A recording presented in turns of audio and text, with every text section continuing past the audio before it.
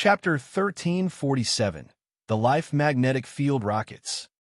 Chapter 1347, The Life Magnetic Field Rockets _ We had only its head here, and it could trouble people. It had made many experts lose their faces. Even the God Lord and Ming Hao were delivered to a place they didn't know. When its 11 clones gathered, who could resist it here? At this moment, many different energies in the chaotic space current rumbled and rolled violently. Countless clusters of light, like light balls, exploded and crushed everything like giant fireballs. The gusts brought extreme coldness, swarming over and attempting to freeze people and shatter them. The burning flames, which weren't weaker than heaven flames, connected to each other and created a sea of fire that appeared everywhere. De Carlos looked extremely grave. He closed his eyes, waves of space energy rippling from him. He was using his method to count the exact time when Huey's 11 clones came. Then they could figure out a countermeasure. We have around 15 minutes. He opened his eyes, feeling so chilled. After 15 minutes, all clones of Hui will arrive. We have only 15 minutes to run away, fight against it, or find some strong reinforcements. Strong reinforcements? Azure Dragon gave a forced smile and sighed.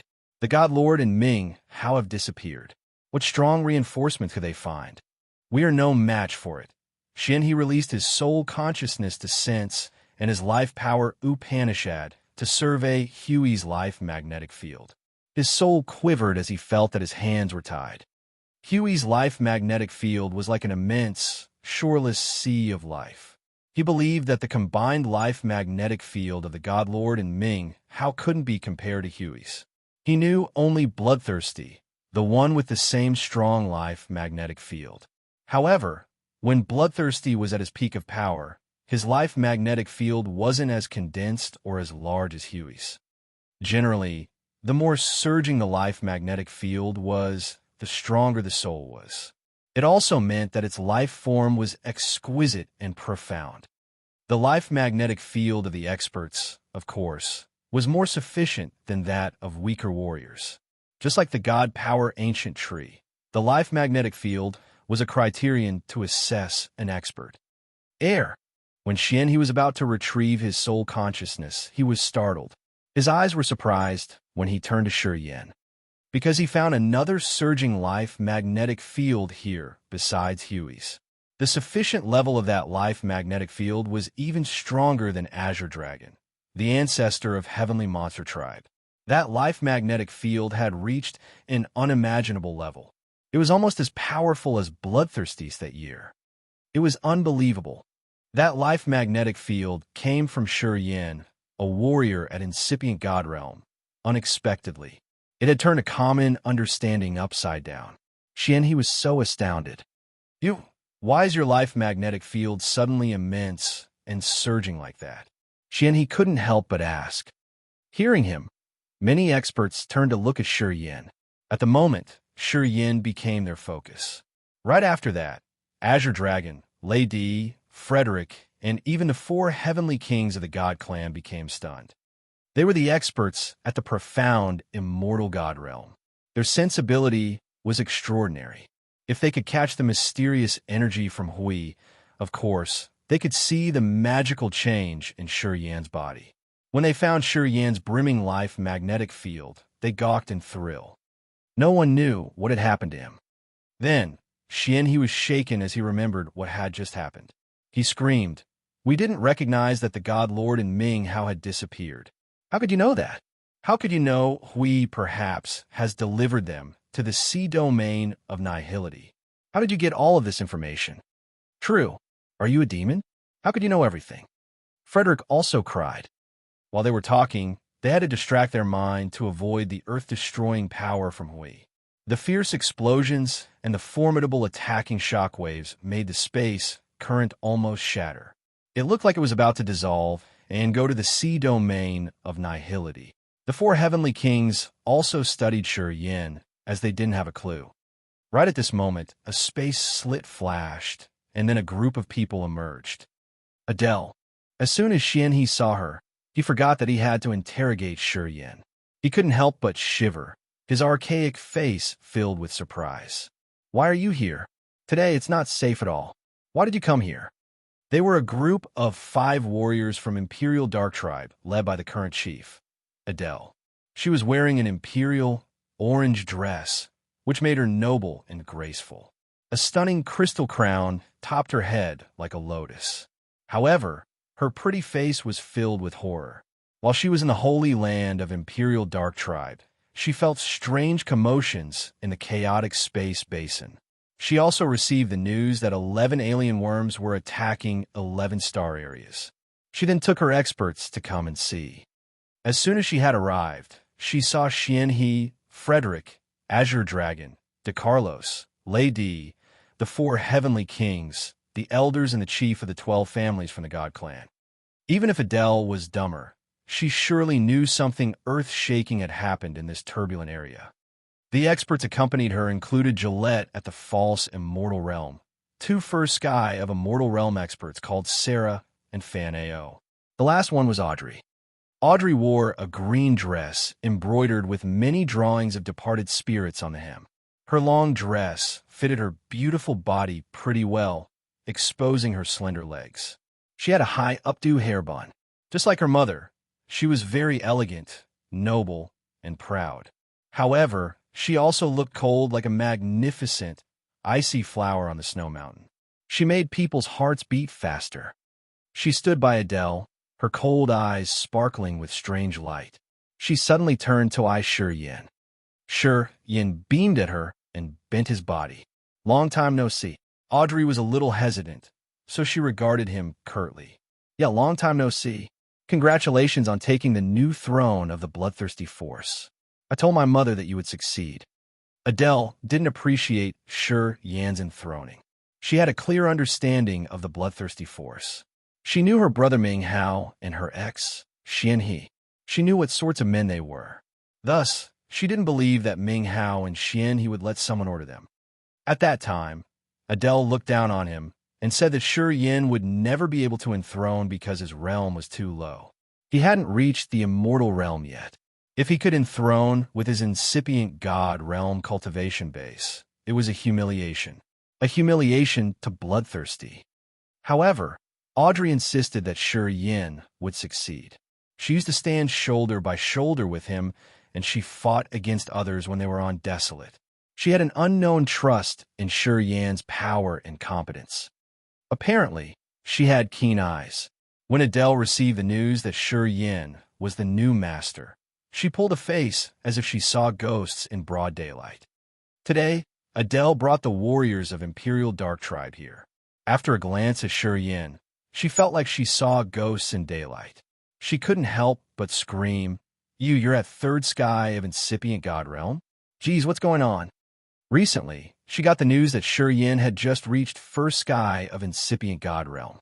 It was after just a blink, and it was like Shi Yin had crossed a long distance. It was astounding indeed. Aside from her, when others thought about Shi Yan's breakthrough speed, they discolored in fear. Chapter 1348, That Power. Chapter 1348, That Power, _ While they were talking, we didn't stop its attack. This area was filled with explosions and world-destroying energy shockwaves. However, Xianhe and the others were forcefully able to resist the energy attacks, and the 4 heavenly kings had protected the other low-realm warriors of the God clan. Now, Shi Yin had resumed his human form. His fearsome appearance changed after his thought changed. That form was the enhanced appearance of the immortal demon body. He could use it as he pleased. He could change his form with a flicker of his mind. The Imperial Dark experts coming had drawn the others' attention. The Imperial Dark experts searched through the crowd and gazed at Shi Yin. They were dumbstruck because of his 3rd sky of incipient god realm cultivation base. "We don't have much time." De Carlos' eyes were so worried. He felt as if someone had filled his heart with lead. It was ultimately heavy.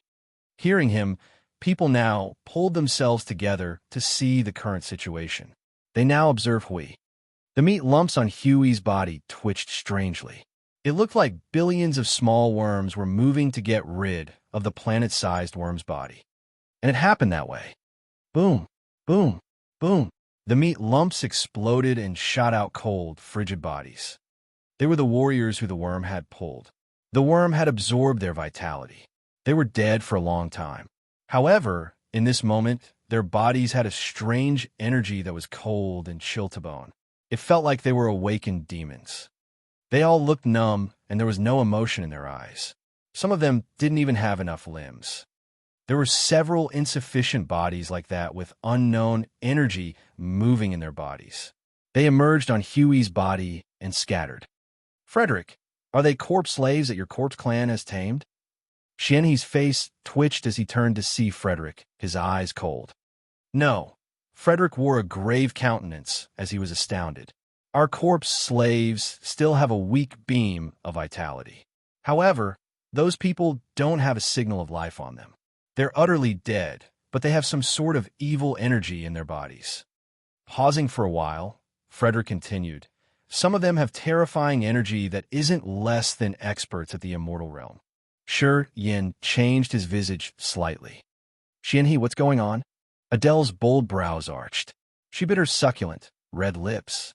After a flash, her sexy body appeared by Xianhe with the momentum of taking revenge. What the heck are you guys doing in the turbulent space current? Did you know about the catastrophic commotions in 11-star areas? Do you know how many people were killed? Adele and Xianhe used to be lovers. 10,000 years ago, they used to have had promises. After so many years, when she talked to Xianhe, she wasn't trying to be polite and elegant. It was just like the old days. Actually, it was a sign of a close relationship. Well, some people got killed. Not a big deal. Xianhe pouted his lips. If the clones of that thing gather, I'm not even sure if we can protect so many star areas in our cosmos. Hearing him, the experts of the Imperial Dark Tribe discolored in fear. They were aghast, though. Of course, they hadn't counted that it would be this serious. Audrey swiftly flashed her beautiful figure and reappeared by Shi Yin. Her pretty eyes rippled brightly. Is it really serious? Shi Yin looked at her, complimenting her refined glamour. His eyes scanned her perfectly proportional body. He gave a forced smile. You fused with the god-blessed mainland. Use your origin to sense. Perhaps you can know how formidable that thing is. Audrey's beautiful eyes were deep. She felt slightly irritated because that man couldn't be serious even in such a situation. Women are sensitive. When his vulgar eyes raked through her body, she knew it. However, she couldn't reckon with it. Listening to him, Audrey focused on sensing. So many spirits were dangling in her soul altar. Beams of green flames danced and expanded like electric waves toward Hui. After a long time, her soft body shook hard, her beautiful face aghast. She couldn't help but scream. An absolute beginning creature. Her compatibility with the heaven flame approached almost Haig's level, which was one level higher than Shi Yan's. She had almost fused with it completely. After focusing on sensing, she got the information of Hui from the streak of a memory of her origin. It can destroy this entire world, hissed Shi Yan. Xianhe, where's Ming Hao? It's a critical time. How come he didn't come here? Adele was still interrogating Xianhe. Xianhe was always with ease and had a natural poise. He was a true hero, but whenever he faced Adele, he looked awkward as if his hands were tied. He gave her a forced smile. Ming Hao has disappeared with the god, Lord unknowingly. He turned to Shi Yin, explaining. That kid said that we might take Ming Hao and the god lord to the sea domain of nihility. I don't know if it's true or not. Adele's phoenix eyes gazed at Shi Yin. Is it true? Audrey asked. I think so, but I'm not 100% sure. I can vaguely catch it, nodded Shi Yin. How did you sense it? Adele wasn't satisfied with his answer and continued asking. Shi Yin smiled, but he didn't explain in details. He didn't think that he should explain it to her, anyway. Since the Imperial Dark Tribe didn't declare their cooperation with Bloodthirsty Force, she didn't have any relationship with Shi Yin, so he didn't need to give her face. Kid, what's that attitude? Adele's beautiful face became cold. Her pretty eyes conveyed her murderous aura. Do you think you're the real master of the Bloodthirsty Force? Both Ming Hao and Xianhe have to be polite and respectful when they talk to me. Why are you so disrespectful? Minghao is your blood older brother, and Xian he is your ex. Of course, they have to consider your feelings. Why do you matter to me? Sure, Yin snorted inwardly, his face cold. He didn't care about Adele's fuss. Then, he didn't give his good face to Audrey too. He kept silent and frowned. Xian he, the one you've chosen doesn't have abilities, but his temperament isn't humble at all. He disrespected the precursors like that. Do you need me to teach him? Adele hissed with a cold complexion. Mother, don't trouble them. Audrey begrudgingly told her to back off. Even you want to support that kid, don't you? It would have been okay if she didn't advise her mother. Adele became angrier and said with a stiff face, Gillette, teach him a lesson for me. Let him know that he shouldn't consider himself the new leader of Bloodthirsty Force. Let him see the truth. He's still far away from the day he can swagger around. Don't trouble us, Xian he forced a smile. I want to make trouble, cried Adele. Being a member of Imperial Dark Tribe, Gillette couldn't go against Adele's orders. Even though he didn't want to do it, he had to fulfill her wish. Just like a dark shadow gliding away, he reappeared above Shi Yan's head. He rose one hand and grabbed something. Many evil spirits shot out of his fingers. They wanted to lift Shi Yan's soul altar out of his sea of consciousness. Now, the numb warriors that shot out of Huey's body had scattered and headed toward the god warriors and Xianhe's team.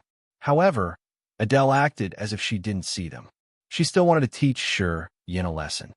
Uncle Gillette, don't make more trouble. Audrey hurried to call after him. But it was too late. Adele wore an icy face while looking at Shi Yan then Xianhe. Shi Yan wasn't sure she was mad at him or Xianhe. Anyway, she wanted to throw a tantrum. Gillette was unable to retreat. He begrudgingly took action. Strangely, as Gillette was attacking him, Shi Yan just stood still. He lifted his head to look at the evil spirits aiming at his head. The strange light dots emerged in his pupils. He had a strange feeling now. Those evil spirits had the power to draw the soul. They could extract the host's soul from the soul altar. In fact, his host's soul wanted to fly up. Once his host's soul was taken away from his soul altar, his life was going to be controlled. It wasn't a joke. Of course, he believed that Gillette wouldn't dare to harm him. However, as he pulled himself together to counterattack, the mutant soul consciousness that grumblingly swarmed toward the evil spirit Gillette had released like water overflowing a broken dam. Sizzle, sizzle, sizzle. All of a sudden, the evil spirits that Gillette had released were burned. His strange soul consciousness was like a shadow piercing through the spirits and aiming at Gillette's chest. His instinct made him frightened. He hurried to mobilize the defending energy. But then, he found that an invisible energy had quietly seeped into his body. He went numb. When he found something wrong, his body was invaded by that strange energy. His blood, flesh, god power, spirit, and soul were about to scatter. His body and soul altar was about to collapse or explode. His face became so ugly. He couldn't help but shout, "What kind of evil power is it?" He knew some energy was vandalizing his body, but he couldn't know what it was or locate it. It was like having someone using a sword to prick him, but he didn't know where it hurt or where the sword was. He only knew one thing: your body and soul altar are being destroyed. Soon, you will be broken and perish. It was an unknown power that can collapse people's mind, but it was invisible and people couldn't recognize it. Azure Dragon's eyes brightened in the crowd. He screamed, "Shi Yan, show mercy." Shi Yan was immersed in a magical power of his soul consciousness. Hearing him calling, he woke up. His thought flickered, and he retrieved his soul consciousness. Gillette recovered. He had cold sweat all over his body.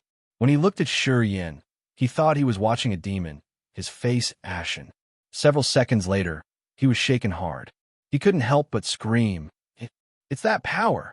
The power Bloodthirsty controlled that year." Hearing him, all people, including the God Clan's experts, were dumbstruck. Chapter 1349, Mistress. Chapter 1349, Mistress, _ 10,000 years ago, Many experts had besieged Bloodthirsty and made him return to Earth, leaving only a broken skeleton. The precursors of the God Clan, Heaven River Temple, Thousand Fantasy Sect, and Broken Hall had seized them. After 10,000 years, the experts of the God Clan and the warriors at the immortal realm like Ling Xiang, Caesar, and Lorraine had put their hopes in Bloodthirsty's remains. They wanted to discover the mysterious power. However, they all failed. In many people's eyes, that power was the foundation that helped Bloodthirsty become the supreme expert. Also, it was the primary reason that the God Lord and the other experts had to kill Bloodthirsty. Everybody wanted this power. Today, this power reappeared in the universe. Bloodthirsty's successor had triggered it. How could it not shake the entire world?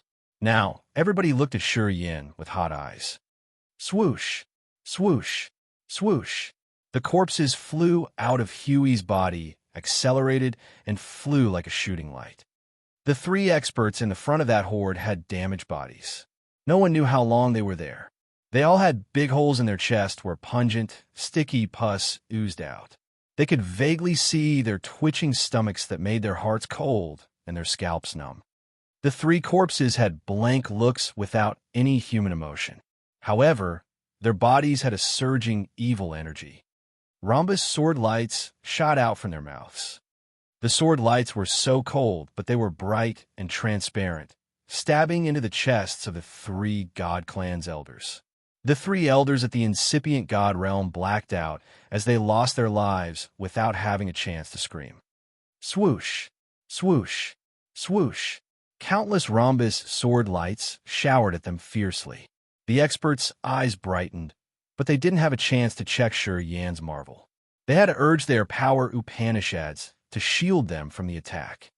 Their god power created the sea or the ice mountain, the dazzling light of the sun and the moon, and even the thick blood streaming.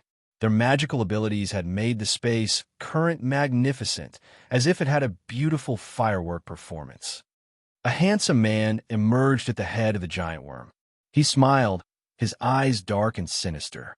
He was now quietly watching the others. Tian Xie, Xian He, Frederick, and DeCarlo shouted at the same time. They were shaken hard as they couldn't believe it. Tian Xie was the president of Tsunami Chamber of Commerce. In this cosmos, his force was very powerful, and it ranked right after the God Clan, Bloodthirsty Force, and Imperial Dark Tribe. And more importantly, the forces like Thousand Fantasy Sect, the Broken Hall, and Heaven River Temple listened to Tian Xie. They would act under his command. The filthy rich president of Tsunami Chamber of Commerce appeared above Huey's head, and he was standing there safe and sound. Everybody had a bad premonition. They knew that this situation was indeed strange and dangerous. Even the four heavenly kings of the God Clan had to knit their brows, especially Heavenly King Divine Marshal. He looked at Tian Xie, his eyes restless and frightened. He suddenly cried, "No, it's not right. You weren't this strong." Just previously, he had received the God Lord's orders to visit the headquarters of Tsunami Chamber of Commerce to meet Tian Xie and persuade him to stand on the God Clan side. Of course, Tian Xie didn't agree. Because of that, Divine Marshal made an excuse to fight against Tian Xie once. At that time, Tian Xie was at second sky of a mortal realm and was cultivating fire power Upanishad. He wasn't weaker than Divine Marshal. Their match ended with a tie. However, Tian Xie had sent shivers down Divine Marshal's spine. It was a chill from the soul. He knew Tian Xie was much stronger compared to how he was at that battle. If they fought against Tian Xie today, he knew he would be defeated and he wouldn't even be able to run away. He could feel that the aura from Tian Xie now was similar to when he faced the God Lord. Ladies and gentlemen, long time no see. Tian Xie smiled gently, his makings excellent. Welcome to this humble place. I, Tian Xie, on behalf of my mistress, send our best regards to you. A beautiful figure appeared behind Tian Xie. Unexpectedly, it was Zi Yao. She was sitting on a brilliant seven-colored throne that was made of precious jades and crystals. She sat cross-legged on the throne, her face indifferent and arrogant while she looking at the others. After she had emerged, Tianxia bowed to her modestly and introduced her to the others. "This is my mistress." After Ziyao and Tianxia showed themselves, the fierce corpses halted and stiffly floated around the others. They were looking at their targets with blank eyes. "Tianxia, what the heck you were doing?" Xianhe grimaced, trying to suppress his anger. He shouted, "Since when did she become your mistress? You're the president of Tsunami Chamber of Commerce, but now you're kneeling under a woman. Since when did you, Tianxia, become so shameless?" It was also what others couldn't figure out. Mistress was always my mistress. It has never changed. It's Tianxia's honor to become her servant. Also, mistress has created me and made me who I am today. Tianxia smiled and didn't cease. In front of many people, he sounded so proud as he didn't think it was humiliating. He thought it was honorable. People then turned to look at Ziyao. Most of them were bewildered, frowning and trying to guess Ziyao's identity.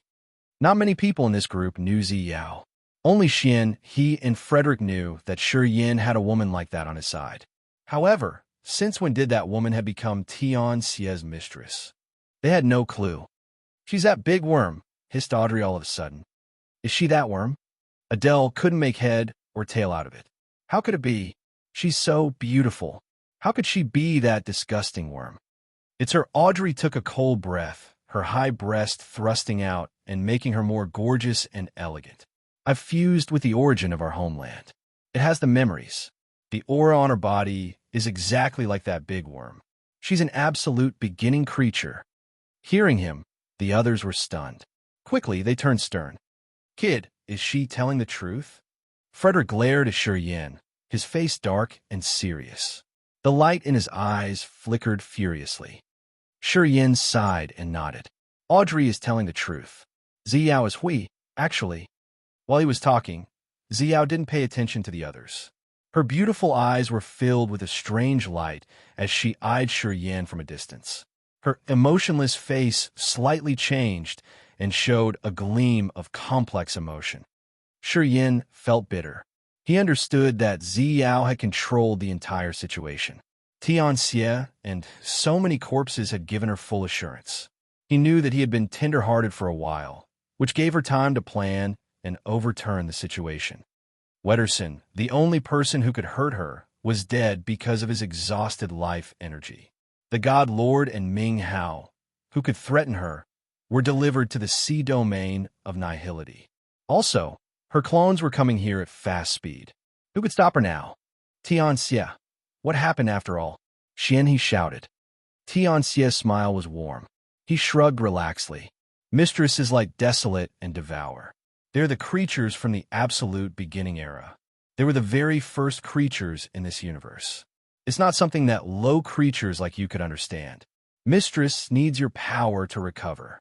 Mistress wants to destroy desolate and desolate's incipient extent, which is also the universe you're dwelling in. It's simple like that. The members of the God clan didn't have many emotions when they heard it from Tianxia because the God Lord had told them beforehand. They knew that secret. However, Shi Yin, Xianhe, Adele, and Azure Dragon were greatly shocked as if a lightning bolt had just struck their heads. They felt a little dizzy. The cosmos they were dwelling in was just Desolate's incipient. Desolate had created their world. This heavy bomb had destroyed their minds and left them baffled and sinking into extreme fear. The world we're living in is just Desolate's incipient extent. So how about us? We're just low creatures. Xianhe mumbled as if he had lost his mind. The others weren't much different from him. All felt like collapsing. Only Shi Yin could calm down quickly. He had a marvelous feeling that nothing could compare to. What Tianxia said had enlightened him. He recognized the truth now. Until now, he was still doubtful. He doubted everything since his own incipient extent was expanding to a vast sea of stars. He had just used the soul consciousness to check it thoroughly. He found that the suns, moon, stars, mountains and rivers, and even weathers in his incipient extent were very similar to their kind. While his soul and body had been transformed, his incipient extent had changed too.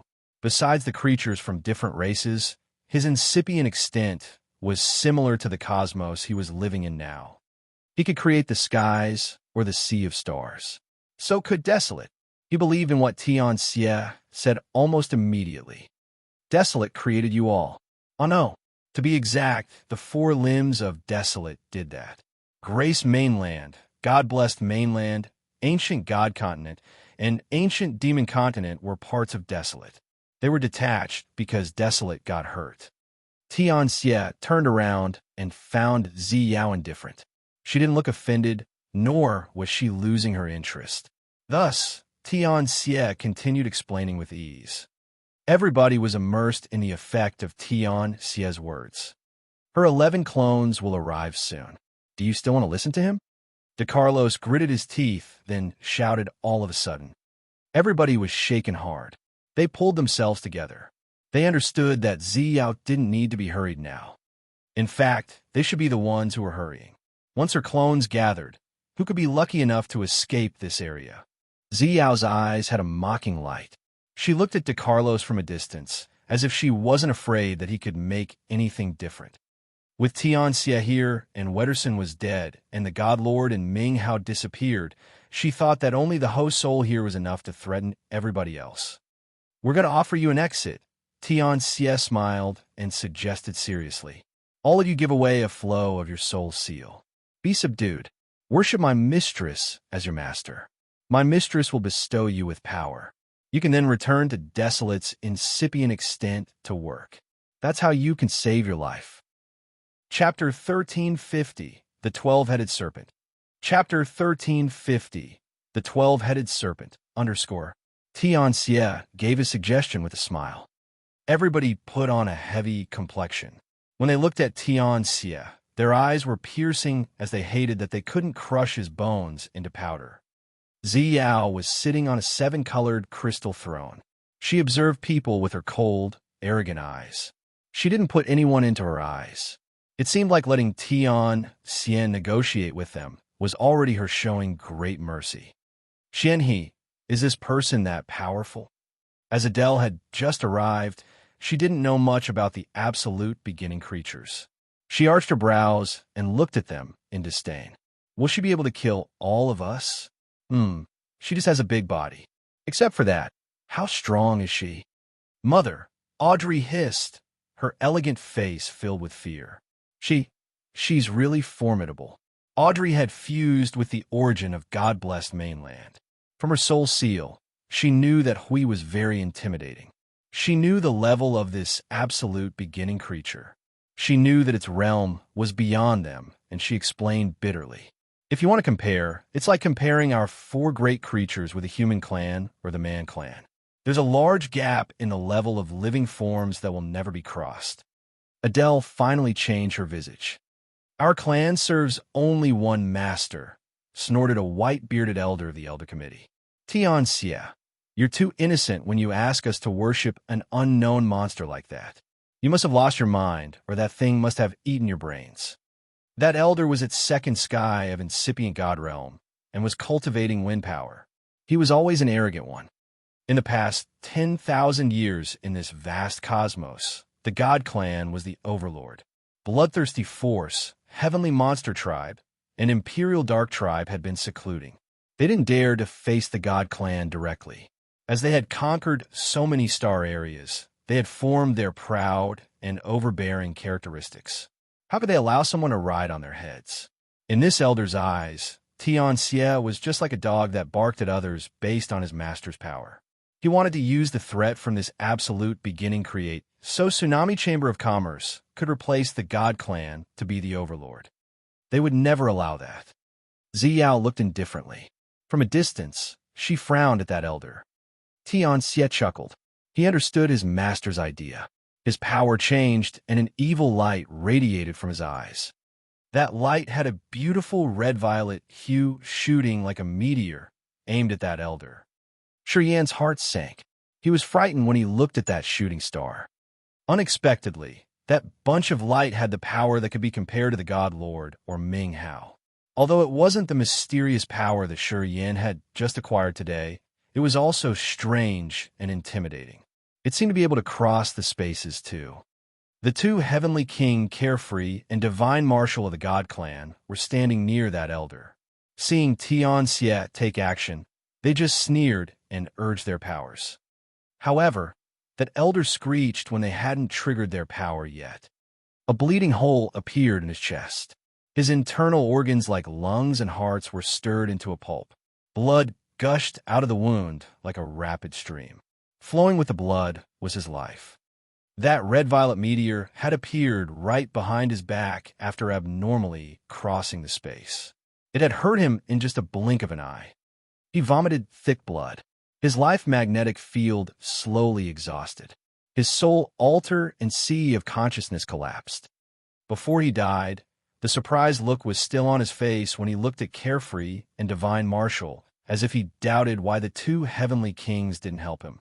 He didn't know that Divine Marshal and Carefree were urging their powers. It was just that the meteor was so fast. While they were still gathering their energy, it killed the elder. The light that shot out from Tianxia's eyes had killed an elder right in front of Carefree and Divine Marshal. The four heavenly kings were enraged. Then, the four heavenly kings, Carefree, Divine Marshal, Easygoing, and Light all stormed toward Tianxia without talking a word. They were as fast as lightning. Swoosh, swoosh, swoosh. The cold and stiff bodies of the dead warriors shielded Tianxia. Those warriors had blank looks on their cold faces. They all spurted some sort of dark gas that carried chaotic magnetic fields of outer space, driving the evil, unknown energies inside the turbulent space current. Some corpses had the aura of the immortal realm. If they still had the aura, they could still use the power Upanishads. The ice wall, ice sabers, sea of fire, and wild lightning multiplied forcefully and created a fearful, endless intimidation. Even the four great heavenly kings struggled a lot, and they couldn't create any threat to Tianxia. The smile on Tianxia's face didn't cease. He stood humbly and respectfully under Zi Yao's throne. He spoke to the others again. We gave you guys a chance. It's you who can catch it or not. If we can't resist, we should go early. At this moment, DeCarlo sighed and suggested, his face heavy. People didn't get his idea. If we don't go now, we won't be able to flee anymore when her 11 clones come. DeCarlos's eyes were dark as he said helplessly, she's too powerful. Before this, her clones were in different areas inside the chaotic space basin to draw the energy from warriors who accidentally fell into this place. Today, she's still recovering. She still needs a lot to be in her supreme condition. Thus, she had to step back when Wetterson attacked her. She also delivered the God Lord and Ming Hao away. Even she isn't in her best condition, we can't resist her. When her 11 clones gather, even the God Lord and Ming Hao won't be able to do anything. Is she that dangerous? Adele's pretty face paled. As the matriarch of Imperial Dark Tribe, there weren't many things that could scare her. She was calm even when she had to face the God Lord. She wasn't really afraid of him. However, listening to DeCarlos talking about how intimidating Hui was today, it was the first time she knew that in this immensely vast universe, the God Lord and Ming Hao weren't the ones with the highest realm. The absolute beginning creatures were the true existences atop the pyramid of creatures. In the eyes of those absolute creatures, all of them were just vulnerable ants. All right, you should open the space passage now. Shieni made a quick decision after pondering for a few seconds. DeCarlos didn't talk more. Filled with regret, he urged his power Upanishad to force a space passage. Right at this moment, Shiyin saw Zi Yao looking at them. He suddenly had a chill in his heart. He could see a gleam of mocking in her eyes. It was the glimpse of not giving a damn because she knew that she would definitely win. It was the calmness that she had as she knew she had everything in control. Don't stir up the space energy fluctuations. Shurian screamed as he felt that something would go wrong. He wanted to stop him. However, he was one step late. DeCarlos urged his power Upanishad and used his soul consciousness to connect to space. However, while doing so, he found an unknown energy pour into space. The commotions his soul consciousness had given way for that mysterious energy to intrude his sea of consciousness. Instantly, he felt tens of thousands of swords stabbing his sea of consciousness. His sea of consciousness was damaged badly. Even his soul altar had cracks. At that glimpse of time, his soul was hurt. Tui. De Carlos was ashen when he spurted out blood. He looked frightened when he turned to Ziyao, the one who looked indifferent and emotionless. He clutched his chest and said desperately, "She has used that energy to affect space. I can't tear space. My soul got hurt." His body looked like a smashed mirror with so many cracks where blood oozed out.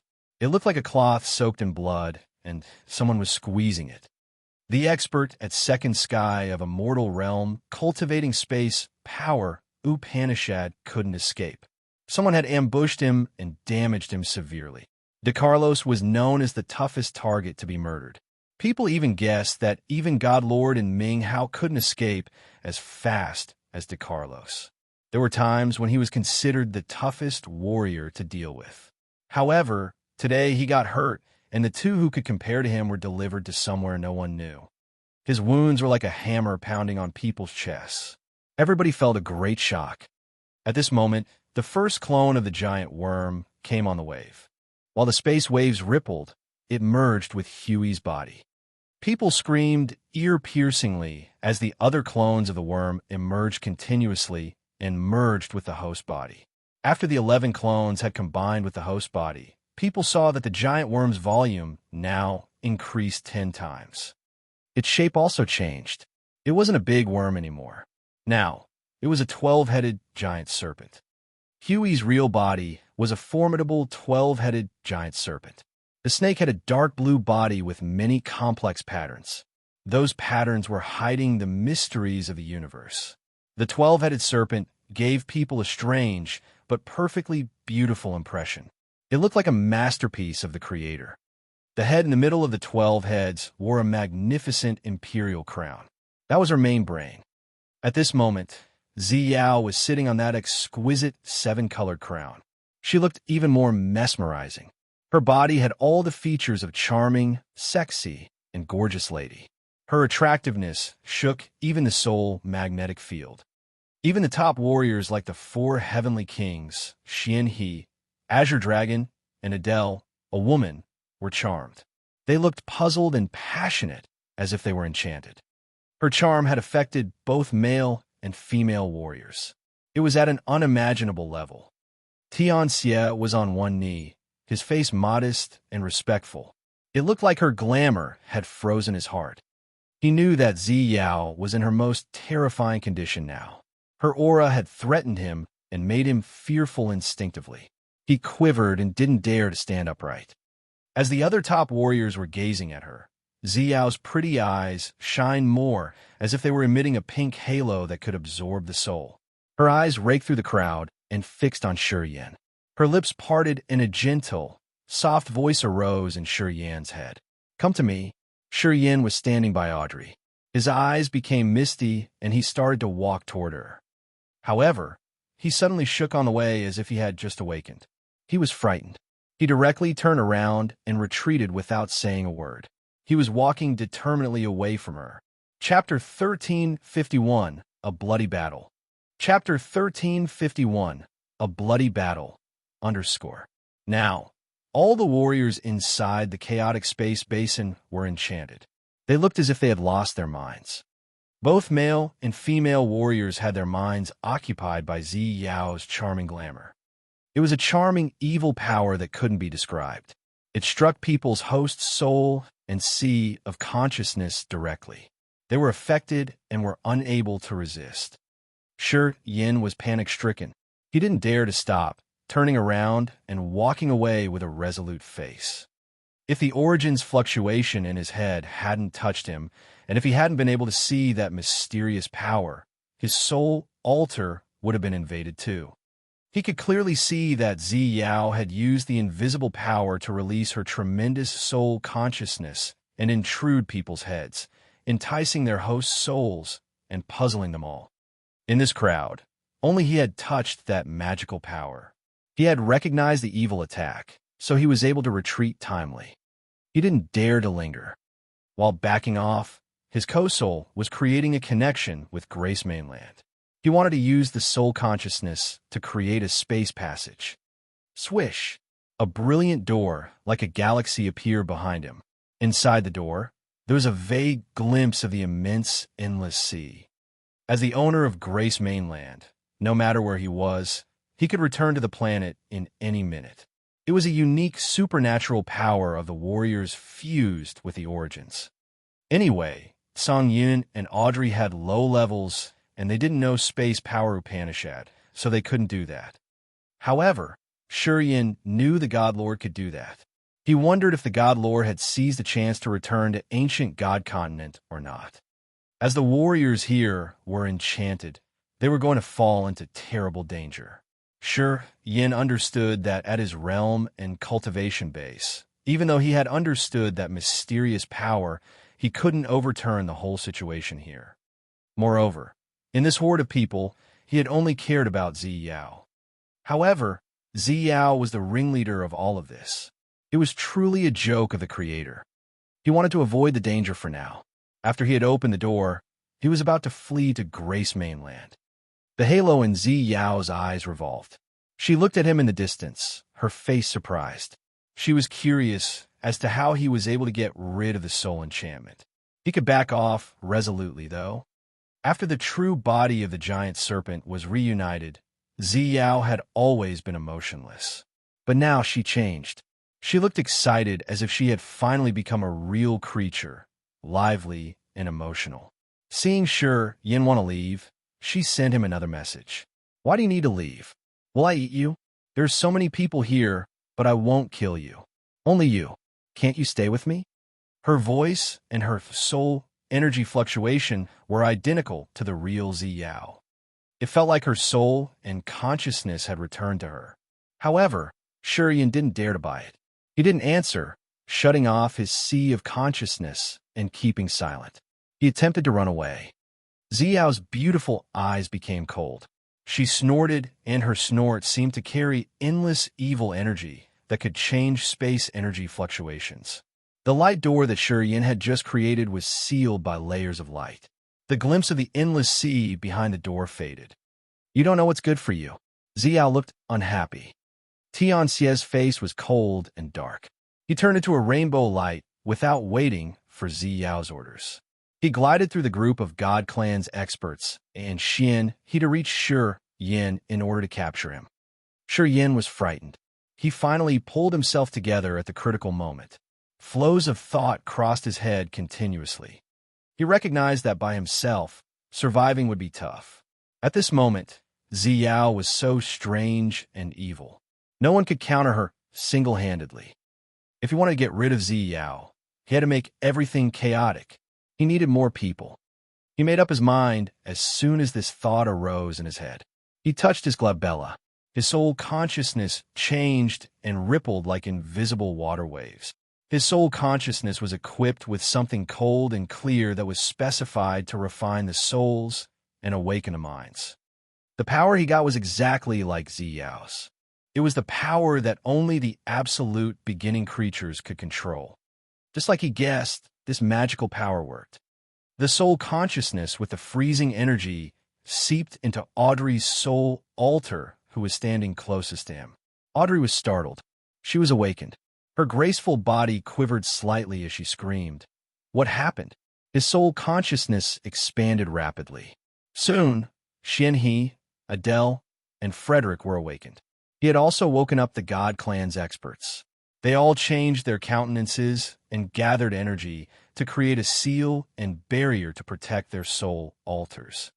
They knew that Ziyao had just occupied their minds. This time, they learned their lesson. All try to cover their sea of consciousness and soul altar to prevent their souls from being invaded one more time. Yin, what happened? Audrey woke up first. Yin was the first one she saw. She was smart enough to figure out that Yin was the one who had saved them. Tianxia, you're crazy. He sneered, turning into a long blood river and shooting toward Tianxia. At this moment, Tianxia wanted to capture Yin. He found that only Yin could break Zi Yao's soul enchantment. He knew that if they got Yin, they wouldn't have a chance to resist. Thus, he urged all of his power to help Yin. Many people understood this too. Frederick, Lady, and Azure Dragon were touched. They gathered around Yin to prevent Xie from approaching and controlling Yin. Protect that kid. Adele was bewildered for a while before she could get a hold of herself. She screamed her order. The Imperial Dark Tribe's warriors moved and surrounded Yin. Together with Xianhe, they created a pressure on Xie. The rainbow light around Xie stretched endlessly. His beams of light twittered strangely, as if they were insects communicating with each other. Those outer space divine lights were exactly what Zi Yao had controlled. Their auras were similar to the Origin's heaven flames. They were much more powerful and mysterious than the God Clan's light power Upanishad. Swoosh, swoosh, swoosh. Xianhe's eyes turned crimson. The viscous blood rivers flew out of his eyes and aligned with each other. The thick smell of blood emitted. The blood rivers bubbled torrentially. Whenever one bubble burst off, it sent a flow of blood chi. The blood chi gathered and condensed, creating a blood dragon. It had a quiet aura with a momentum that could deliver all the creatures to death. The vitality rose from deep inside the blood rivers.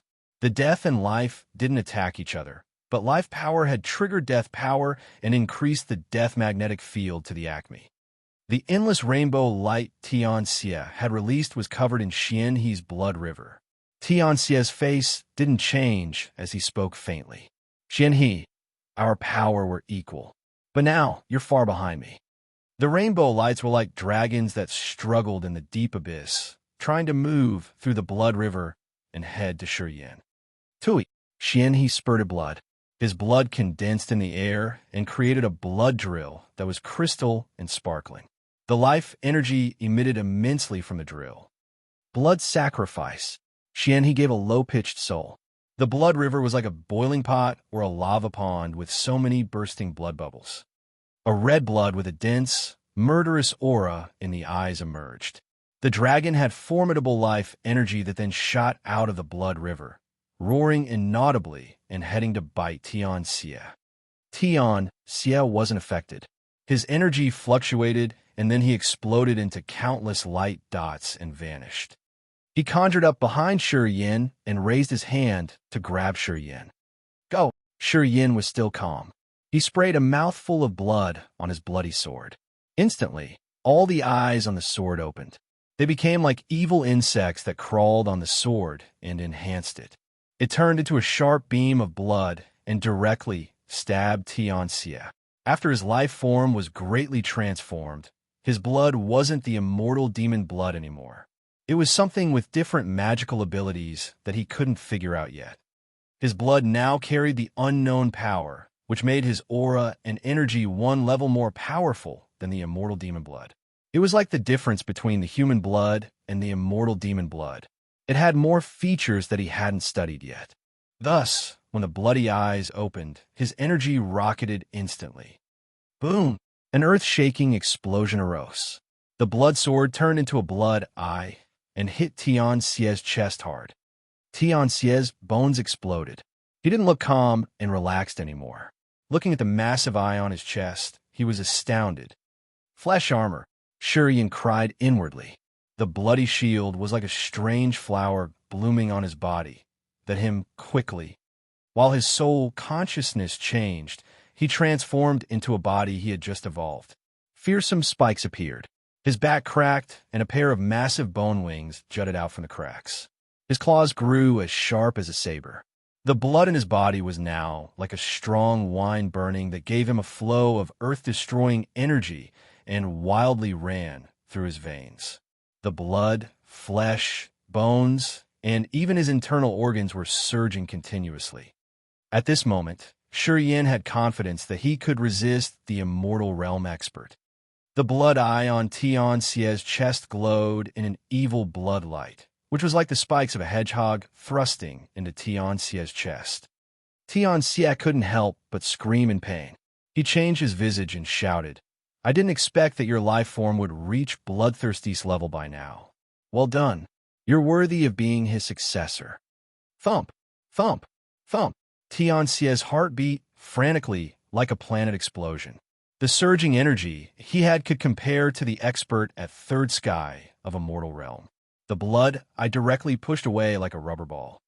The formidable energy came like a seething sea and followed the blood eye to cover Shi Yan. At this moment, the threat that Tianxia was booming could compare to Brian the God Lord or the Soul Control Chief Ming Hao. It was really tremendous. "How dare you?" Frederick, Lady, and Azure Dragon roared at the same time. They took action immediately and released magical power. Ziyao observed everything from her throne above the imperial crown on Huey's host head. Her beautiful eyes gazed at Shi Yan, her hands balled into fists. She looked touched. It seemed like Shi Yan in his new fighting form with a mysterious energy had made her recall something. Chapter 1352, Causes and Effects. Chapter 1352, Causes and Effects. Tianxia had eaten Caesar, Ling Xiang, and Lorraine in the secret subterranean palace of Tsunami Chamber Commerce to increase his realm and power. He was now as strong as the God Lord or Ming Hao. The power he was performing at wasn't ordinary at all.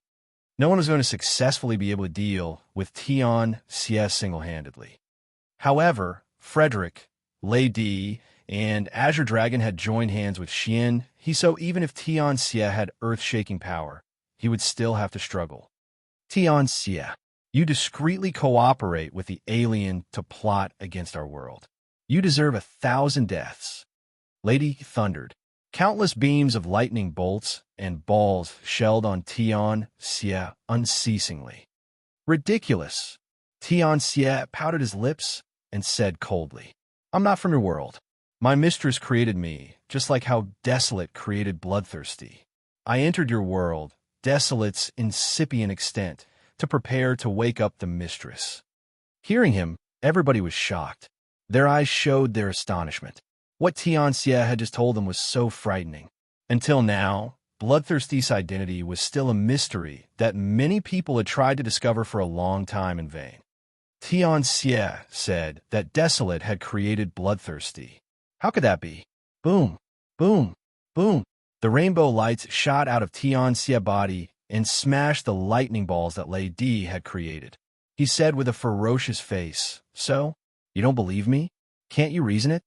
At this moment, Xianhe and Frederick had gathered by Shi Yan and used their best abilities to protect him from harm.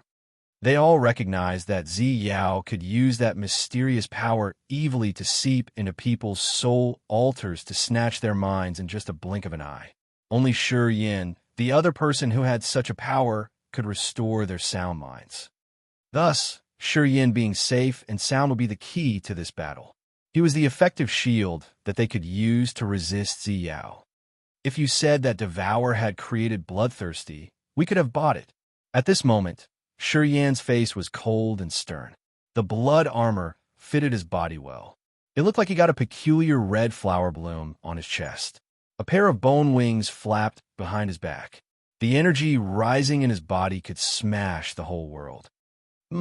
The bloody eyes that transformed from the blood sword quietly appeared above his head. The blood light sparkled in the bloody eyes, continuously releasing evil energy that could affect people's sea of consciousness. Audrey's beautiful eyes showed her unknown fear. She gazed at him, her lips slightly parting. Apparently, she was horror-struck. Adele, her mother, and the warriors of Imperial Dark Tribe were also fearful and strangely looking at Shi Yan. They had never seen Shi Yan's body after the recent transformation. At this moment, they were shaken hard. All felt insecure. The surging life magnetic field from his body was so immense that they had subdued the others. They felt so dispirited that they had no way to resist. It was like when they faced Bloodthirsty that year. It was like a low-level creature seeing a high-level creature for the first time. It would instinctively recognize the difference.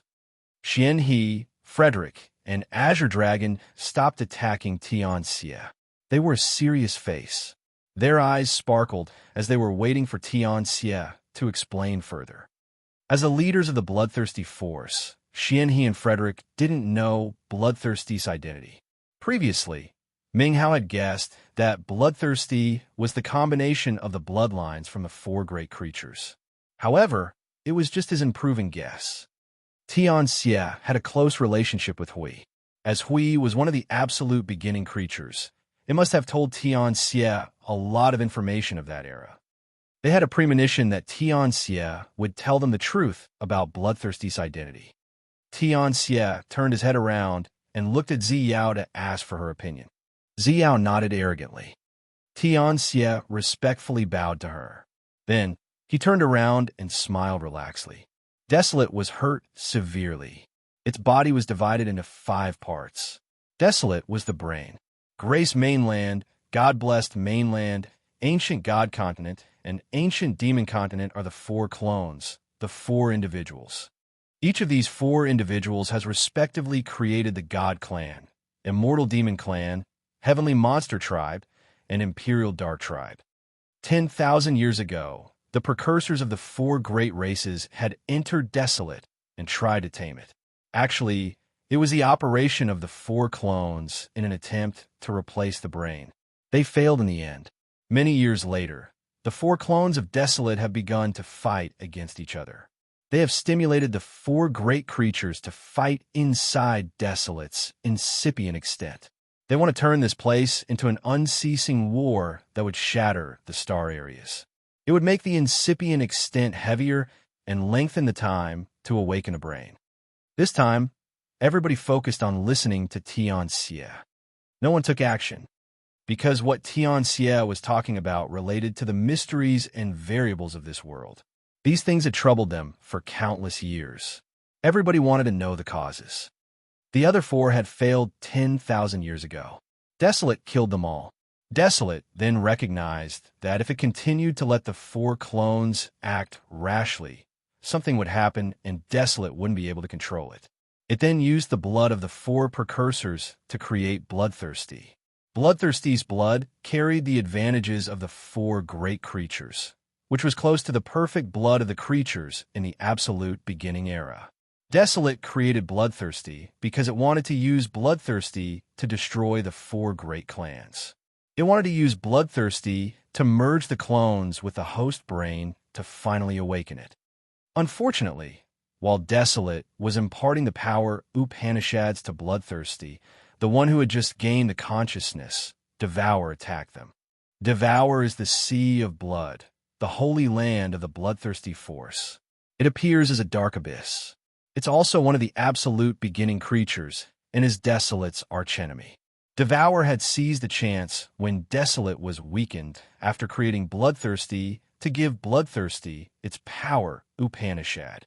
Devour's main power Upanishad is devouring. With the 8 great evil power Upanishads, Devour wanted to use Bloodthirsty to destroy the creatures and Desolate's incipient extent. Bloodthirsty was the key to the battle that occurred billions of years between Desolate and Devour.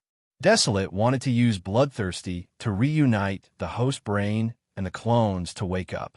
However, Devour had ambushed them. Devour had given Bloodthirsty's its power Upanishads too.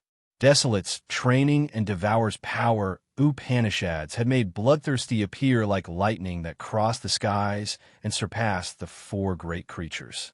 Right at the beginning, Bloodthirsty had slaughtered people everywhere and killed so many. With devouring power Upanishad, he had accumulated energy and reached an extremely supreme level. Bloodthirsty was so talented. After that, without a teacher, he could still perceive and control the dark energy that only the creatures from the absolute beginning era could. Slowly, he recognized the meaning of his existence. He realized that he was just a key in the battle between Desolate and Devour. Thus, Bloodthirsty became unusual in the later stage. He didn't kill anymore, but began to enroll disciples and created his force. He wanted to rebel against everything. In his final stage, Bloodthirsty had surpassed the immortal realm. He had become a creature that could compare to the creatures from the absolute beginning era. He wanted to get rid of Desolate's and Devour's arrangement. He wanted to fly out of this universe. However, Devour had confined him. In the end, he had a battle with Devour. Although he had hurt Devour, he was damaged too. While he was so feeble, Desolate attacked him. Desolate had made the god, Lord, join hands with many experts to destroy him completely. After 100,000 years, Bloodthirsty was the first expert in this incipient extent to surpass everything to swagger in the sea of stars. He had learned the dark energy. He got the ability to destroy this world entirely. If his fate didn't end here, he would have succeeded. Tian Xie turned about and gave Zi Yao a respectful look. He turned to the others and continued. My mistress had received the worst damage. She couldn't compete with Desolate and Devour right from the start.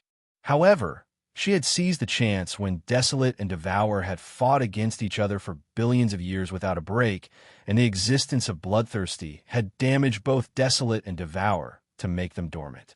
Thus, in this vast universe today, my mistress is the true expert. As long as you serve my mistress, she will forgive you for trespassing her. You guys could detach from this world.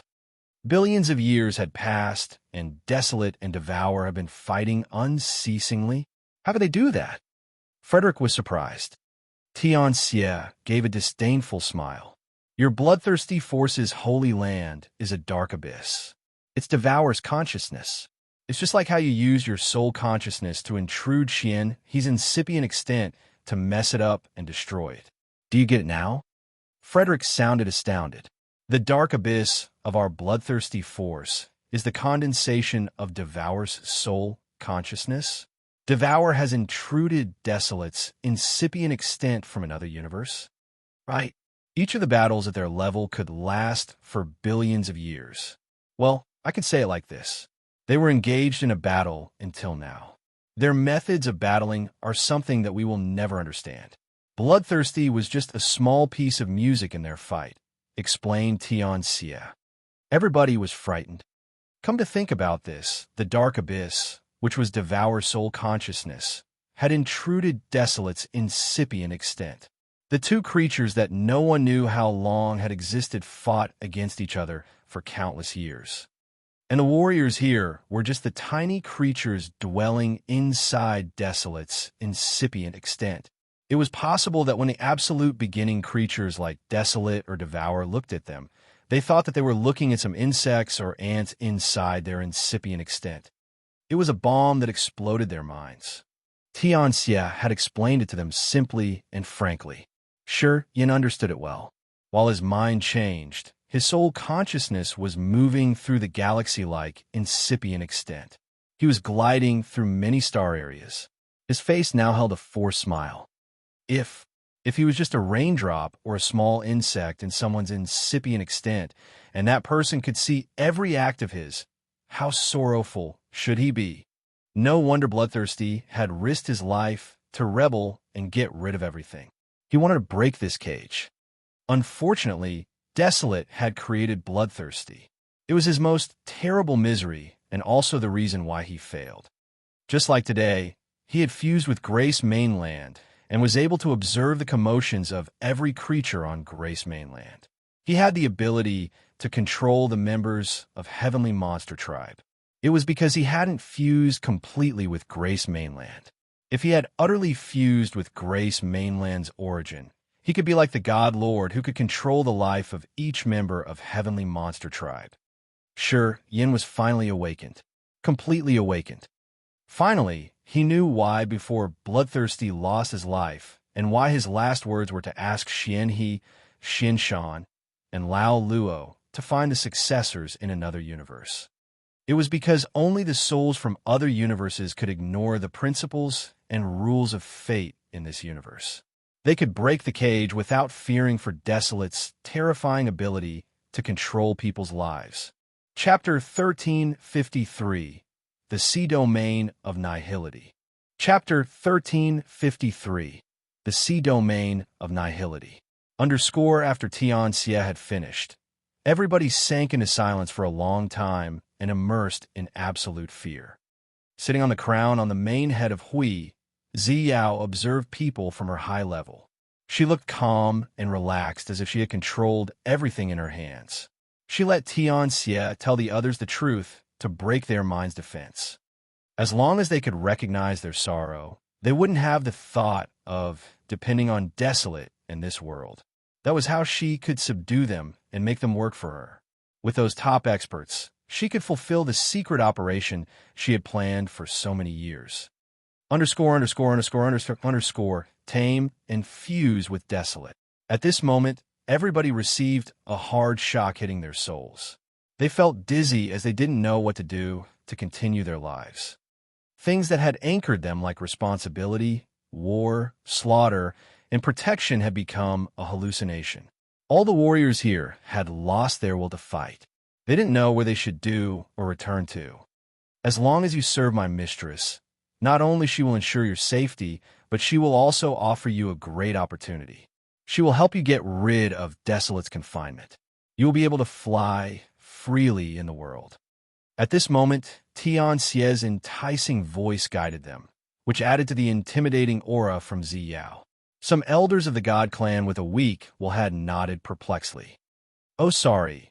The great opportunity you said isn't attractive to me. Suddenly, Shi Yin snorted. His mind flickered to open the space crack connecting to Grace Mainland. The endless sea reappeared. So you still want to be an imprisoned slave? Sneered Tianxia. Shi Yin pouted his lips and didn't care about him. He jumped into the space slits abruptly. Perhaps everybody here was Desolate's prisoners, but not him. His soul wasn't created by Desolate. He was independent. Desolate couldn't control his fate. Also, he wasn't bound to any absolute beginning creature. Currently, he had just perceived the dark energy, a kind of power that could change something rotten to magic. As long as he had enough time to understand its subtle features, he could reach Bloodthirsty's level. At the same time, he could avoid Bloodthirsty's tragic fate. Why would he be subdued and become Ziyao's servant that acted as she pleased? Moreover, it wasn't the real Ziyao. It was Hui's soul. This space slit can remain for a while. She can't destroy it because I used the same kind of energy to create it. If you want to leave, you have to act fast. Shi Yin turned around and smiled before he left. Audrey's beautiful face was moved. She didn't say anything and dashed forward at her max speed. She went after Shi Yin, flashed, and disappeared into the space slit. At the same time, Xianhe, Adele, Frederick, Lady, and Azure Dragon weren't hesitant for a long time. They dashed forward rapidly. As they were hovering pretty close to Shi Yin, before the space slit closed, all of them with their profound realm had disappeared. Ziyao was sitting cross-legged on the imperial crown. Her beautiful eyes squinted as she had a gleam of teasing. It seemed like she had already calculated it. Before the space slit closed, a strange energy shook it and deviated it.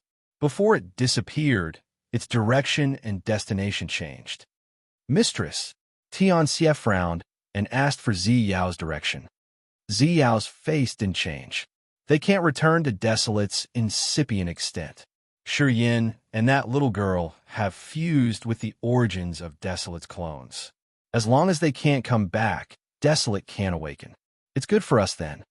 Then, she looked at the members of the God clan, the 4 heavenly kings, the chiefs of the 12 families, and the elders.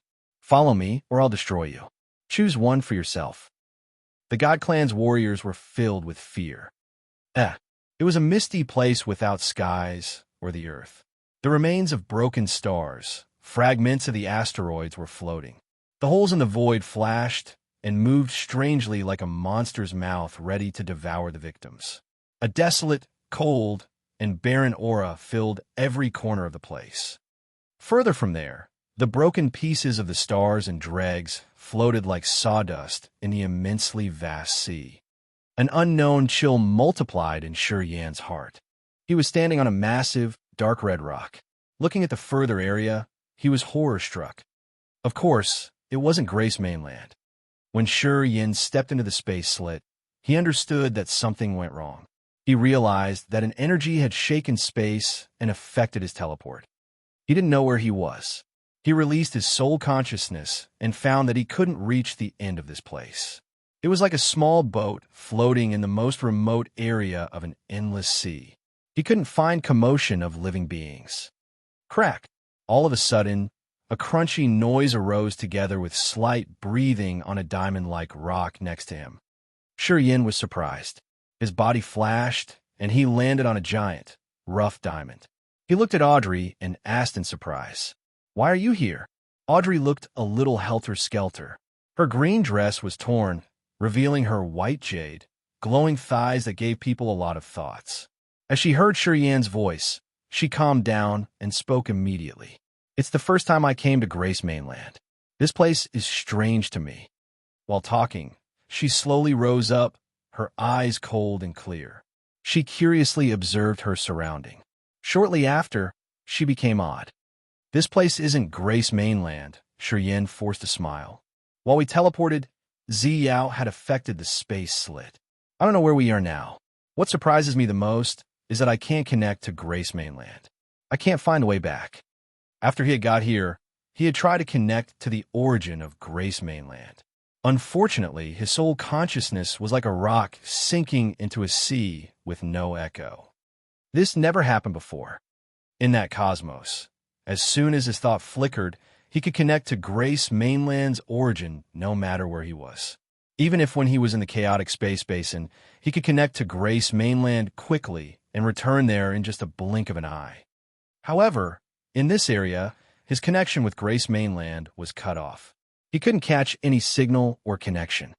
Of course, this area isn't Grace Mainland. It's the sea domain of nihility. Audrey's pretty face was fearful. Yin was shaken hard. He grimaced. "This place is the sea domain of nihility." Audrey forced a smile. "I've never been here before, but I heard about it from my mother. This place is sea domain of nihility. It's the most mysterious area in the world. If Tianxia is correct, that the universe we're dwelling in is just desolate's incipient extent, the sea domain of nihility has escaped from desolate. Of course, you can't contact Grace Mainland now." Yin understood it now. Previously, he could return to Grace Mainland within a moment because he was in the cosmos that Desolate had created. The turbulent space current didn't belong to Desolate, but it had a magical connection with Desolate. They had many passages between each other. That was why he could travel at ease. However, this sea domain of nihility didn't have a bit related to Desolate's incipient extent. In this area, it was just a dream if he wanted to come back to Desolate's incipient extent. "Only you got here?" Yin contemplated for a while and then asked. "It seems that He and the others also followed me, but I'm not sure if they got into the space crack or not. Even if they did, I'm afraid that they will be scattered around the sea domain of nihility. I think they couldn't return to our familiar world." Yin looked bitter. He scanned the immense space that he didn't belong to and said, "How can we go back?" "God knows." Audrey shook her head. Pausing for a while, she suddenly looked astounded. "Yin, that Huey's clone is close to you, right?" "Of course I'm close to her." "She is," Yin answered instinctively, but he paused unnaturally and gave a dry smile. "She's a close friend of mine. I could never have imagined that she was the soul of Hui. It's true that we can't predict anything." "Well, she's not only a close friend, isn't she?" Audrey looked as if she understood everything. Her face was natural, but the corners of her mouth jerked as if she was teasing him. "As long as they are pretty girls, they will have some relationship with you. I think it's a little ambiguous. After I'd returned to Imperial Dark Tribe, I've investigated you. You're that sort of person," she confirmed. Yin felt ridiculous, his eyes odd. "Were you too free when you got crazy? Why did you need to investigate me?" "Well, it was because you're the new master of bloodthirsty force." Audrey pouted her lips. Yin didn't talk more. He concentrated on observing the surroundings. He found that the furious energy filled the place. The broken stars, the remains of the asteroids, and the pieces of things that he couldn't name weren't still. From time to time, they moved as the sea domain moved and with the changes of the spatial holes in the void. Not far from them was a sparkling stone that released a scorching heat and waves of terrifying energy. He sensed it for a while, and his eyes brightened. He immediately dashed toward that stone. Audrey was surprised. She furrowed her brows and followed him. There was a scarlet stone inlaid inside a crack of a burning red rock. It was as big as a fist, but the energy fluctuations and the waves of fire seething from there were so formidable. It's the nucleus of the sun. Although it's just fist-sized, it's priceless. To the people cultivating firepower Upanishad, it's really helpful, said Audrey with bright eyes. Inside the sea domain of nihility, it's really magical. I heard that only immortal realm experts could survive this place. We haven't reached the immortal realm yet, and your realm is even lower than mine. How are we still safe and sound here? Sure Yin was skeptical. Perhaps we haven't reached the dangerous areas yet. I guess we're at the outermost area of the sea domain of nihility, said Audrey faintly. It should be because we're fused with the origin, Sure Yin had another thought. He rose one hand to grab that solar nucleus, then spurted a gold flame. The flame surrounded the nucleus and refined it. Gradually, the scarlet stone was melted into drops of fire. I used to hear from my mother that the sea domain of nihility has a lot of fragments of the powerful divine weapons. They are much stronger than the secret treasures that we know. There are many things we can't even name. They remain here after the break of the star areas from long time ago. Seeing him melting down the solar nucleus, she looked surprised, mumbling, I believe so. Spark got a piece of celestial ice jade flake around this place. He had refined it to be his life treasure with formidable powers. Ziyao took that flake. I think it could be the sharpest weapon, the absolute beginning era. I'm afraid this sea domain of nihility used to be the arena of the absolute beginning creatures. Sure Yin looked pensive. Chapter 1354, The Long, Lonesome Days. Chapter 1354, The Long, Lonesome Days, _.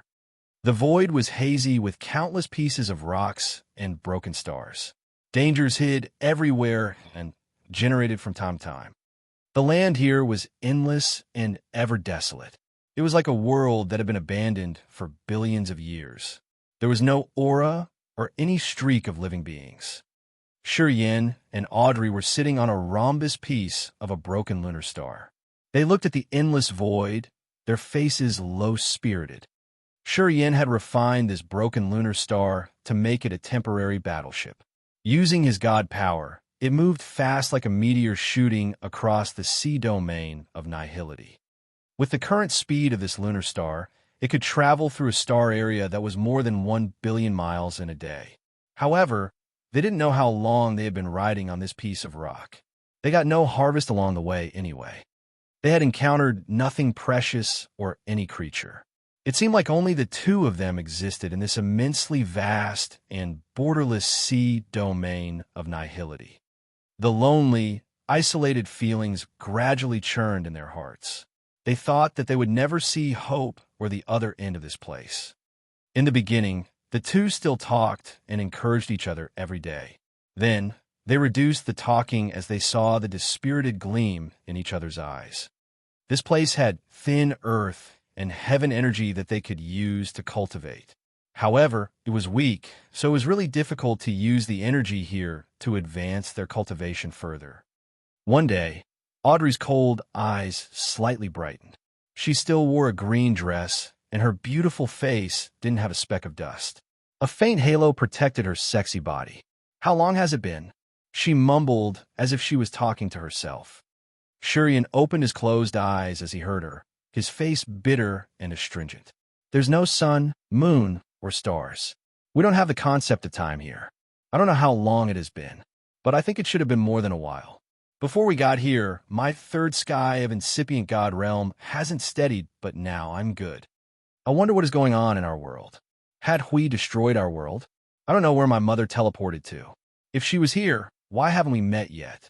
Audrey hadn't talked to Sure Yin for a while, and now, when she began talking, it seemed like she couldn't stop. Sigh, if I'd known we would be delivered here. You staying back there wouldn't have been a bad choice, maybe. Sure Yin was surprised. If you stayed there, perhaps you wouldn't be killed, but your soul would have a soul seal that doesn't belong to you. You want to be its puppet? Audrey was low-spirited. She stooped and sighed. No matter what, she was still very mesmerizing. According to you, the experts at the immortal realm used to come here to train themselves. How could they get in? And how do we get out of here? Asked Yin with a frown. Although my mother is an expert at the immortal realm, she's also the matriarch, so she had to manage the tribe. She hasn't had a chance to visit the sea domain of nihility yet. She told me that those immortal realm experts had come to the end of our world and crossed a strange river to get to this place. Audrey furrowed her brows and remembered her mother's words. She explained, the warriors coming here from our world have a special compass, which navigates our world. That's how they can save themselves from getting lost and end up finding the way home. Yin gave a bitter smile. It's tragic that we don't know the direction. We don't know where our world is. We're like headless flies flying aimlessly. This area was misty, and they couldn't measure time or check the direction. They were left with endless loneliness and coldness. If a warrior got lost here, loneliness and isolation would nibble his or her heart. He would eventually lose his mind and sink into the eternal darkness. In this area, despair was someone's biggest enemy. If he couldn't defeat his despair, his was going to wear out. In a hopeless situation, he would think about negative results. Then he would fall into bewilderment and gradually get weaker until he consumed all of his vitality. It's strange. My mother said that this area is extremely perilous. Dangers are hidden everywhere. Why are we still safe and sound? Audrey was curious. Yin couldn't explain this. Elder Spark of the God Clan had visited the sea domain of nihility, but he had just surveyed the outskirts of the sea domain. He got the celestial ice jade flake there. According to him, the sea domain was extremely dangerous. Except for real experts at the immortal realm, the others could hardly survive.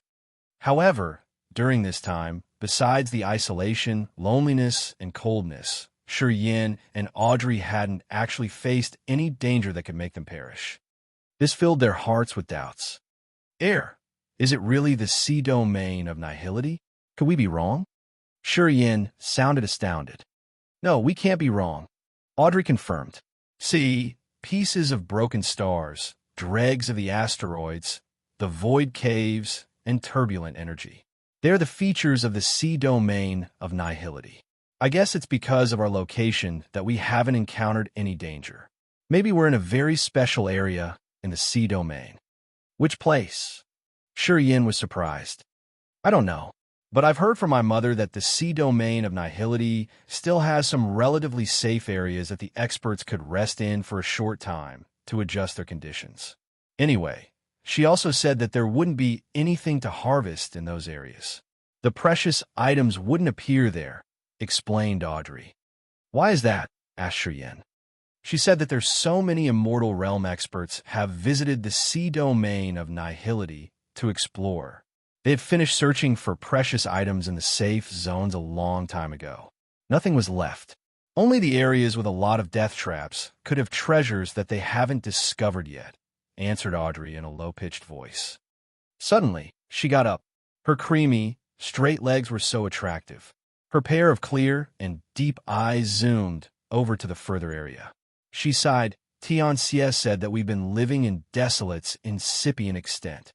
That world isn't a real universe. I think the creatures from a real universe used to come to this area. But because it's unimaginably vast, it's hard to meet them. She turned her head to look at Yin and contemplated. The precursors of Imperial Dark Tribe used to meet the aliens in the sea domain of nihility. They belonged in a real universe. It's a secret in our tribe. It's not to be told to the others, but we're in a special circumstance. It's okay if I tell you now. The creatures from a real universe? Were they absolute beginning creatures? Yin was astonished. I don't think so. Audrey shook her head. According to the records from our precursors, although they looked strange, they weren't as giant as the absolute beginning creatures. My precursor couldn't communicate with them. They met and then parted shortly after that. My precursor guessed that they were really strong and not weaker than him. At that time, he was at second sky of a mortal realm. Yin kept silent. He got the truth for a long time ago. He knew that the world he had dwelled in was just Desolate's incipient extent. It was the world that Desolate had created. It wasn't a real universe. The sea domain of nihility had gotten rid of Desolate. Thus, it wasn't strange if other creatures could come here. In this immense sea of stars, if the absolute beginning creatures like Desolate, Devour, or Hui could exist, there were other living beings. Perhaps they weren't as powerful as absolute beginning creatures, but they were clearly strong. Theoretically, it wasn't strange if the precursor of the Imperial Dark Tribe could encounter some aliens in the sea domain of nihility. It was just that they were wandering in an extremely vast area, and they couldn't meet any strange creature. As thoughts crossed his mind, Yin kept quiet for a long time, and then said, "We can't stay idle like this. Perhaps we should seek the dangerous areas proactively. We can find the precious treasure in the place that could threaten our lives. We could even see the other creatures. If they stayed in this safe zone, even if they could rest for 100 years, they wouldn't find the way home. If they couldn't meet any other creature to learn about this area, they were never going to escape this place. It's a good idea, but we don't even know where the dangerous areas are. Even if we want to go there, we have to find a suitable area," said Audrey begrudgingly. "If you had told me we could have a bigger chance if we entered the dangerous areas, we would have gone there a long time ago. While riding the meteor, I could feel that some places were very dangerous. I tried to avoid those areas.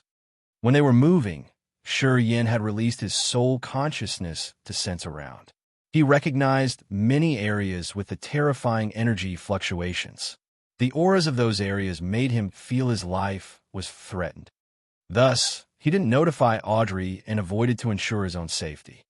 And now, listening to Audrey's explanation, he finally knew that they must take risks to find the right direction. They had to proactively jump into those death traps. "Why didn't you tell me earlier?" Audrey rebuked and blamed him for wasting their time. "You couldn't endure the dangers there. I just wanted to keep you safe." Yin gave her a forced smile. "You're at first sky of incipient God realm. I'm sure you can't survive the lands I've sensed." Let alone Audrey. Even Yin knew those areas were unpredictably dangerous, that he couldn't be sure about his own safety. Thus, he didn't tell Audrey. "You disdain me?" Audrey's eyes turned cold. "All right, we should keep going. When my soul consciousness spots the danger, we will get there. I hope you can perform your best and surprise me at that time." Yin smiled relaxedly. Audrey snorted. "Well, I'm one of the warriors with the origins. Even though my realm is low, I can protect myself. I won't depend on you. Nothing could be better then." Chapter 1355, The Asteroid Current. Chapter 1355, The Asteroid Current, _ Yin opened his eyes while riding on the transparent piece of a broken lunar star and looking in a direction, his face stern. The chaotic energy waves came from that direction. World-destroying explosions boomed everywhere with space blades that tore the void. Yin felt his soul shiver. Yin was sure that the area his soul consciousness had sensed was filled with dangers. Audrey said that they could only meet the other creatures in perilous zones like that. Also, they could have a chance to get marvelous, precious materials or items in the sea domain of nihility. "Did you find something?" After the previous talk, Audrey had noticed Yin's moves discreetly. Seeing his face turn stern, she wasn't frightened. She cheered up. A beautiful light glowed on her jade-like face. While she was mumbling, she stood up. Her creamy thighs moved, and she was like an agile green butterfly. This area was filled with the broken pieces of the planet like a big speck of dust floating in outer space. From a very far area ahead of them, they could see the thick shower of brilliant meteors shooting toward an area where the chaotic energy congregated. The lightning struck like a giant, outraged dragon soaring up into the sky. The thunder rumbled and shook people's souls. The sharp blades were like scythes cutting the world. They could even cut massive pieces of broken stars like cutting soft tofu. Those sharp blades were space blade famous for its swift and fierce nature. Although they weren't made by any experts with space power Upanishad, they were much keener than a blade that De Carlos could create with his best ability. Yin had no doubt that those blades could dismember the experts at the immortal realm easily. That area, he wore a heavy face and pointed at the area where the shooting stars were congregating. He discreetly urged his energy and then turned to Audrey. Are you ready? Audrey's beautiful eyes gazed at the place. She looked surprised and frightened. Pondering for a while, she nodded resolutely. I'm ready. Yin didn't say more. The rhombus lunar star underneath them turned into a cold and clear moonlight and accelerated toward that dangerous area. Audrey's breathing became short. Her milky breasts thrust out and radiant light filled her eyes. Flows of chaotic, fierce energy shot like sparks or like millions of fireflies. Those remnants of energy were visible and were shooting sharply like a fierce shower of steel needles. In the beginning, she didn't use the god power to create a protective, light cage. She acted as if she was mad at Yin, so she tried to be bold and use her body to resist the energy. Thus, the sparks shot over and destroyed her tight dress, creating fingernail-sized holes and revealing lots of her white, mesmerizing skin. When they came near, Audrey found that those shooting meteors were actually giant asteroids. Those cosmic rocks had so many colors. Some were garnet, some were orange-red, and some even looked like diamonds. They existed in various shapes, though. Those asteroids didn't come from the area they were in, but from another direction that was misty gray with billions of floating asteroids like a sea. At this moment, those asteroids seemed to be activated and given life. They moved, grouped, and shot toward them. It looked like some unknown force was controlling them and making them fly fast toward the dark area. There were millions of them. While they were flying, they collided and exploded. The shockwaves of those explosions were enough to crush first sky of immortal realm experts. The sparks that hit Audrey were the shockwaves of the asteroid's explosions. Although they were just shockwaves, they were so sharp that they cut a lot of holes on her dress. Yin was standing with Audrey on the broken lunar star. They were still far away from those currents of asteroids. He turned around and looked at Audrey's new clothes with great interest. He grinned and arched his brows. Well, your new dress looks really nice. I like it a lot. Don't change. Let me behold for a while. Huh. Many mysterious areas of Audrey's jade-like skin were exposed under the holes on her clothes. They made people lose their minds in them. Yin felt his passion rising high when he saw her perfect bosom, thighs, waists, and even her butt cheeks. His eyes became nakedly hot as he kept grinning evilly. Go dot. A dim, frosting flame flew out of her wet lips with her life aura. It immediately hit Yin's chest. The icy aura of the extremely cold heaven flame was like a bucket of ice water that poured on his passion and extinguished it. Even his hair turned into the sharp icicles. You deserve that. Audrey looked cold. Her bright eyes showed that she was amused. Her agile body moved. Countless shadows of departed souls twirled around her body and shielded her from Yin's naked gaze. She spun 3 rounds at her spot. The departed souls around her vanished. When she reappeared, she wore a dark blue dress. The end of her brow twitched as she tried to press down her smile. Well, did your flame of lust extinguish? Not yet. Yin didn't change his mind. As his soul flickered, the ice on his body melted. A cluster of icy flame bounced back to Audrey. She swallowed it. It was her origin's heaven flame. Boom! All of a sudden, the lunar rock underneath them accelerated. It didn't listen to Yin's control anymore and headed toward that dark area at a breakneck speed, just like millions of rocks around them. Audrey was astounded. She didn't quarrel with Yin anymore and screamed. It seems that some force is pulling those asteroids. We're affected too. We're attracted to that area. Don't try to be bold. Use the god power to create a protective barrier with many layers to cover your body. Yin's face was heavy and stern. He sat down on a rock and said, Come to me. Being closer is better. The shockwaves from the asteroid explosions are enough to crush your bones. You should be careful. As soon as he finished, 2 giant asteroids collided around 10,000 meters away from them. The energy from that collision boomed, like nuclear warheads impacting. The shock waves seemed to distort even the void and created a chain reaction. The floating rocks near them also exploded. The shock waves didn't cease and headed toward Yin and Audrey. Audrey wanted to snap back one or two sentences, but then she felt the formidable shock waves. Her exquisite face turned cold immediately.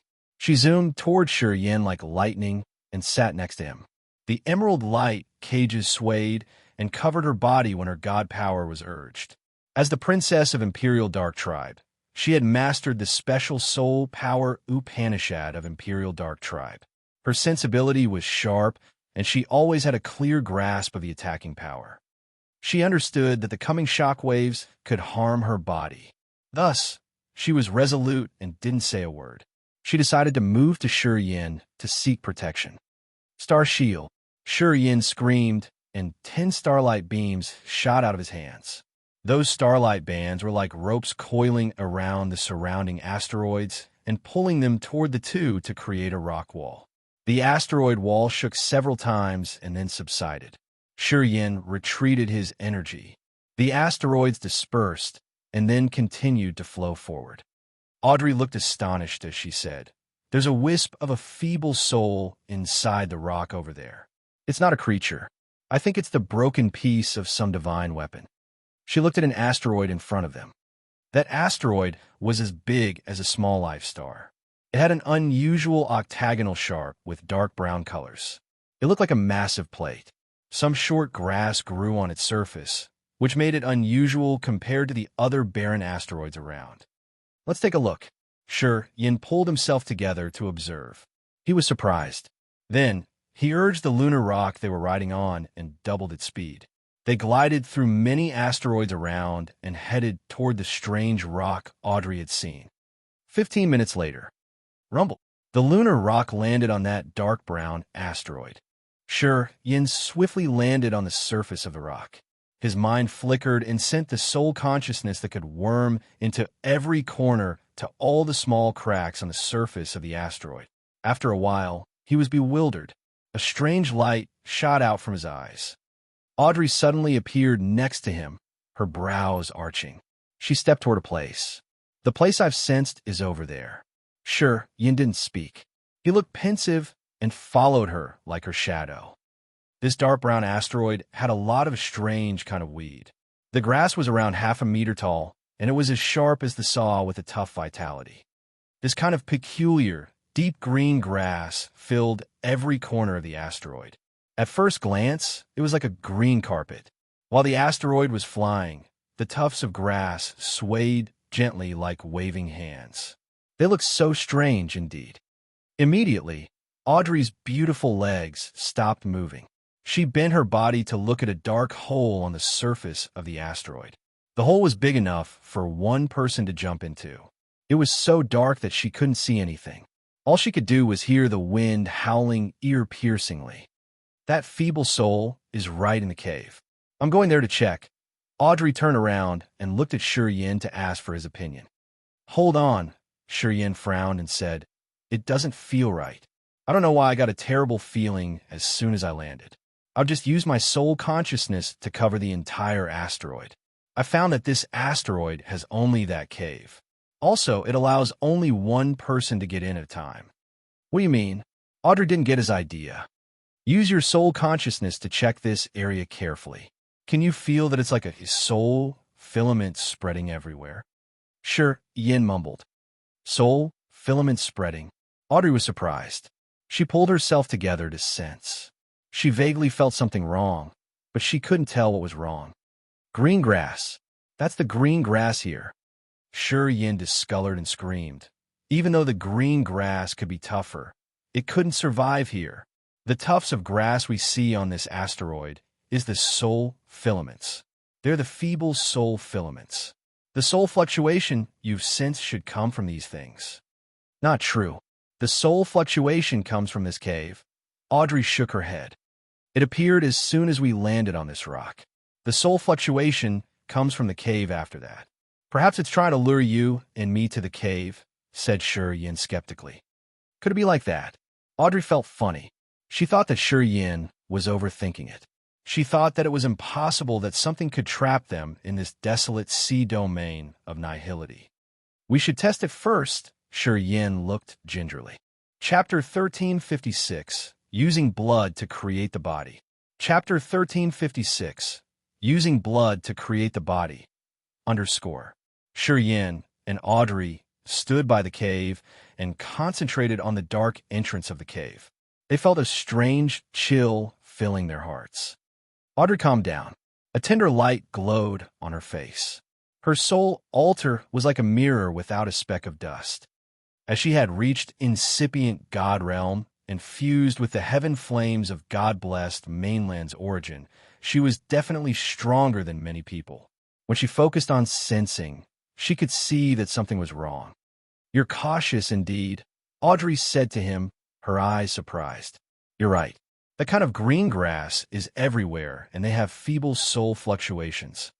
I told you that we should check it first," Shi Yin talked seriously. "How do I check it?" Audrey quietly stepped back and stayed away from the cave. She could feel a little safer as she had stayed away from the danger. "Simple." Shi Yin rose one hand. A small cut appeared on his left hand, and a drop of beautiful ruby blood oozed out. That drop of blood released red halos as it contained thick life energy fluctuations. Swoosh! The drop of blood burned and emitted wise of blood chi like the spider web. It was like a great artist using a brush and sketching Shi Yin's drawing in the middle of the air. Shortly after, the life energy in the drop triggered and surged. Shi Yin's model soon had bones, flesh, and veins. Within 2 minutes, another version of him was condensed right in front of Audrey. It was another Shi Yin who stood naked and showcased his lean and vigorous body. Although his eyes were sparkling, there was no surging life aura in his body or soul fluctuation that could frighten people. Rumor said that when the immortal demon warriors had reached a specific, profound level, even if their bodies were smashed, as long as they still had a drop of blood left, they could still resurrect themselves. Audrey deemed that it was untrue and that people were just exaggerating. But now, she saw it with her own eyes. The strange light rippled through her beautiful eyes as she admired Shi Yin's magical ability. Does it mean that you have an immortal body? Even if you were smashed, you could use the blood to revive? She thought that it was really miraculous. Shi Yin didn't answer. He looked pensive when he studied his other body, which was made of a drop of his blood. According to Blood Devil and Xian He, Profound Realm immortal demon experts could use the life power Upanishad to transform the blood into their own bodies. There were many rumors about the immortal demon clan, and how they used the blood to resurrect was always the favorite topic. In fact, people thought that the rumors were just exaggerated. Even for the experts of the immortal demon clan at a high level like Xian He, the body created from a drop of his blood couldn't have even one bit of the real body strength. Anyway, the rumor said that using blood to resurrect was somehow correct. If Xian He's body was broken, as long as he still had the immortal demon blood, he could use it to grow his body and send his soul altar inside to make his body as strong as a dragon. The blood of the immortal demon clansmen was the core of life. If their blood wasn't destroyed, they could still regrow their body. Of course, after they had lost their real body, the body that they created quickly couldn't be as strong as they used to be. They needed a lot of time to gather the energy to refine the body. That was how they used the seal inside their blood to resume their original power. This procedure could take up to hundreds or even several thousand years. It wasn't as easy as people had rumored. At this moment, Shi Yin gathered his spirit to look at the clone he had just made with one drop of blood, his expression complicated. He hadn't sent any wisp of soul consciousness in it. It was merely a flesh puppet, and its body strength was as tough as a warrior at true God realm. If his true body was destroyed, he could place his soul altar into the clone, and it would take dozens of years to recover. It wasn't what made him silent. While he was using a drop of blood to create the clone, he had a strange feeling as if he was creating a new creature. If he wanted to do that, he could cut off the connection with a wisp of soul consciousness and put it into a clone. Also, That clone would become a new creature. Could it be a whole new individual? Would it be an independent creature? Sure, Yin knew that at his realm, he couldn't do that. However, he came to think of a possibility. Desolate had used the same method to make its clone create the four great creatures. The clones had created the four great creatures, and Desolate had used the blood of the precursors from the four races to create Bloodthirsty. It was creating creatures. How could Desolate do that? It was easy to create the flesh container, but how did Desolate create the soul? Yin frowned and sank into his exploration of life power, Upanishad. He was trying to reason the details when Desolate created the creatures. However, no matter how hard he tried, he couldn't get through the challenge of creating the soul of a new creature. He understood that he was still pretty far away from that miraculous level. However, he understood deeply that one day he could break that mystery and he could actually create creatures and even new races. Thus, his galaxy-like, incipient extent was going to be more lively. It would become like Desolate's world with so many races and special, marvelous creatures. Creating the galaxy and species. How great would that career be? How miraculous would that be? Yin became passionate. He felt his soul rising as he had a motivation to head towards the future. This kind of changes in his soul and attitude had opened his mind and gave him fearless thoughts. I made the body. You should give a wisp of a departed soul. We will make him go to the cave. He beamed at Audrey. He knew Audrey cultivated a unique soul technique from the soul power Upanishad of Imperial Dark Tribe. She could tie the departed souls in her soul altar to refine her soul altar and make them the strange soul consciousness dwelling in her sea of consciousness. She had some marvelous power indeed. There was a special area in Audrey's soul altar she used as a prison to the departed souls or the demons, making them her soul consciousness tentacles. The more departed souls, demons, or creatures with the soul form, the better her power Upanishad and her realm became. It was also a special feature of Imperial Dark Tribe's power Upanishad. Indeed, Audrey didn't think much. She pointed her finger and a feeble soul flew out, falling into the head of Yan's clone made of his blood.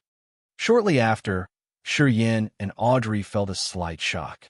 They faced each other and divine light shot out of their eyes. A marvelous feeling quietly reflected in their hearts. The body made of Yan's blood now had a soul Audrey that had tamed. She added a wisp of her soul power. That man with Yan's blood and Audrey's soul was like an invisible rope that connected the two of them. Through him, Yin could vaguely see the changes of Audrey's mind. Audrey could recognize the subtle changes at the bottom of his heart. It was an unimaginable connection that they couldn't describe with words. He's like our son. Yin was bewildered for a while before teasing Audrey. Audrey blushed and her cheeks reddened. However, her beautiful eyes were brilliant with light. She glared at Yin and said awkwardly, "Don't say such rubbish." At this moment, her eyes were like clouds at a sunset. She looked so gorgeous like a blooming flower. She made people's hearts beat frantically. Yin became baffled. He looked at her for a while and then appraised. "You're really beautiful. It's just that you wear that cold face every day. You don't want people to come near you. You've been hiding your most beautiful features. It's not good, you know. Can you just put your effort into the business?" Audrey continuously took many deep breaths. Her ample breasts thrust in and out. Her mood changed as she was trying to suppress the desire to hit Yin hard. Yin smiled relaxedly and said, "You're the one who should take action. You tamed that soul, and it got your soul seal. You can control it, right?" Audrey harumphed and pulled the hair on her temple. "I'm so pissed off." Then she used her power Upanishad and pointed at the cave. The puppet made of Yan's blood drilled deep into the cave. It didn't stop after 15 minutes and moved further. "It seems pretty deep," frowned Yin. Audrey didn't mind him. The charming gleam on her face disappeared. She looked cold and grave. The soul energy fluctuated strangely on her as she was focusing on sensing the changes in the hole. She could sense the tiny commotions inside the cave through that departed soul to see if there was any danger deep down there. Suddenly, Audrey looked shaken. Her soul altar shivered as she paled. Her beautiful eyes emitted marvelous light. She gritted her teeth and hissed. "You're right. Something really strange is in that cave. I couldn't connect to my departed soul and my soul consciousness in it." "What happened?" Yan's eyes brightened. "It seems to be cut off forcefully. Perhaps it was refined or destroyed. I can't tell what happened. Do you feel anything from the body you'd used your blood to create?" she asked. "It turns into ashes." Yan darkened his face. "I can't sense anything. It doesn't exist anymore. I can't feel it, which means it has gone completely." "You're right. Something strange is over there. This place isn't safe at all." Audrey was convinced. "Then we should use another advanced method to see what strange thing is inside this meteorite." Yan snorted and then continued. "Dare to swallow a drop of my blood, it should pay with the equal price. Whatever it is, it should pay."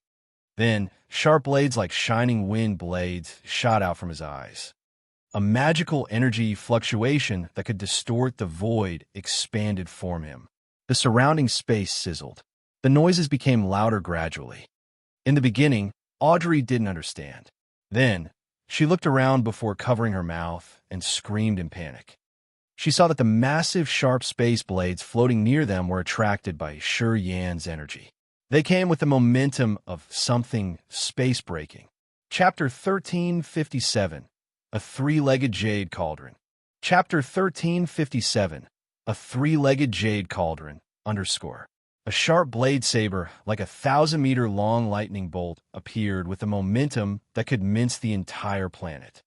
Audrey had thought that countless pieces of broken stars and flows of meteorites in the sea domain of nihility were caused by those dragon-like space scythes. At this moment, those terrifying space sabers were drawn by Yan's power Upanishad. They came with the most intimidating aura. Along their way, they had scythed dozens of giant rocks. The rocks exploded and sent pieces of rock chips everywhere. Seeing a massive blade coming, Audrey was numb. She hurried to use the power Upanishad and create layers of barriers to protect her body. She was ready to counter. Crack! Crack! The giant blade slashed the surface of the asteroid they were riding. The hard surface sparked and sent so many rocks into the air. A tremendous shock came. Audrey's soft body shook violently like a small boat under a harsh thunderstorm. She felt so horrible and swayed as if she was about to collapse. Strangely, the massive asteroid spun after the impact as the space blade couldn't cut it through. However, many rocks on the surface shattered. "Oh, it's really strange, though." Yan cried as he was surprised. Then, he continued to drive more space sabers. 5 more large blades came and clashed on the asteroid. It looked like someone trying to ignite the rock. The sparks appeared clearly while the dish-shaped asteroid was spinning around. Crack! Crack! Crack! So many ash-brown rocks of various sizes fell off the asteroid. They were destroyed shortly after. The asteroid trembled, but it was so powerful. It collided with the other rocks around, smashing them or sending chips of rocks everywhere. The asteroid itself was safe. It was intact, and it was unbelievably rigid. The sharp space sabers were the sharpest attack in the world. It could have the planet or destroy the life star quickly. Even the body of the immortal realm experts couldn't endure one slash. It was tough to resist such an attack. Anyway, this massive asteroid had just spun or trembled under several attacks. It wasn't destroyed yet. As the asteroid spun, Audrey became dizzy and turned pale.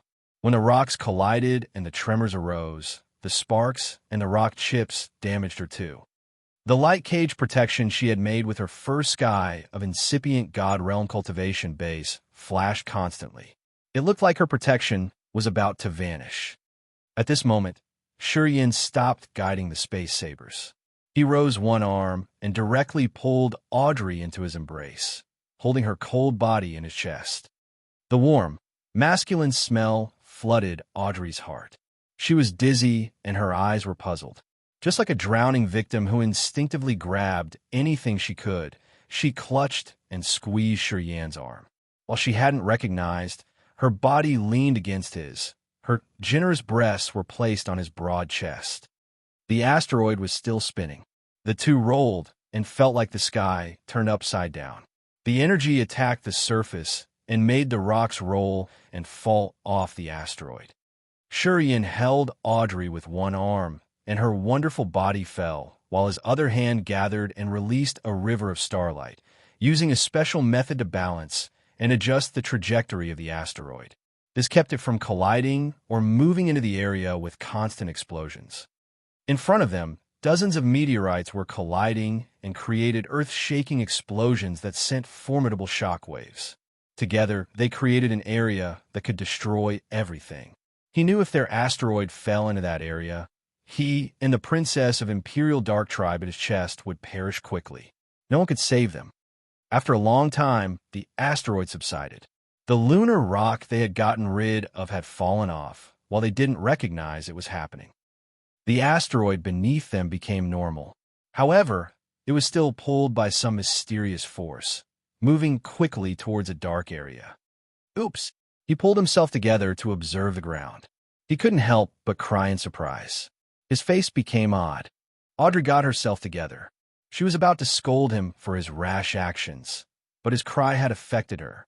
She also looked at the ground. Immediately, her bright eyes lighting up. What is this thing? She seemed to lose her usual calmness. Her soft body shook. The asteroid under their feet was now like a beautiful jade, something that had just shaken off the bark. It was now emerald green. The thing that had just been revealed was like some sort of precious jade they couldn't name. It glowed in a deep green halo. The green grass on the surface of the asteroid was now some kind of archaic tadpole language. The drawings looked like tadpoles swimming around underneath them. The symbols glowed in a glossy emerald green light and moved around as if they were unceasingly creating something magical. It seems like we need to peel off more rock. The rock's surface is just a cover, I guess. Shurian's eyes brightened as he grinned. He moved the strange asteroid around and used the bloody sword to smash the rocks sticking on the jade's surface with the bloodlight. The sea domain of Nihility had many mysterious things. As Xianhe, Minghao, and the four heavenly kings had chosen this area to cultivate, it meant some marvels here had attracted them. Spark had collected just a piece of a broken divine weapon in the outskirt. After he had refined that celestial ice jade flake, his competence increased massively. It indirectly provided evidence that showed how wonderful this place could be. It used to be a strange rock before the space sabers had peeled off the rock surface. Unexpectedly, the thing underneath the rock layer was so magnificent. Shurian felt his heart beat faster. He could confirm that this massive jade was the reason why the sharp space saber couldn't cut through the asteroid, as it survived the sharp space sabers and it had unknown tadpole symbols. This thing was likely a formidable secret treasure. Audrey didn't move rashly. She just looked at the thing under her feet and went absent-minded. She looked passionate when she mumbled, "This rock is so beautiful." Shortly after, all the rocks sticking on the surface of the asteroid peeled off. The thing under the rock layer was revealed, and it glowed in a mesmerizing green light. Unexpectedly, it was a giant, three-legged jade cauldron. This massive jade cauldron was at least several times bigger than the Immortal Island. It was beautifully green, and the surface of the cauldron was filled with tadpole symbols. It seemed like those symbols were lush tufts of grass they had seen. The cauldron's mouth was deep and eccentric with a cold and dark aura. It was like the mouth of an icy beast that was ready to swallow people. The three-legged jade cauldron was placed inclined. Shurian and Audrey were standing on the body of the cauldron. They observed and complimented it. "The cave we saw must lead to the mouth of the cauldron. My departed soul and the wisp of my soul consciousness seem to be refined. I can feel that they are now just a normal tadpole symbol on the surface of this jade cauldron." Audrey rubbed her smooth forehead and looked astounded. Shurian knew why she looked like that. This three-legged jade cauldron was so massive while each of the symbols on its surface was just as big as a fingernail. If Audrey wasn't wrong that one of her departed soul and a wisp of her soul consciousness had been absorbed by the three-legged jade cauldron, and they had turned into just a small symbol on the cauldron, had the billions of tadpole symbols on this cauldron been created the same way? How many creatures' lives had it taken? Sure, Yin could feel his hair rising on his nape. With a stern face, he looked at the dark mouth of the green cauldron, crying in a low-pitched voice. "Don't get close to the cauldron's mouth." Audrey was chilled while she was walking toward the cauldron's mouth. She reacted timely, halting by the place and asking, if it can draw the creatures into it, it should have a tool spirit. Should we find a way to communicate with it? If we can't find any other living being here, we can try this. Communicate with it? Yin wore a sour face. Even if it has a tool spirit, this thing can refine the soul. When you release a wisp of your soul consciousness, it will happen, as you've said. It will become a tadpole symbol. Perhaps you could try to check it out. Fine. Audrey didn't believe him. She had many detached souls in her brain. As her mind flickered, she released a feeble soul. Without attaching her soul consciousness to it, she used her power to make the soul a wisp of soul fluctuation to ask for information. Then, she sent the soul to the cauldron's mouth directly. Then, nothing happened. No commotion arose from the three-legged cauldron. The detached soul she had released disappeared like a rock sinking into a seabed. Nothing echoed. "It seems like this tool's spirit isn't friendly at all," snorted Audrey. Shortly after, the tadpole symbols on the surface of the jade cauldron became like a twisted green lightning. They created a strange but marvelous entry fluctuation. Many fragments of the asteroids around seemed attracted to some magnetic field. They swarmed over and magically stuck on the surface of the jade cauldron. After 1 hour, the three-legged jade cauldron was covered with rocks again. It had resumed its original appearance before the sharp space sabers had peeled it off. However, it didn't have green grass or a cave this time. Yin and Audrey watched the whole thing. They felt so begrudging as they didn't know where and how to destroy this jade cauldron or what they should do to connect to the tool spirit. If there was a tool spirit, how is your fusion with the heaven flames? How many heaven flames does your God-blessed mainland's origin have? How many flames that still need to fuse with each other? Yin rubbed his chin and asked something. It seemed not that relevant. Our ancestral star has 7 heaven flames. 3 of them have fused together, and the other 4 have also fused. I'm in the final stage of heaven flame fusion. However, it's really hard to fuse them all completely. I haven't found a way to make progress. I think I'm going to give it up, said Audrey. Should we use the flaming origin to check if we can make this three-legged jade cauldron change? Yin suggested. Would it work? Audrey was surprised. I don't know, but just like what you've said, we should try. Yin shrugged begrudgingly. If it works, we can know the magical features of the jade cauldron. We can discover it. Okay, let's try. Audrey nodded in agreement. Chapter 1358, The Absolute Beginning Symbols. Chapter 1358, The Absolute Beginning Symbols _ Inside the rapid asteroid current, the asteroids moved like lightning strikes.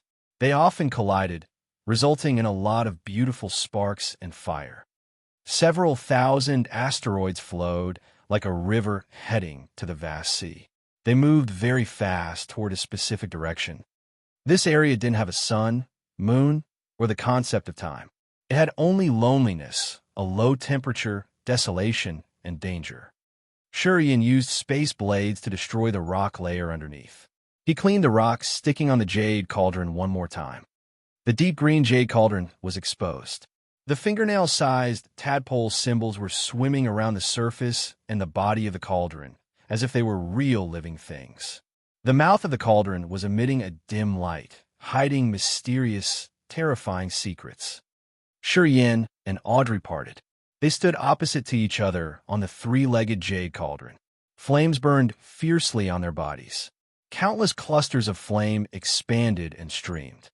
The flames on their bodies had different colors, including orange-red, dark red, icy blue, and bright yellow. Their auras were also different. The flames were fiery, dark, and sinister. Some flames sparked with lightning, and some flames carried a fierce wind. The heaven flames had different attributes.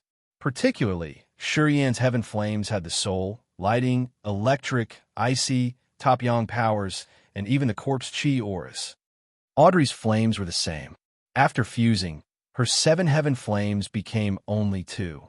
Her 2 origins flames had a similar aura as Shurian's. They could switch the auras easily. Currently, their heaven flames with different auras and colors had all turned to the top heating, young ones. The heaven flames were like a carpet that slowly covered the surface of the 3-legged jade cauldron. They were trying to use the scorching, top-young heaven flames to refine this massive cauldron. Shur-Yan suddenly got a magical feeling. The clusters of Shur-Yan's heaven flame burned the jade cauldron. They directly contacted the aura of the tadpole symbols on the jade cauldron surface. His co-soul turned into a dim flame and slowly danced. A seal in his soul was triggered, and it gave him a familiar feeling. It was like when he met Hui and could use the co-soul to understand Hui's mysterious language. This time, his co-soul got a familiar feeling through the burning heaven flame. It seemed like he could recognize the consciousness of those archaic symbols. However, as he quieted down his mind to study carefully, he found that he still needed something to read them. Those tadpole symbols were swirling in his head. They were really familiar, but he couldn't read or understand them. Audrey had the same feeling, and it was even deeper than his. The wisps of her soul consciousness that fused with the Origin's heaven flames seeped into the tadpole symbols and tried to decode them. Audrey had fused with the heaven flames more deeply. Her compatibility level was almost as profound as Haig's, which was 1 level higher than Shurian's. She was sensitive enough to know that those tadpole symbols were the written language of the most mysterious, archaic time. They were just like the Origin she had fused. She suddenly remembered what Tian Xie had said. The 4 ancient continents used to be Desolate's limbs. They had Desolate's life consciousness and its dependent soul. Also, Desolate was truly a creature from the absolute beginning. Her beautiful eyes brightened as she screamed. Those tadpole symbols should be the language of the absolute beginning era. I feel that they're so familiar. I believe that when I completely fuse with the heaven flames and become one with God-blessed mainland, I will be able to read and understand those characters. I can decode the 3-legged cauldron. I think so. Shurian nodded and agreed with her presumption. He regarded her and then continued to burn the massive cauldron. He found that when the heaven flames covered the 3-legged jade cauldron, those tadpole characters acted as if they were creatures with lives. They swam around the surface of the jade cauldron, which made them look exactly like little tadpoles. As they were moving around, they created so many different mysterious and complicated drawings on the surface of the cauldron. Each of those drawings hid the marvelous mysteries. For example, at this moment, they were creating a scene of lightning strikes and thunder rumbling that was destroying the whole world. The lightning bolts crushed so many asteroids around and gave people a strong impression. After a while, the characters changed again and created a harsh, icy world that was absolutely cold, lonely, and barren. Whenever the tadpole symbols created a new drawing, the cauldron released a corresponding aura. The cauldron had bolts of lightning shooting, and then it became very cold. The energy that the 3-legged jade cauldron released was according to the drawings that the tadpole symbols had created. It was really magical indeed. However, when he and Audrey paused and subsided their heaven flames, the tadpole characters also subsided and then stopped moving. The drawings on the giant cauldron disappeared gradually. Shurian understood everything quickly. He pondered for a while before retrieving all of his heaven flames. The heaven flames can't refine this thing. It isn't afraid of the sharp space sabers, so I think it won't be afraid of the heat of the heaven flames. You're correct. Those symbols should be the language of the absolute beginning era. Also, I think this giant 3-legged jade cauldron should be the weapon of the creatures in that era. Perhaps it has been here for billions of years. It's normal that we can't destroy it. He reluctantly gave it up. Seeing him let go of the heaven flames, Audrey hesitated for a while and then did the same. She thought for a while and then said, I sense the soul aura from those tadpole characters. They're the refined souls. I can feel that they are parts of some massive formations. If we can understand those characters, we can know the functions of this cauldron. Also, maybe we can tame and use it. Then, we have to wait until we can fuse with the heaven flames completely. Yin smiled bitterly. Audrey said nothing. Completely fusing with the Origin's heaven flames was a long process. Sometimes, individual efforts weren't enough. They needed something special or some good encounters. Every time Yin had fused his heaven flames, it wasn't because of his experience or accumulation. It was his special encounters when his mind suddenly opened to understand the marvel. It was unknown until they fused all the heaven flames. As they couldn't understand the characters on the cauldron, they were just wasting their efforts by burning it. This magical item from the absolute beginning era wasn't something they could decode, and taming it was just a dream. Forget it. I think this flow of asteroids should have a destination. Let's see where it is. As Yin was begrudging, he felt content with this idea. Not long after Yin and Audrey had retrieved their heaven flames, many meteoroids and asteroids around were attracted to the cauldron, sticking on its surface. Without grass growing, the massive cauldron became a simple asteroid. Compared to the other asteroids around, it wasn't eye-catching. The two of them were dejected. They then closed their eyes to cultivate on the three-legged jade cauldron. They were trying to fuse their heaven flames with the hope that they would be able to read the language of the absolute beginning era. Then, they could have a chance to seize this cauldron. Unfortunately, the fusion of the heaven flames wasn't easy. Time flew hurriedly. After an unknown course, Yin opened his eyes. This time, his eyes emitted a dazzling light. He jolted up and hissed, I felt the aura of something alive. The life magnetic field is really fierce. We're approaching it. Audrey woke up, her beautiful eyes twinkling. Ahead of us. Yin nodded. Then, he realized that the asteroid with the cauldron inside was flying much more quickly than the other rocks around. Thus, while they were cultivating, this asteroid had caught up with something ahead of them. The vigorous life magnetic field he had sensed had come from an asteroid ahead of them. If they got rid of the lunar rock, they would have never met that one. However, their current asteroid was really fast. After flying for a long time, they were about to reach the others. Which realm does it have? Layers of light emerged on Audrey's body. She had discreetly urged her power. Now, she was ready to deal with any danger. Along the way, she had sat by Yin, and they hadn't encountered many dangers. It was because of the three-legged cauldron they were riding. Inside this current of asteroids, terrifying dangers appeared everywhere. The rocks bumped into each other and exploded. The lightning and thunder struck everywhere. The sharp space sabers had never ceased their attacks. So many asteroids had been smashed into dust and scattered. However, the asteroid they were riding seemed to have the spirit that could proactively dodge those dangers. It had successfully avoided the extremely intimidating things that could make Audrey perish instantly. She understood that this three-legged jade cauldron had something magical. Even if it didn't have a tool spirit, it was a wonderful formation that could help it avoid the dangers in this area. Otherwise, she and Yin wouldn't be able to stay here at ease. I'm not sure, but the life magnetic field is brimming. I think it won't be weaker than you and me. Yan's face was grave as he hissed. Be careful. They found us. They've released their soul consciousness to check us out.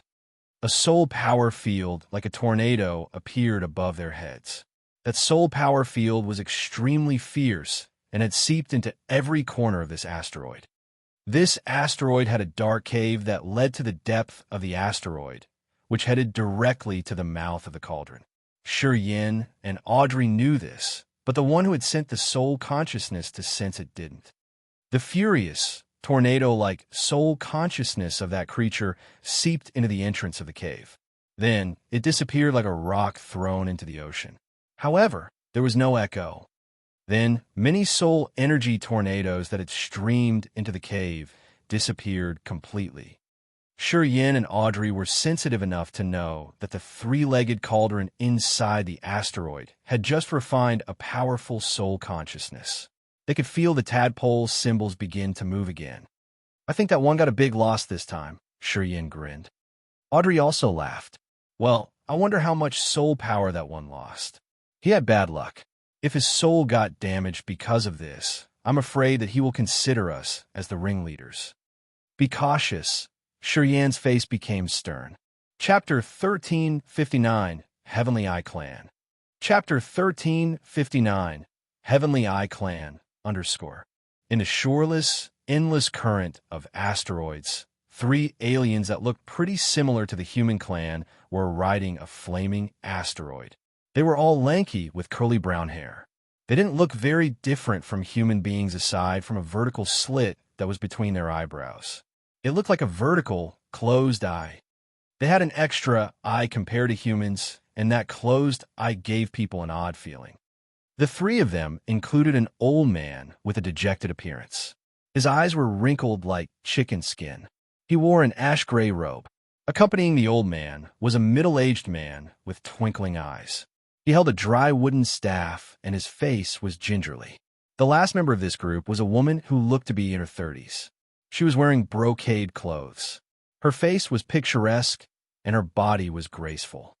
This group of 3 came from the same clan that had an extra eye. At this moment, the old man's vertical eye was twitching. The green veins on his forehead bulged and made his face sinister and fierce. The middle-aged man and the woman were cautiously looking at the old man. Shortly after, the old man shook hard. His vertical eye was still closed. 2 trickles of blood oozed out of the corners of his mouth. His blood was brown-gray. It wasn't red. Senior, the middle-aged man and the woman screamed in their alien language. They all grimaced. As they were screaming, they were about to use their power to help the old man recover. The eye on the old man's forehead shrank into a slit. His pair of eyes under that vertical eyes opened. With a pale face, he waved his hands to prevent the others from helping him. Don't waste your energy. My soul got hurt, not my body or God power. He stood up and turned around to see the area behind him. The middle-aged man and the woman followed him and waited for his explanation. The 2 aliens behind us don't have high realms. They're just incipient God realm. However, the asteroid they're riding is really strange and unpredictable. Half of the soul energy tornado I'd released was swallowed. I couldn't feel the power of the asteroid yet. Perhaps their master is staying inside the asteroid. We should be careful. While he was cultivating his 3rd, I sent him some anxious feelings. He gathered his consciousness to sense and found Yan's and Audrey's life magnetic fields. Thus, he didn't hesitate to explore. He didn't expect that he wouldn't be able to retrieve half of the power he had released. Shortly after, his soul was damaged. He was startled indeed. Senior, what should we do? Their asteroid is flying fast. Soon, they will catch up with us. Should we find a place to avoid them? The woman's eyebrows twitched. She hurried to suggest. She was a gingerly person. When they encountered unknown dangers, she proactively tried to dodge them. The sea domain of nihility was so immense. If they didn't try to find it, it was going to be tough to meet up with the other creatures. Nevertheless, the creatures that could operate in the sea domain of nihility were very bold. In this group of 3, the woman had the lowest realm at 3rd sky of incipient God realm. This time, she didn't dare to act rashly as she was accompanying her 2 brothers. If we leave the flaming crystal cloud boat, it will be very dangerous. We'll have to face exploding asteroids, sharp space scythes, and bombarding lightning bolts. In your realm, you won't be able to resist for a long time. We can't take the risk. The old man shook his head. The flaming asteroid underneath them was also strange. The burning asteroid emitted fire clouds, circling the rock and sending sparks everywhere. Countless lethal space sabers, strong gusts of wind, and even the icicles couldn't attack them. They could only glide through them. They were safe along the way. They didn't need to worry about the deadly dangers in the sea domain of nihility. Thus, they had time to cultivate and sense Yan's and Audrey's life energy commotions. What should we do now? The woman sounded reluctant. The asteroid they are riding is strange, but it's just my guess. Maybe they don't have any master accompanying them. If so, we don't need to worry at all. The old man pondered and then decided, wait until they come close. We can ask them to know who they are. Yeah, under the given circumstances that we don't know things clearly, we shouldn't provoke them. But if there are only the two of them, harumph. His eyes suddenly became dark and sinister. A murderous aura emitted from him that was as thick as if it was a real matter and could destroy people's mind. His realm and cultivation base weren't low. However, when a massive, three-legged cauldron had collected his soul power, it also hurt his soul. He was going to need a lot of time to recover. Deep in his heart, he hated Yan and Audrey already. If he didn't need to concern himself with the mysterious cauldron, he would have stormed over and crushed Yan and Audrey to vent out his anger. "We'll follow you, Senior," nodded the middle-aged man. The cold light radiated from his eyes as he looked pensive. On the surface of the asteroid with the big cauldron inside, Yan squinted and looked at the torrential asteroid current. "We will encounter them soon. There are 3 of them. Their soul magnetic fields are full and surging. I'm afraid that their realms aren't low, but I can't clearly tell their realms. When we see them, we will know. They're the first creatures we ever met in this area." Audrey arched her brows, feeling excited and looking hopeful. "But the one who got his soul hurt won't be friendly to us. Are you sure we can deal with them?" "If we're cautious, we'll be all right," said Yan. "I hope we can get some useful information from them. I wonder how long we've been trapped here. Perhaps our world out there has changed earth-shakingly. You can ask, has we destroyed our world yet? How about desolate? Has it awakened yet?" Audrey mumbled. She had no measure to tell time, but she guessed that they had been trapped here for around 10 years. During this time, she couldn't contact Imperial Dark Tribe, and she couldn't use the power of the Origin to see the commotions on God-blessed mainland. She was really worried about the members of Imperial Dark Tribe, her planet, and her mother's safety. "My co-soul is all right. It means that my Grace mainland is all right too. As your soul doesn't have any change, your ancestral planet is safe too. Don't worry too much," comforted Yan. Most of his friends and family members had been delivered to Grace mainland. As long as Grace mainland was okay, he didn't need to worry a lot. The fierce war between the God Clan and the bloodthirsty force had swept through many star areas. However, he didn't really care about them. When he delivered Xia Xianyin back to Grace mainland, he had discreetly advised her to call all the ones who had a good relationship with him to return to Grace mainland. After he had fused with the Genesis fruit, Grace mainland changed marvelously. It had a layer of immense energy hover above the surface of the planet. It protected Grace mainland every minute. He believed that unless we used its real power, but its clones couldn't destroy Grace mainland. No matter how strangely the world changed, as long as Grace mainland and his friends were safe, his beloved ones were safe and sound, he could ease his mind. Audrey calmed down as he had comforted her. She sighed, "I hope so." The asteroid underneath them continued to accelerate. Suddenly, a dazzling flaming rock appeared in their vision. That flaming asteroid was so brilliant that it was eye-catching among countless ash-gray, brown, or black asteroids. So many flaming clouds covered the beautiful, slender, boat-like asteroid.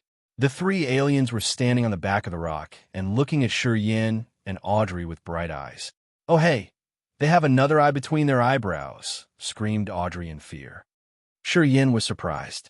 Looking at the 3 aliens, he lowered his voice. "The old man and that middle-aged man are at first sky of immortal realm. That woman is at third sky of incipient god realm. That old man is really formidable. He's about to enter second sky of immortal realm. He's just 1 step away." Yan had contacted Caesar, Ling Xiang, Lorraine, Xianhe, Frederick de Carlos, and he had also witnessed how intimidating the God Lord and Ming Hao were. With his sharp senses, He could know the realms of the others exactly through the level of the blood chi, the tenacious body, and the life magnetic field. He could see even the smallest change of the soul clearly. As Audrey listened to Shi Yin, she felt cold, so she proactively stayed close to him. Audrey had only first sky of incipient God realm. At this moment, her realm made her the bottom of the food chain in the sea domain of nihility. She was vulnerable here. The vertical slits in the labella of the three aliens riding on the flaming crystal cloud boat twitched. They gazed at Shi Yin. Their ears quivered as if they were trying to identify his language and identity. After a while, the old man suddenly smiled warmly at him. He pitched his voice and used Shi Yin and Audrey's language. We're the members of the Heavenly Eye clan. We're glad that we can meet up here. I would like to ask if your precursors or your seniors are here with you. Do we have the honor to meet them? Audrey was bewildered. You know our language? The old man chuckled and explained in a friendly manner. Well, of course. As we travel through the sea domain of nihility, we have to prepare well. We use a kind of soul memory seal to learn a couple hundred languages in many different star areas. Your language is rare, but not really difficult. Don't be amazed. If you want, you just need to imprint the soul memory seal in your head, and you can speak many languages of different star areas. His friendly attitude made him a modest precursor, guiding the juniors step by step. He didn't look dark and sinister as he used to. Shi Yin wore a cold and faint face, but he was actually very cautious. He thought that this old man was very hypocritical. He knew that this old man was an evil character that he needed to carefully deal with. If this man came with rage, Shi Yin could accept it. This fogey had been hurt by the massive three-legged cauldron anyway. However, at this moment, he looked so friendly as if nothing had happened. He made Shi Yin uneasy immediately. Shi Yin knew that he was a sort of tough and malicious person. He observed carefully and found that the other three were gazing at the asteroid that he and Audrey were riding. He understood it immediately. He knew why the old man had to act gingerly. The others weren't so sure about their competences. Chapter 1360, Three Kinds of Living Beings. Chapter 1360, Three Kinds of Living Beings. Updated by Novel Full. The three members of the Heavenly Eye clan were looking at the asteroid Shi Yin, and Audrey were riding with bright eyes. Also, the old man, their leader, had asked to greet their precursors inside the asteroid. Shi Yin sneered inwardly. He understood that the others were nice and friendly to them, but not because they were polite and well-educated. It was because they couldn't guess how strong Shi Yin and Audrey were. Throwing a glance to the asteroid underneath, Shi Yin wore a respectful face, bowed slightly, and then lifted his head. He spoke arrogantly. I'm sorry. Our master is cultivating inside. He can't come out to greet you. Please understand. No worries, no worries. The old man's eyes sparkled as he studied Shi Yin. Seeing Shi Yin act arrogantly, he thought that Shi Yin wasn't scared because he had a strong master. The old man was startled, so he became even more cautious. His smile became more tender as he said modestly, Allow me to introduce myself. I'm Evelyn's. They're my brother and sister, Adams and Masha. We're going to the territory of the Dragon Lizard clan. I wonder if we're heading to the same place? While he was introducing, the middle-aged man named Adams and his sister Masha smiled and nodded to greet Shi Yin and Audrey. They were sneaking looks at the asteroid underneath Shi Yin and Audrey as they were filled with fear. Remembering what Evelyn's had told them, they didn't dare to provoke Shi Yin and Audrey since they were really afraid of the rage of Shi Yin and Audrey's master who was cultivating inside the asteroid. The rapid steroid current rumbled all the time. While they were talking, Shi Yin and Audrey's asteroid was moving faster, so they were approaching Evelyn's flaming crystal cloud boat. With this torrent, Shi Yin and Audrey were going to pass the boat and leave Evelyn's and his group behind. While Shi Yin was talking, Audrey kept a cold face. She just listened and didn't utter a word. She was clever enough to see what the three experts of the Heavenly Eye clan worried about. Thus, she acted even more arrogant and proud. It looked like she didn't even put them in her eye. The more arrogant and cold Audrey got, the more cautious Evelyn's became. He thought that the girl and Yin had a strong foundation to depend. Thus, he pondered if they should proactively make way for them. Evelyn's didn't even dare to tell the others that his soul got hurt, because he was afraid of the disaster he could face later. Dragon Lizard Clan? As Evelyn's was about to retreat and get further away from these two, Yin suddenly smiled. To be honest, our precursors are cultivating inside, and he has ordered us to drive.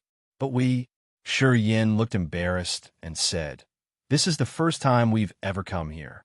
We made a wrong turn, so we're lost now. Our precursors didn't know this yet. We're really upset. We don't know where we are now. Is the Dragon Lizard Clan you've mentioned near here?" Audrey appraised Yin for his witty reaction. She cooperated by pulling a sad face. The cold visage disappeared. She sighed as if she was afraid that her precursors would punish them. The three members of the Heavenly Eye clan exchanged looks and smiled. Masha, the only woman in that group of three, beamed at the others. Yes, this area is the Dragon Lizard clan's territory. Precursor Dragon Lizard, the second generation of the Dragon Lizard clan, is having a meal. The asteroid current over there is his food. While he's eating, he will take in the surrounding asteroids to increase his power. After that, Dragon Lizard will stay awake for a course of time. The members of the third generation of the Dragon Lizard clan will have a festival to celebrate the Dragon Lizard waking up. They will sell a lot of precious treasures. We're going there to see if we can find the cultivating materials we need. Listening to Masha, Yin and Audrey were touched. They could never imagine that the second generation of the Dragon Lizard clan would consider the outer space rocks as food. What is that man? Is he an absolute beginning creature? Is that Dragon Lizard a creature from the absolute beginning era? Asked Audrey, her voice strange. Evelyn's looked at the strangely. He rubbed his chin then asked, "You guys are from Desolate Territory?" Desolate Territory? Audrey was surprised. She felt as she was lost in the mist. She couldn't grasp Evelyn's idea. Evelyn's was more surprised. Your precursors didn't tell you anything about this place? You have no basic knowledge about the sea domain of nihility at all? Audrey didn't change her countenance. She still wore the cold face as she snorted. As soon as we got here, those fogies got inside the asteroid and cultivated. They said that when we got to the place, they would explain to us. They had only shown us the direction to go. Such a bunch of irresponsible old men. She stomped and cracked the rock surface. She looked so outraged. The three members of the Heavenly Eye clan changed their countenances. They were more fearful of the fogies Audrey had mentioned. It meant that there wasn't only one expert hiding inside the asteroid. Also, since Audrey didn't sound respectful when she talked about them, Audrey must be their favorite student. Oh, I see. Evelyn's was astounded. Seeing them approaching, he had an idea.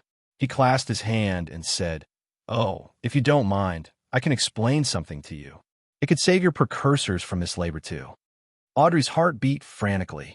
Of course, she wanted a lot. Still, while wearing a cold and faint visage, she nodded and said casually, "Then I have to thank you." "Don't be too polite." Evelyn smiled and then began explaining. Normally, there are three kinds of creatures living around the sea domain of nihility. The first kind is the ones like the Dragon Lizard clan whose first-generation ancestor was the absolute beginning creature, called Lizard.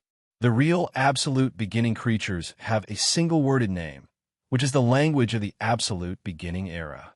Lizard's second generation has a two-word name, which is the Dragon Lizard. After the Dragon Lizard, it's the Dragon Lizard clan. They are the later generations of Lizard, the absolute beginning creature. This is the first kind of creature in the world. The second kind is the one like us, the members of the Heavenly Eye clan. Our ancestors weren't the absolute beginning creatures. They were high-level living beings created after the absolute beginning era. Of course, it's possible that our blood has the vestiges of absolute beginning creatures, more or less. But it's not really important. We're the new living beings of the new era. About the third kind, Evelyn's paused for a while and grinned oddly. It's you guys. You're the living beings that the absolute beginning creatures have created.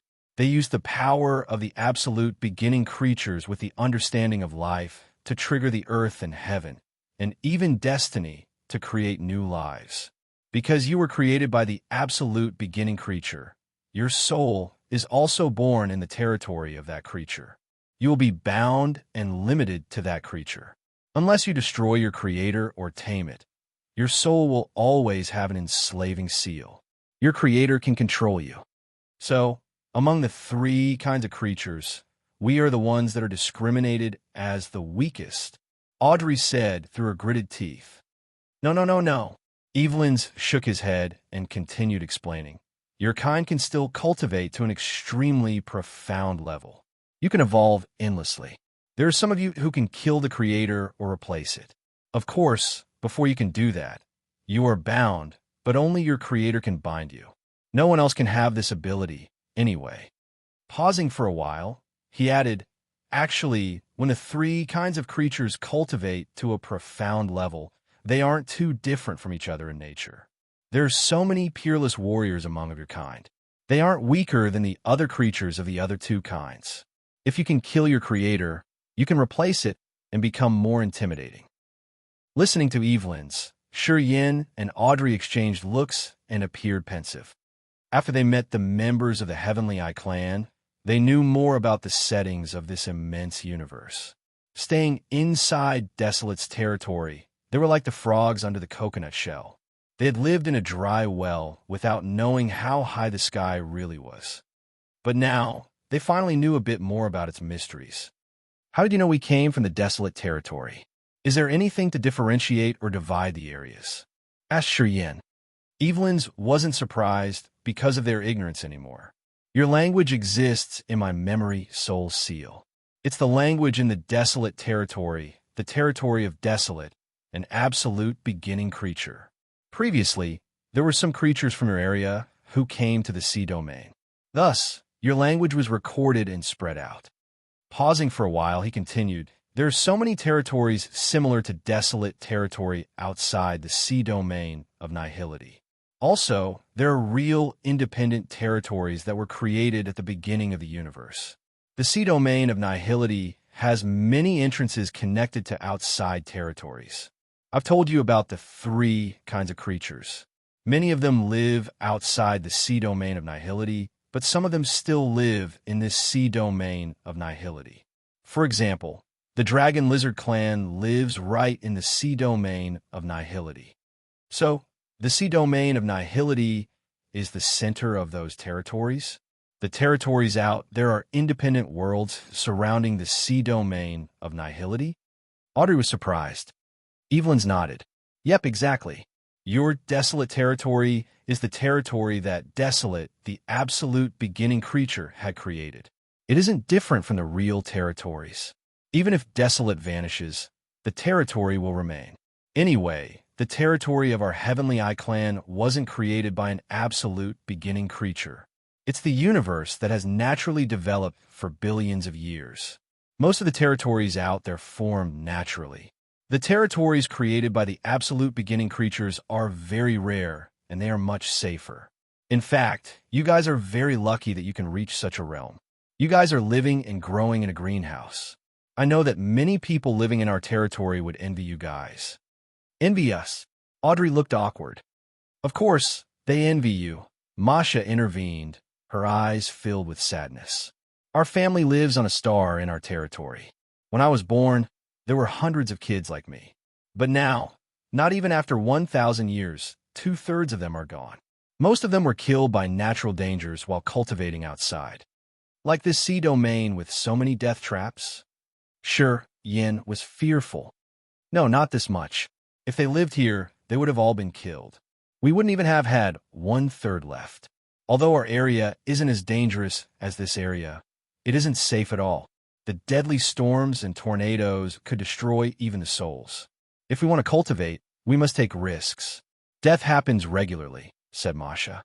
The areas outside this sea domain of nihility are mostly like our Heavenly Eye clan's territory. Dangers lie everywhere.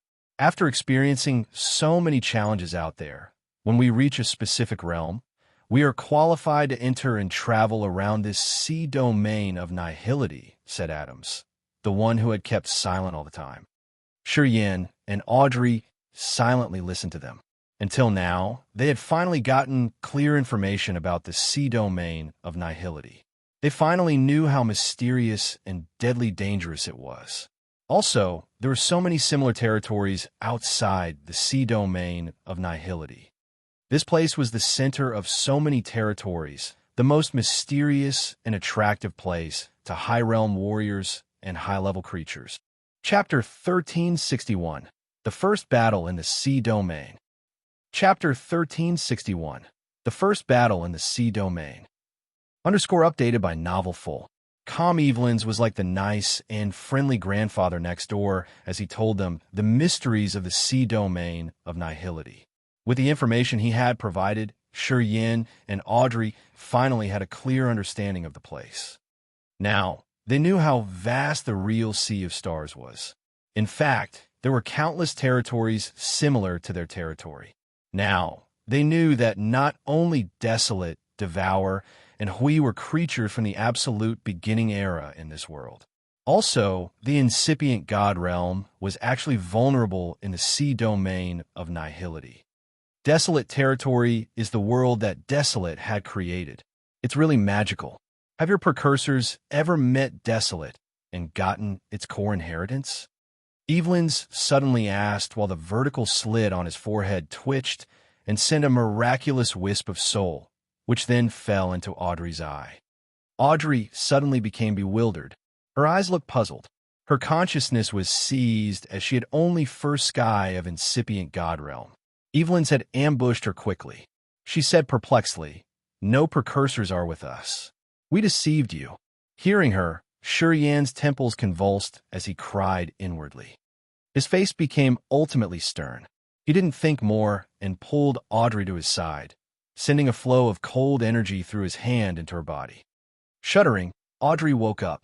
Her beautiful face turned frosty, her eyes coldly piercing. Yin cursed himself for being careless under his breath. He had underestimated the cunning feature of the others. Evelyn's had shown his smiling face all the time and explained to them everything they had asked. His nice and friendly attitude had reduced Yan's and Audrey's vigilance.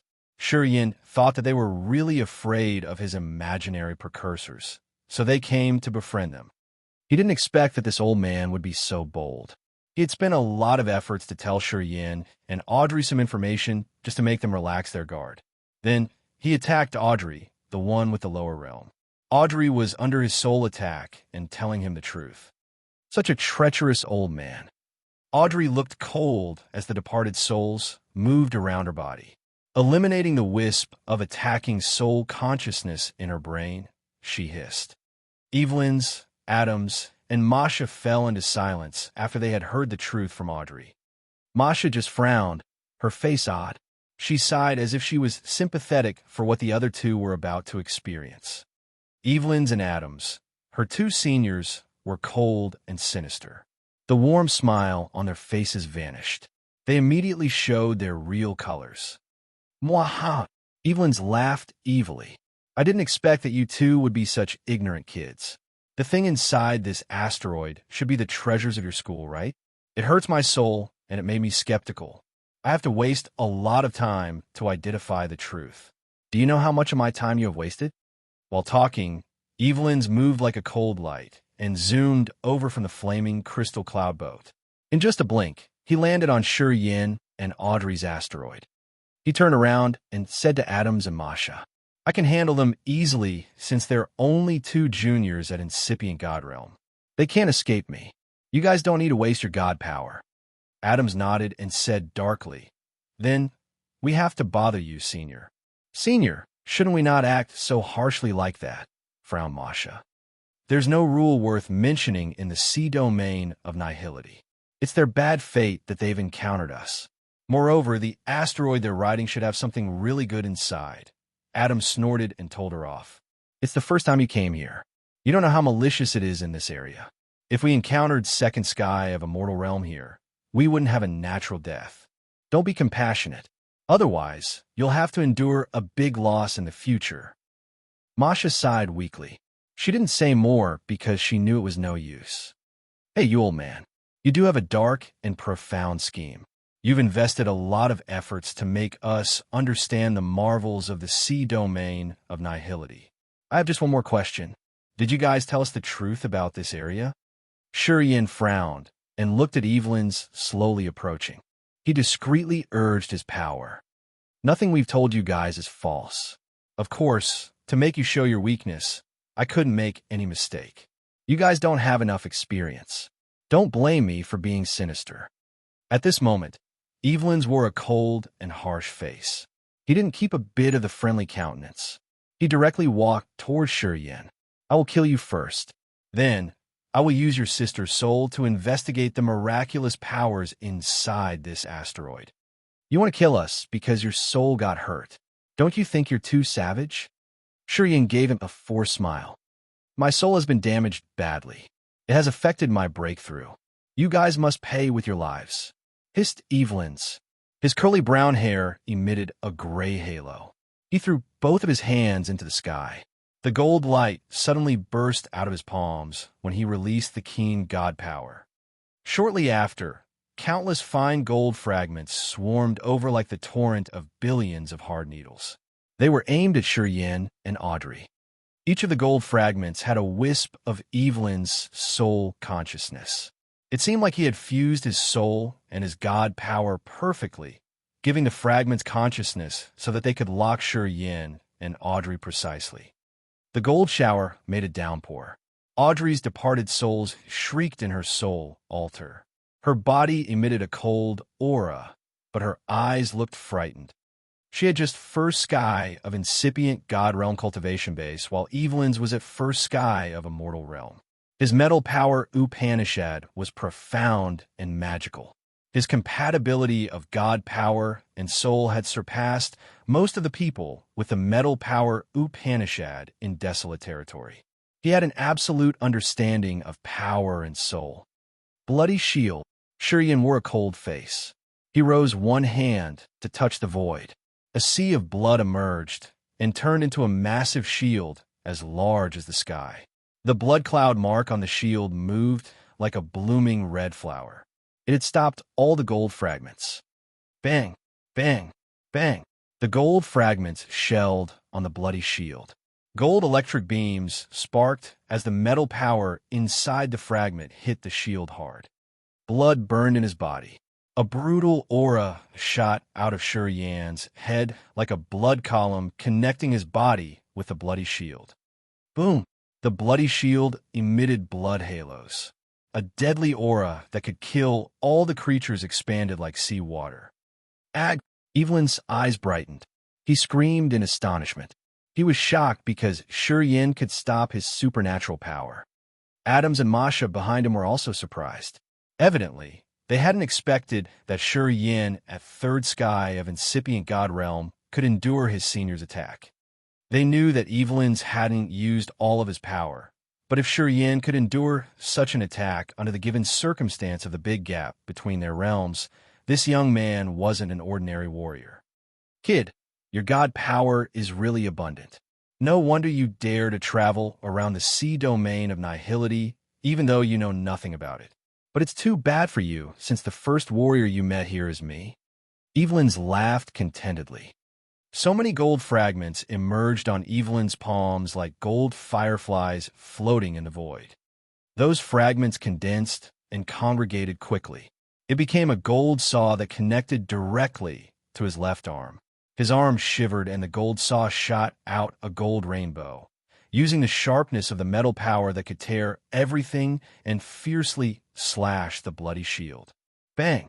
Millions of gold fragments sparked on the surface of the bloody shield. A dent appeared on the shield, and the halo of many blood clouds dimmed out. Crack! Crack! Crack!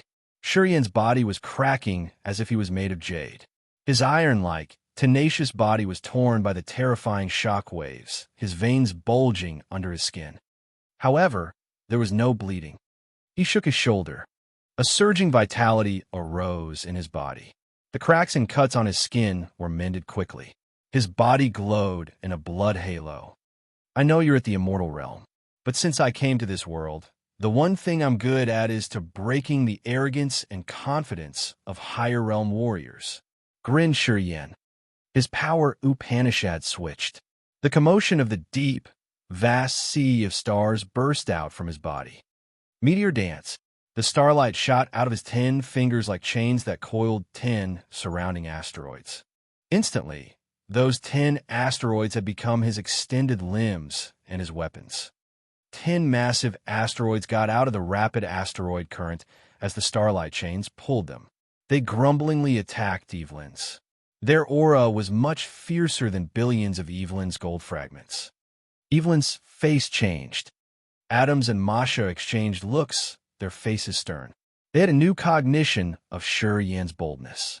Now, they felt regretful because Evelyn's was so hasty. He shouldn't have made it so serious that they couldn't handle it. Audrey had good sense. She quietly retreated to Shuriyen's back and released her departed souls, her special power, Upanishad. She used the souls to lock Evelyn's commotion to prevent him from using the soul power to attack Shuriyen's consciousness. Typically, the high-real warriors would have their soul consciousness be one level higher than the low-realm warriors.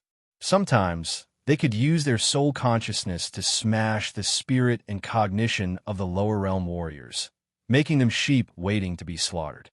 When Audrey got ambushed, Shuriyen had saved her. Otherwise, she would still be puzzled now. Thus, she was afraid that Shuriyen would be ambushed in the same way.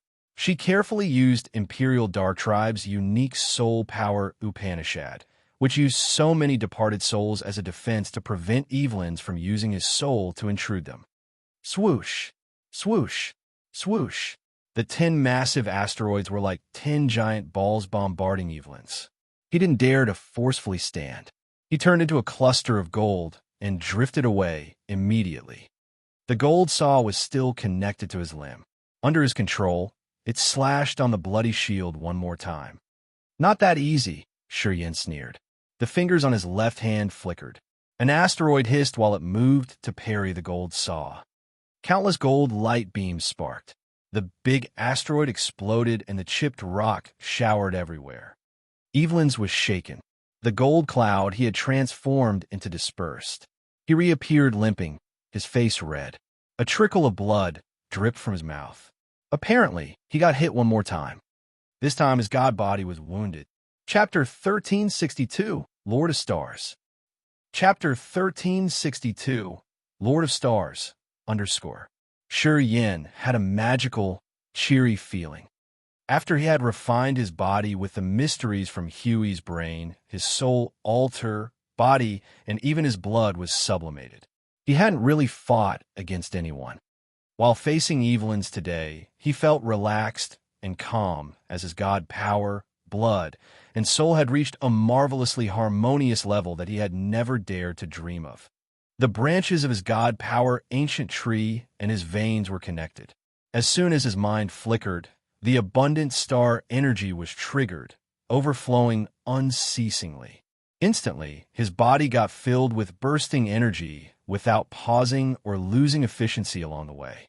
With just a beam of god power, he could maximize his power to the max. It had never happened like this before. Previously, when the god power in his lower abdomen was triggered, it would move through his veins before he could use it. During this process, there would be some delay and energy would be wasted along the way. He wouldn't be able to use all of the desired energy. Shuriyen focused on exploring his soul altar. His sea of consciousness, which was the lowest level, was now an immensely vast ocean. Innumerable beams of soul consciousness weren't misty or smoky anymore. Now they were materialized into the liquid form of energy like real water. It was a dark sea with murmuring seawater where a core power that could nurture the soul was filled. The aura of this sea was even more formidable than the god power ancient tree. The sea of consciousness had become a real sea with immense, dark seawater that realized the dark steam. The thick, dark steam arose and nurtured the tier of power Upanishads, heaven flames, incipient extent, the host's soul, and the co-soul. It was like an eternal source of energy supplied to his soul altar. His eyes shot out of a divine light. Concentrating harder, he found that the energies in his sea of consciousness and the god power ancient tree were completely different. It was like two sides of a coin. Yin was astounded, though. The god power ancient tree was dazzling like a massive diamond. The sea of consciousness was as dark as ink. It didn't reflect any light, but it murmured constantly. Once a wisp of soul consciousness flew out of the sea, it immediately turned transparent with the intimidating power. He suddenly had a feeling that his sea of consciousness was healing his soul altar and transforming it. Also, he had barely understood anything about the new energy, the dark energy in his sea of consciousness. At this moment, he had made up his mind. While he was in the sea domain, he had to decode this mysterious and yet wonderful energy. He had to get a good grasp of it. Rumble, rumble, rumble. Although his mind changed constantly, the asteroids connecting to his 10 fingers had never paused. The starlight chains connected the asteroid and continued to bombard Evelyn's crazily. Evelyn's gathered the energy of his metal power, Upanishad. The gold saws flew out of his body and moved like rainbows, attacking Yin. The massive asteroids gradually exploded with sparks and rocks. They had even rumbled an asteroid current. Whenever an asteroid exploded, Evelyn's was shaken hard. He felt the bones in his entire body get hammered. His face reddened. Until the last asteroid exploded, Evelyn's red face paled. His eyes became dark and sinister. The currents of energy in his body moved chaotically. Around 10 gold saws hovered above his head. The teeth of the saws were thick like open mouths of monsters. His resentful eyes gazed at Yin as he roared like a wild beast. The lid of his third eye shivered. A strong energy fluctuation came as if it was about to open. From the bottom of his heart, Yin had an extremely dangerous feeling. With a grave face, he discreetly urged his power. The pure star energy moved through his veins like a rapid stream. Instantly, his blood chi became full and his life magnetic field was reaching another realm. Then, he transformed into his fighting form, as if he was facing his archenemy.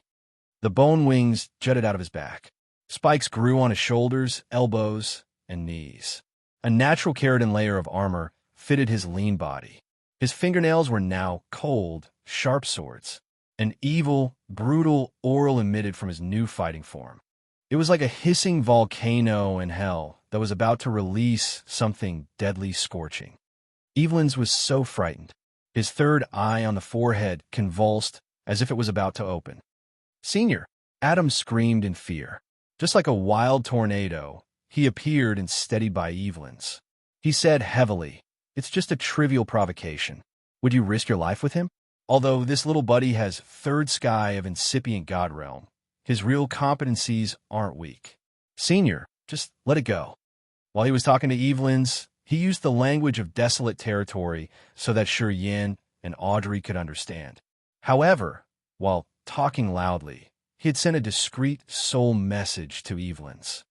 This kid's blood isn't ordinary. He can activate the power of his blood to transform. I'm afraid that he's not easy to deal with. Senior, your soul and body are wounded. It's not easy to win single-handedly. Let's pretend to not get a hold to it. You and I will join hands and find the right opportunity to hit him and kill him instantly. Adams was using his soul to talk to Evelyn's. As Evelyn's was listening to Adam's secret message, his third eye didn't open. He looked as if he was considering Adam's suggestion. Not far from them, Masha sighed weakly. She knew that Adams was even more extreme than Evelyn's, and that man was filled with evil thoughts. When she saw that Adams didn't use the language of the Heavenly Eye clan to tell Evelyn's to retreat, she figured out their plan immediately. She understood that Adams now had another plan.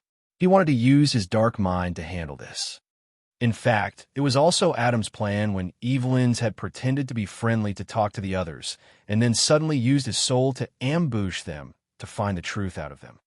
In this group of three, Adams was the most cunning one. He was their insidious strategist. Masha understood their ideas. She covered her mouth, her face disbelieving. She thought that with Adams talking and Evelyn's nodding begrudgingly, she believed that Shi Yin would stop fighting. Anyway, Adams was at the immortal realm, and she herself was at third sky of incipient god realm. If they had good sense, they would know that they shouldn't attack furthermore. However, right at this moment, when Evelyn's nodded begrudgingly and retreated his gold saws, that wild, young man grinned fiendishly and dashed forward. Masha discolored in fear. Audrey didn't know the reason. Her beautiful eyes looked puzzled. She didn't know why Shi Yin still wanted to fight when her side apparently ceased to fight. Who do you think you are? You think you can kill, and when you can't do that, you want to retreat? It's not that easy. 10 starlight beams gathered into one. Shi Yin abruptly disappeared into the starlight. The brilliant starlight band drifted toward Evelyn's and Adams like a magnificent ribbon. The starlight bands moved beautifully. A strong life energy surged like the giant wave. After that fierce life energy, a cold, death intent emerged and swept around. At the same time, dozens of giant space blades that were floating freely near them were attracted by the starlight. Moving with a long tail, they slashed toward the others forcefully. Inside, the turbulent asteroid current, the space blades moving through the gaps between the asteroids were the most furious and dangerous things. Masha had seen the space blades slashing the giant floating rocks into powder. She believed that Evelyn's and Adams would perish when the space blade lacerated them. "Kid, you're crazy." Adams changed his visage. Shi Yin attacked forcefully, ruining their plan before they could carry it out. At this moment, to show that he cooperated, Evelyn's had retrieved his metal power. When he saw the torrential starlight torrent coming with formidable space blades, his scalp felt numb. They didn't take Shi Yan's characteristics into account, and he had underestimated Shi Yan's intimidating and brutal ways. They were going to receive a big loss this time. Space drill. The sharp space sabers were hundreds of meters long. They came magnificently and were deadly. The sharp sabers glided through the void and sizzled. The asteroids along their way were smashed instantly. The space sabers pressed down like a keen drill from the sky. Adams and Evelyn's were shaken hard. They didn't have time to consider the situation. They immediately urged their power to the acme. They had to move swiftly like lightning bolts in between the asteroids. They didn't dare to stop for even a moment. "Mwahaha! All of you should pay a big price." Shi Yin grinned fiendishly. The asteroids around Evelyn's and Adams seemed to be activated quickly. They deviated while shooting forward. Grumblingly, they barged into the two of them. While they weren't alerted, many asteroids had hit them hard. They coughed up blood and looked extremely helter-skelter. Those asteroids were like 1,000-meter-high mountains that were as heavy as the immortal island. As Shi Yan's star energy had connected to them and was controlling them with his god power, they became his lethal weapons. In this vast sea of stars, Shi Yan's star power Upanishad was an abnormal power. Innumerable asteroids in this place could become his weapons. Fighting against him here was just like seeking death. Even though Adams and Evelyn's had higher realms, Shi Yin had the right timing and condition here. He could hurt them hard. "Seniors!" Masha screamed, piercingly. The flaming crystal cloud boat she was riding changed its route. Fire clouds emitted from the flaming crystal. Their asteroid turned into a starlight band and shot toward Adams and Evelyn's. The two of them had blood all over their faces. At this moment, their souls were shaken hard. They had given up the thought of taking revenge. They immediately hopped on the flaming crystal. Adams urged, "Go. Leave this place immediately. It's so unfortunate. What kind of monster did we encounter?" Evelyn's put on a dark and harsh face, looking at Shi Yin sinisterly. "Wait until my soul and god body recover. I will come to take your life. You've bullied us intolerably. He's a harsh bully. Don't talk like that. Oh, he's chasing after us. Gosh, he wants to hunt us down." Masha screamed, her face pale and cold. Inside the torrential asteroid flow, Shi Yin was like a brilliant comet that flew toward them at breakneck speed. The asteroids in his way had proactively made way for him, as if he was the lord of the galaxy who could control the stars and the asteroids. He was born as the Lord of Stars. Chapter 1363, A Bad Hand Destroys the Flower. Chapter 1363, A Bad Hand Destroys the Flower, _ Evelyn's and Adam's looked back. Their faces changed as they were filled with terrible regrets. Yin zoomed over through the chaotic asteroid current.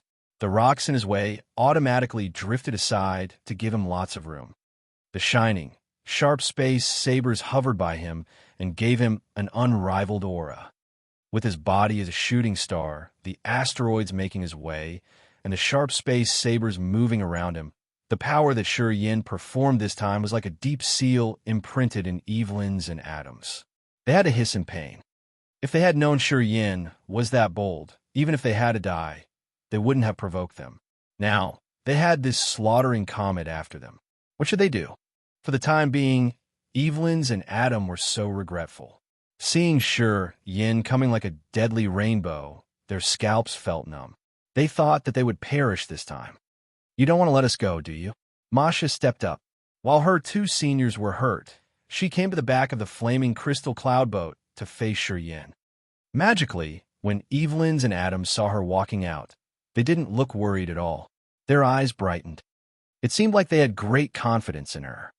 What? Yin squinted, his pores open. Instinctively, he smelled danger. He coldly looked at the heavenly eye woman and scanned her body. If your seniors didn't want to kill us, I wouldn't be hunting them down. When your seniors attacked me, I didn't see you prevent them. What is it good for now? A shining, thin space saber radiated a dazzling light, which had the death intent domain that could swallow all kinds of creatures. Just like a demon from hell, it snatched over the flaming crystal cloud boat. After reaching third sky of incipient god realm, he could combine the space, star, death, and life power Upanishads easily whenever his thoughts changed. It seemed like he could create a new supernatural ability easily.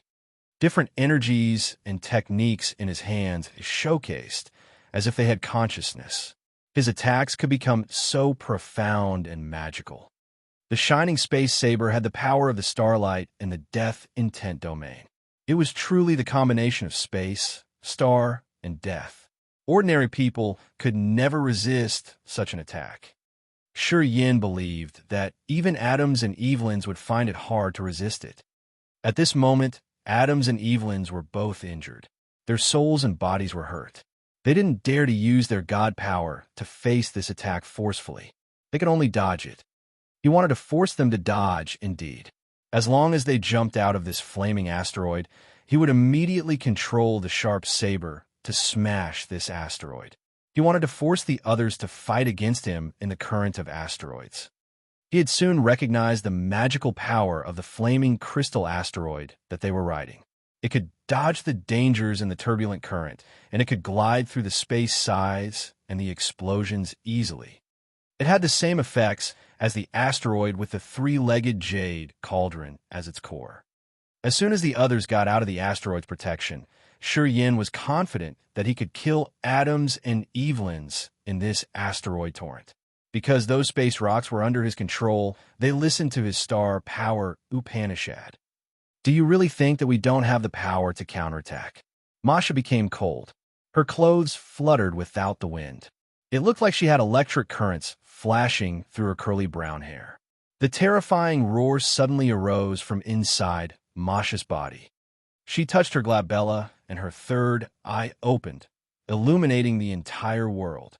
The beautiful purple light immediately shrouded the area in front of her. In that violet light, a beast with a dragon head and a lion's body that was as imposing as a grand mountain emerged. It roared at Yin angrily. Boom!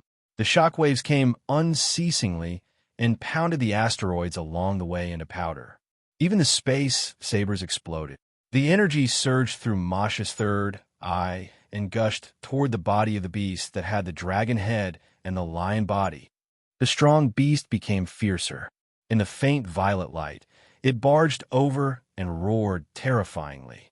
Its sharp claws pulled and exploded everything in its way. It angrily roared and threw its mountain-like claw at Shi Yan's head. The cold light that had an extremely keen power sparkled on the beast's claws. This strike could smash Shi Yan's bones within a second and turn him into a pulp of flesh like those asteroids. The beast with the dragon head and a lion body was the holy mascot of Masha's family. She had to use her third eye to summon and use her own energy to activate it. The third eye of the Heavenly Eye clan had a special ability to summon the beast to help the master in fighting. Legends of the Heavenly Eye clan said that their third eye could connect to various kinds of animals, and it could generate a unique power Upanishad. It was their core power, but once the third eye was activated, the side effects would hurt the user severely. However, the energy it could release was extremely formidable. The beast Masha had summoned with her third eye was the holy mascot of her family. When it got her blood chi and energy, it was so powerful that Adams and Evelyn's couldn't counter it. It was also because of the supernatural power of Masha's third eye that Adams and Evelyn's had brought her with them when she had only third sky of incipient god realm. However, Adams and Evelyn's understood that whenever she used the power of the third eye, no matter what happened, she would get poorly hurt. The energy she pumped to the beast couldn't recover quickly. Thus, when she opened her third eye, the two of them made up their mind. They had to kill Shi Yan at any cost. Rumble, rumble, rumble. The brutal beast had crushed all the asteroids in its way. Its roaring also pressed the sharp space sabers and exploded them. Its ferocious power was released and locked Shi Yan in its tracks. It was storming toward him furiously.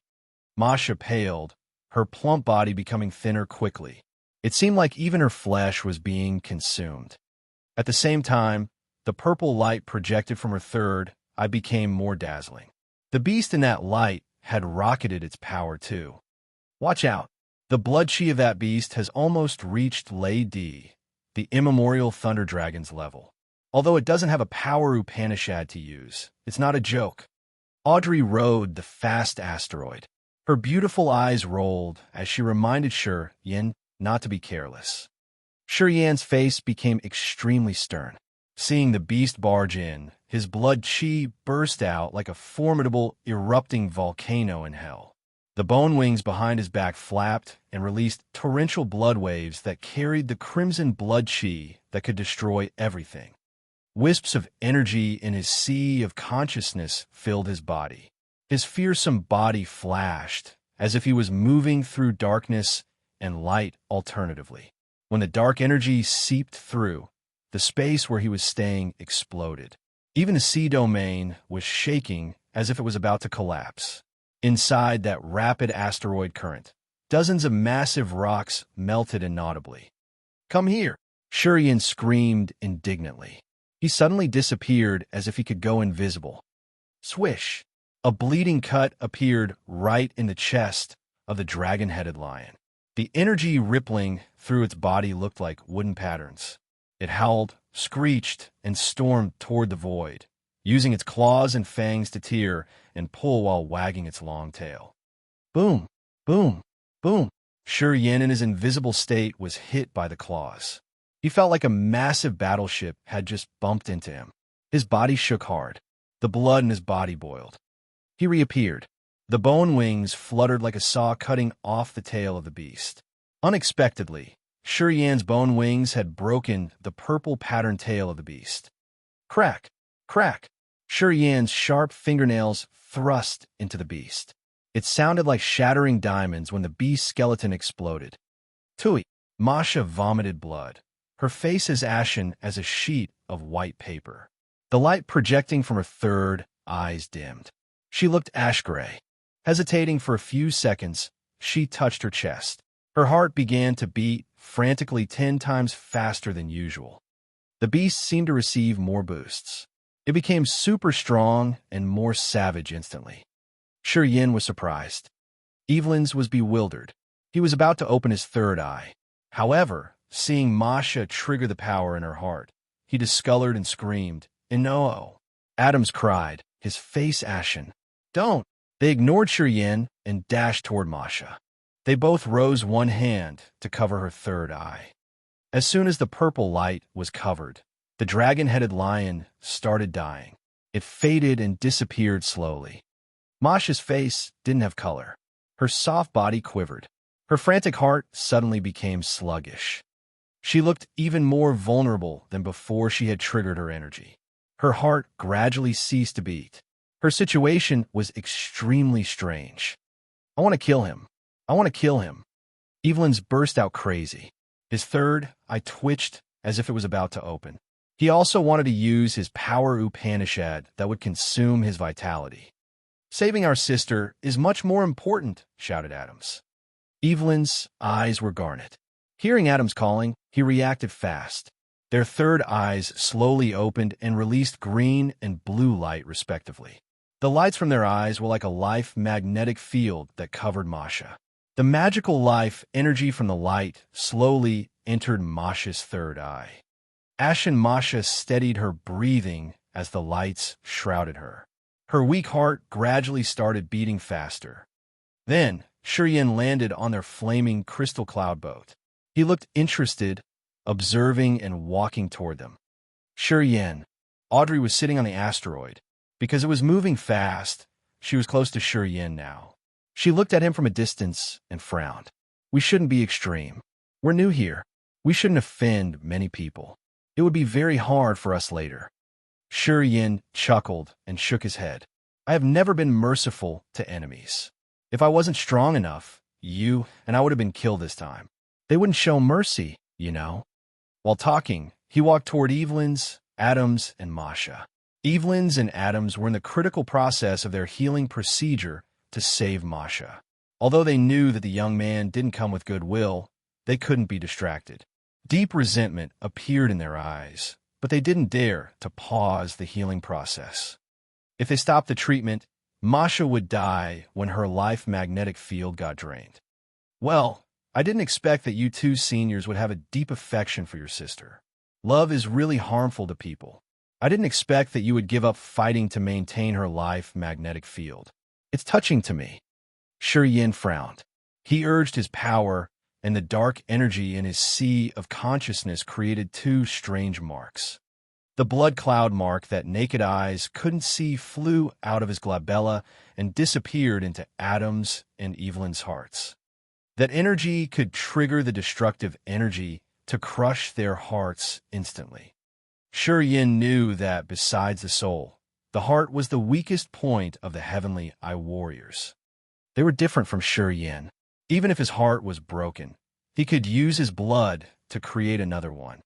When the marks entered Adams and Evelyn's, it meant that Yin had controlled their lives now.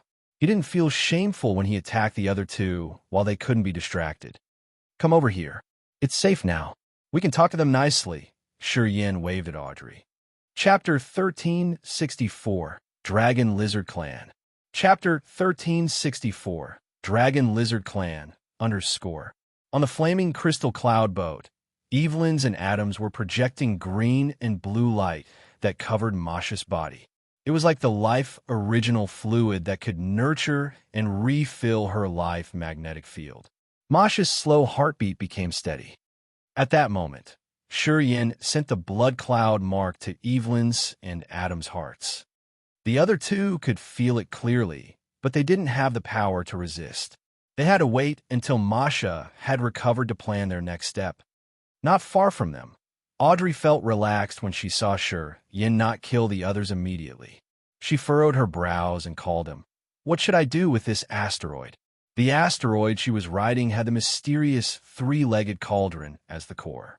The massive cauldron had so many symbols, which was the language of the absolute beginning era and carried endless mysteries. Audrey and Yin wanted to decode the language and the magical power of the cauldron so they couldn't let the cauldron drift away from their sight. Hearing her, Yin was bewildered for a while. Then he said, "Oh, it's simple." He then sent a surging starlight band to chain the flaming asteroid. The flaming crystal cloud boat was pulled, and it hissed all the way toward Audrey. Adams, Evelyn's, and Masha, the owners of the cloud boat, couldn't get distracted to do anything else. They could only stare at Yin using his god power to deviate them. Boom!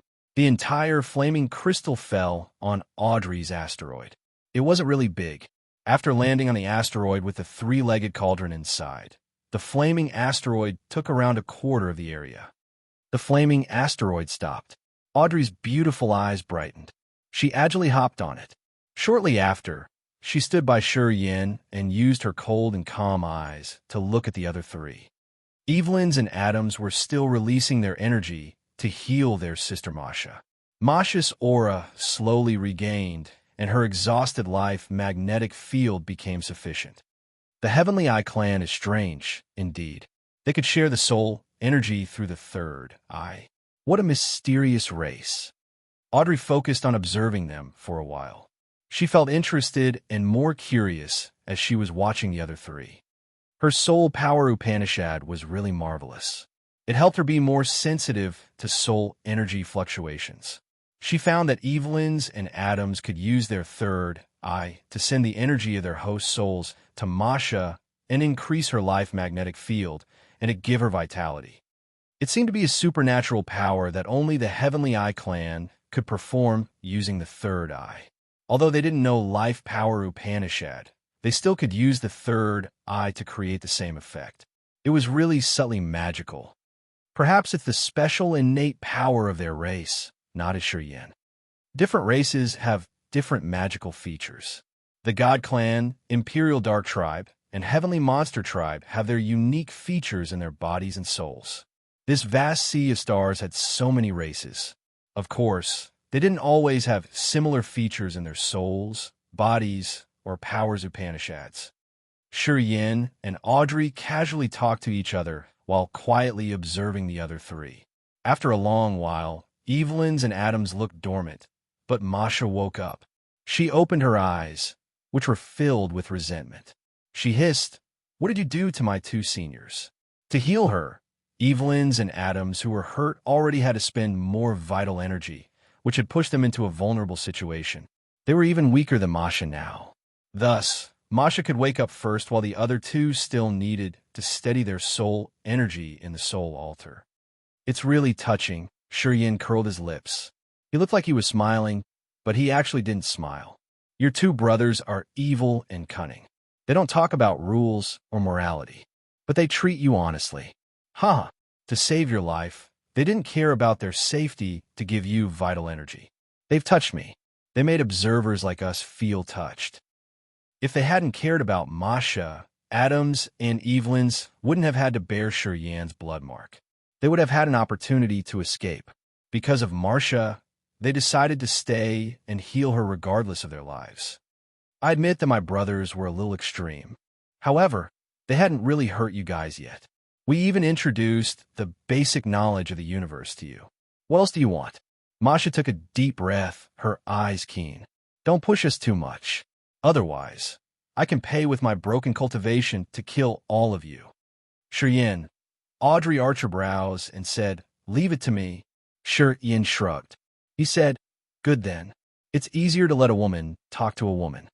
Your two seniors had risked their lives to save yours. I wonder if you care about theirs too?" Audrey asked, her cold face arrogant. "Now, your brothers' lives are in our hands. If we want, we can kill them instantly." Masha discolored and gritted her teeth. She shot a malicious look to Audrey. Audrey didn't change her complexion as she spoke faintly. "Actually, we won't hunt you down to the last one. We need your knowledge. As long as you cooperate by giving a thorough explanation as required by us, I'm sure you can survive well." She turned around and confirmed with Yin, right? Shrugging, Yin said relaxedly, "You're right." Audrey was the princess of Imperial Dark Tribe, and she used to work with Yin when they were on Desolate. Before he had shown his power, Audrey was the leader of the group of the outstanding warriors from many star areas. Yin didn't doubt her wisdom and keen eyes. He knew she would try her best for them. If he wanted to kill them, he would have done so already. What he wanted was what Audrey was carrying out. They needed more information about the vast sea of stars. In the best case, they wanted to know the direction to return to Desolate territory. If they knew the mysteries of this place, They could make their plan and journey easily. Apparently, Audrey knew what they lacked the most at this moment. She acted at a normal pace, her face indifferent. Killing you guys will bring nothing to us. We need your cooperation.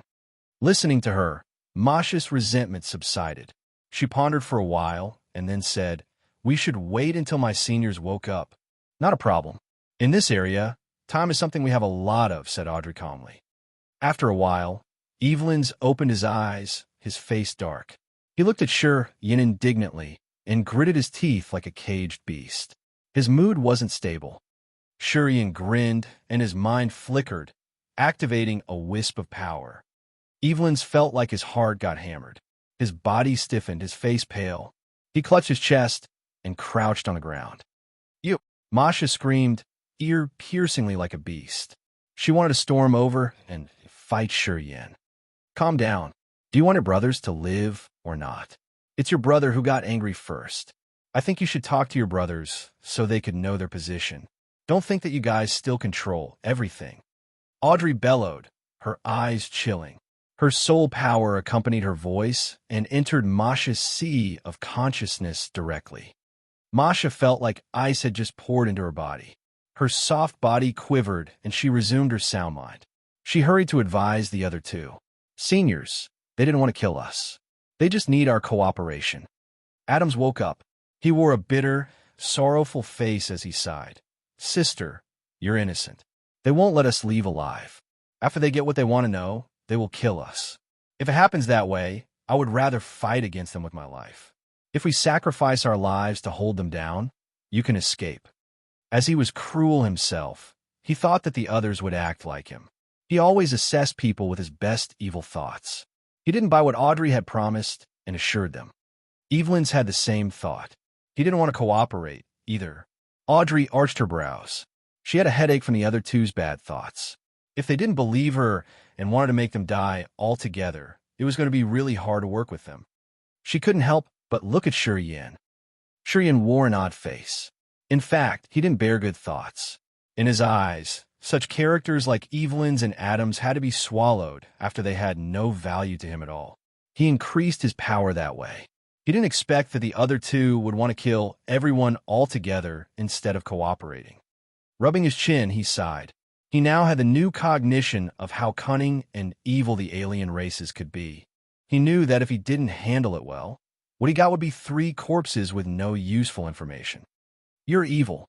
He snorted, and his mind changed as he retrieved the marks planted in Evelyn's and Adam's hearts. Then he said, "You're free now. Even if we fight again, it will be pretty tough for us to kill you all. Yeah, I think you know we're not the squishy persimmon that you can squeeze as you please." For big goals, he could let things go when he should. It was the fundamental characteristic of the ones who could scheme big things. Audrey's eyes brightened. She couldn't hide her compliments for him. She nodded and smiled at him before turning to the others. "Can we talk now?" "I'm afraid not." Masha was startled. She looked at the halo that suddenly emitted from a ring on her wrist and said, "The members of the Dragon Lizard clan are right in front of us.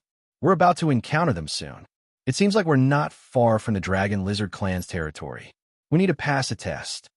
"Are you kidding?" Yin put on the cold face. Although Evelyn's and Adams were freed, they didn't give Yin good face. They stood up by Masha and were ready to fight in any minute. "I just found a situation. I didn't mean it. After the test, we will discuss again," Masha said with a cold face, and then she turned tender. She said, "Seniors, leave it to me. Don't be too impulsive. If you had listened to me, you wouldn't have been wounded badly like this." Adams and Evelyn's hesitated for a while and sighed inwardly. Eventually, they nodded. Chapter 1365, An Absolute Beginning Weapon? Chapter 1365, An Absolute Beginning Weapon, _ A white war chariot made of beast bones emerged in the asteroid current ahead and carried around 10 aliens. They were holding long spears and standing upright. Those aliens had gray-brown skin with a humped back. They had sharp horns on their heads while their bodies dragged a long tail. This long tail was as rigid as iron or steel with a lot of bizarre patterns. They were around 3 meters tall, their appearance fearsome. They had large hands with hook-like fingers. The auras shooting from their bodies were abundant and ferocious.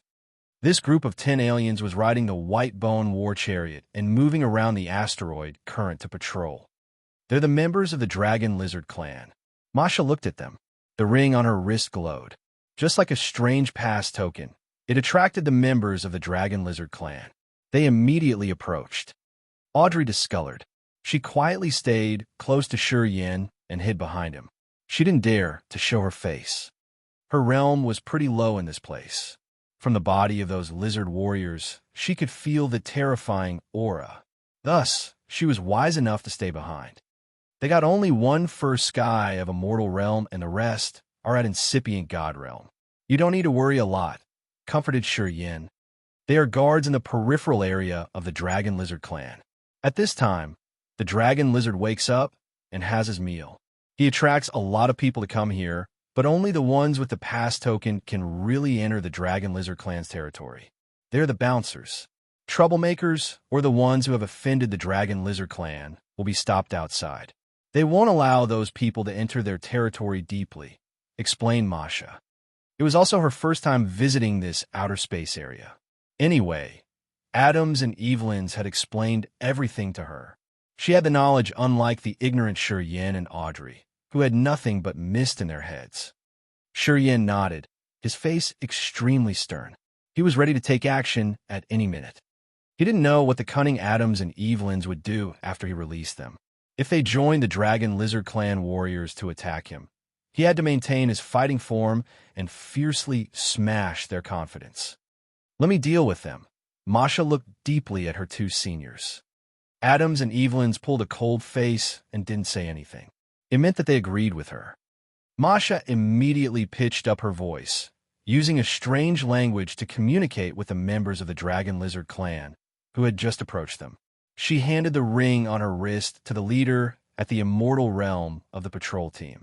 That man had ferocious eyes with a murderous aura. He received the pass token and checked it personally. After that, his countenance became more friendly. He pointed at Audrey and Shi Yin, the ones who apparently didn't belong to Masha's clan, as if he was asking about their identities. Masha had prepared an excuse, so she told him fluently.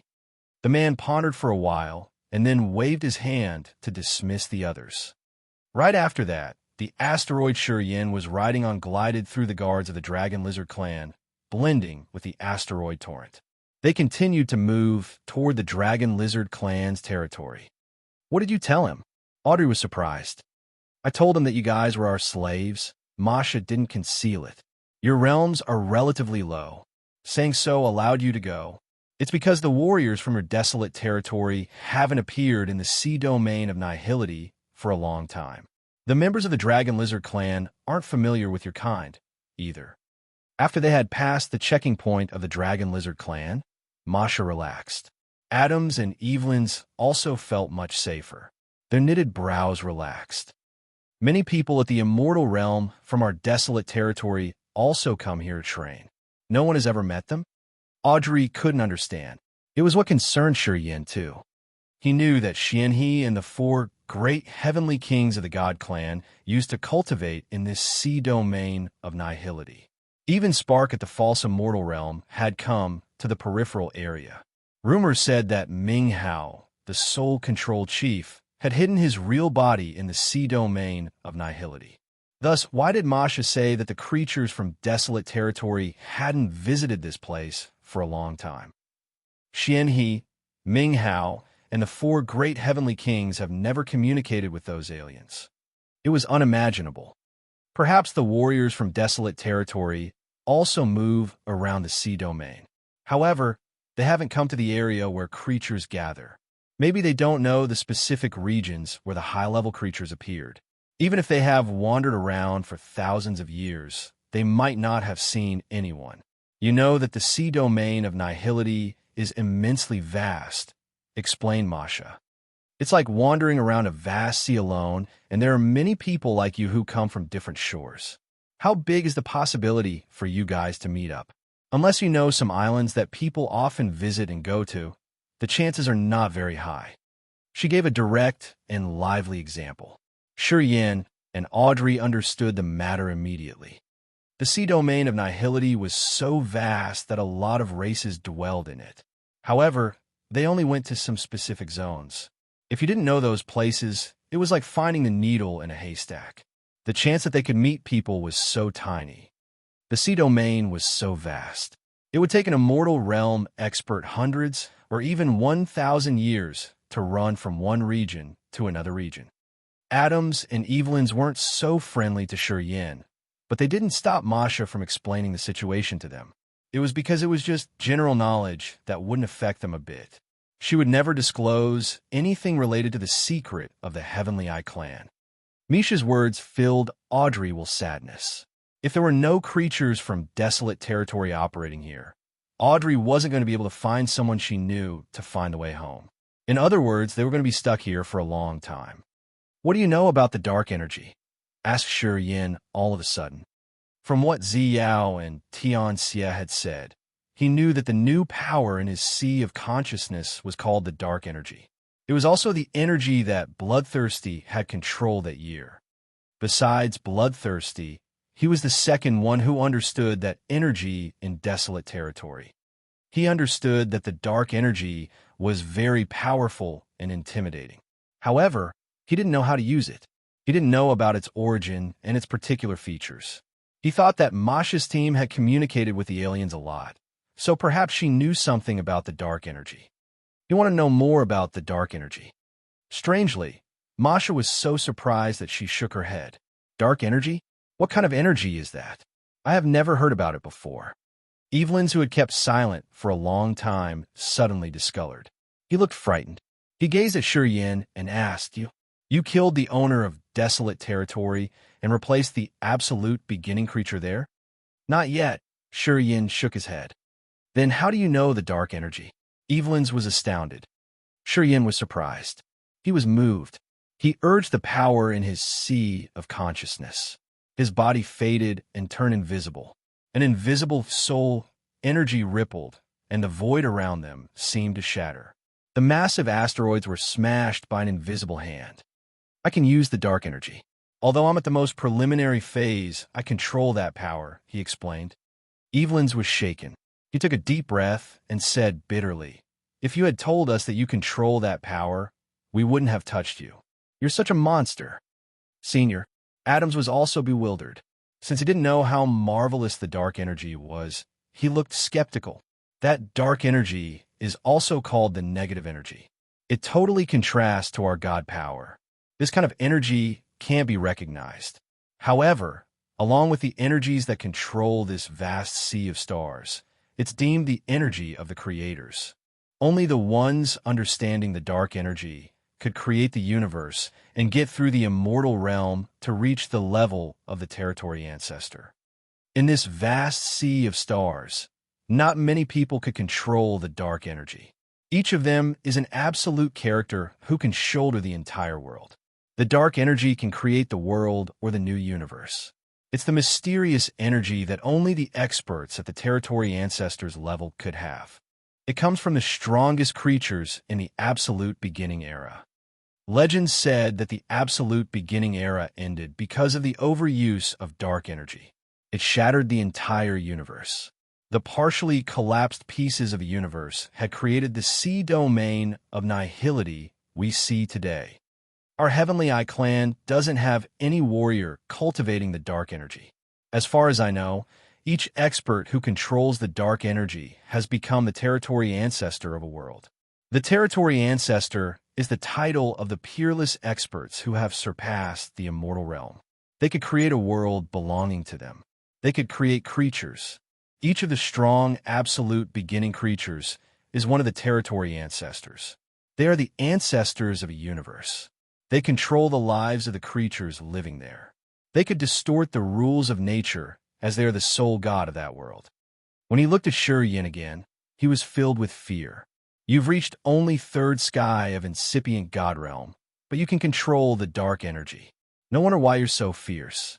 It means that after you've reached the immortal realm, you will become more domineering. Also, it's possible that you can become a new territory ancestor. You can create your own world with unique creatures. What he said had shaken the others. Adams and Masha were also frightened. When they looked at Yin, they didn't keep their usual complexion. The precursor from the second generation of the Dragon Lizard clan, the one called Dragon Lizard, can pull the current of asteroids while eating. Does he know the dark energy? Asked Yin strangely. No. Evelyn shook his head. His realm and power are approaching the territory ancestors level. Unfortunately, he hasn't mastered the dark energy yet, so he can't create a whole new world. He can't be deemed the new territory ancestor. Anyway, he's a peerless warrior, indeed. He's very famous in the sea domain of nihility.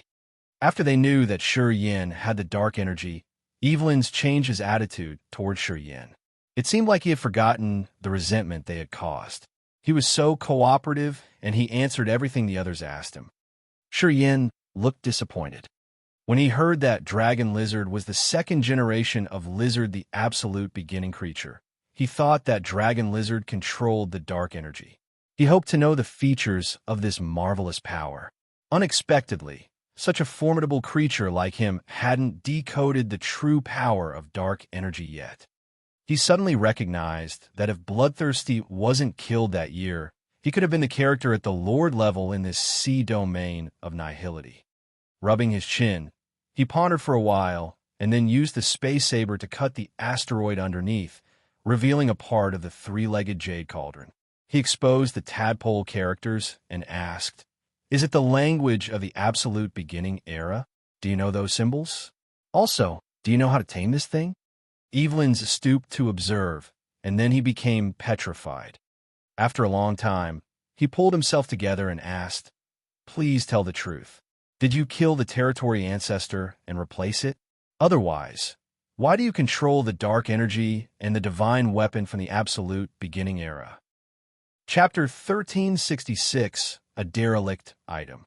Chapter 1366, A Derelict Item. Underscore an absolute beginning divine weapon. Yin let out a low shout as he was surprised. He looked at the cauldron underneath and said, "Is this really a weapon from the absolute beginning era? Are you sure?" Evelyn's had an awkward expression. "Although I don't know absolute beginning characters, I used to see them before. They are real absolute beginning characters. I'm not making a mistake. Since you know the dark energy, you must have contacted the absolute beginning creature. Why don't you know the absolute beginning era's characters?" He found that it was so inexplicable. More than Yin. "So you don't know how to tame it?" Yin looked disappointed. The truth about the greatness of dark energy and the divine weapons from the absolute beginning era is shared between a very small group of people. I haven't reached such a high realm yet." Evelyn's showed his admiration. "At your realm, you quickly understood the dark energy. You will definitely become an existence at the territory ancestor level. I beg for your mercy. Please forgive us for we have offended you." He looked really honest. Adams and Mash were bewildered. They could react timely. They immediately bowed and tried to look humble.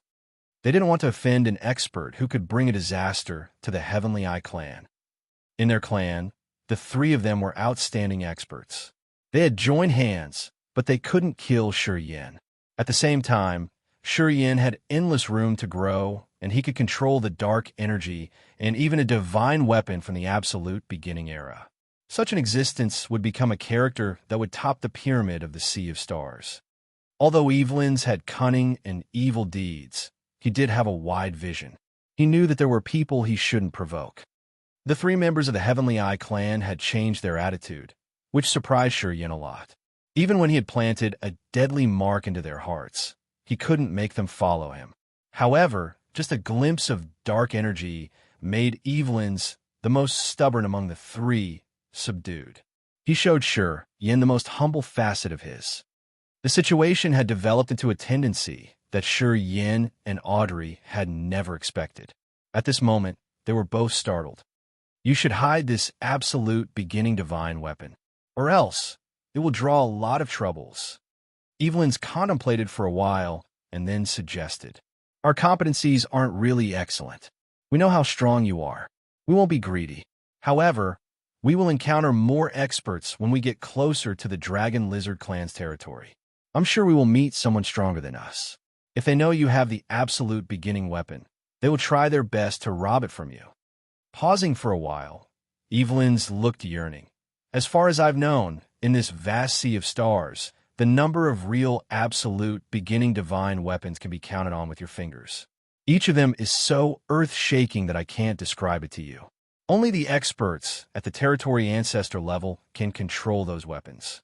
They won't be afraid that someone can snatch it, and only they can maximize the real power of those weapons. The absolute beginning divine weapons are extreme weapons of the absolute beginning era. Some say that the absolute beginning creatures had forged them, and some say that they were born naturally at the beginning of the universe. They are super powerful and supernatural. They could promote the warriors to the ultimate level. Listening to Evelyn's, Yin and Audrey exchanged looks. They all looked moved.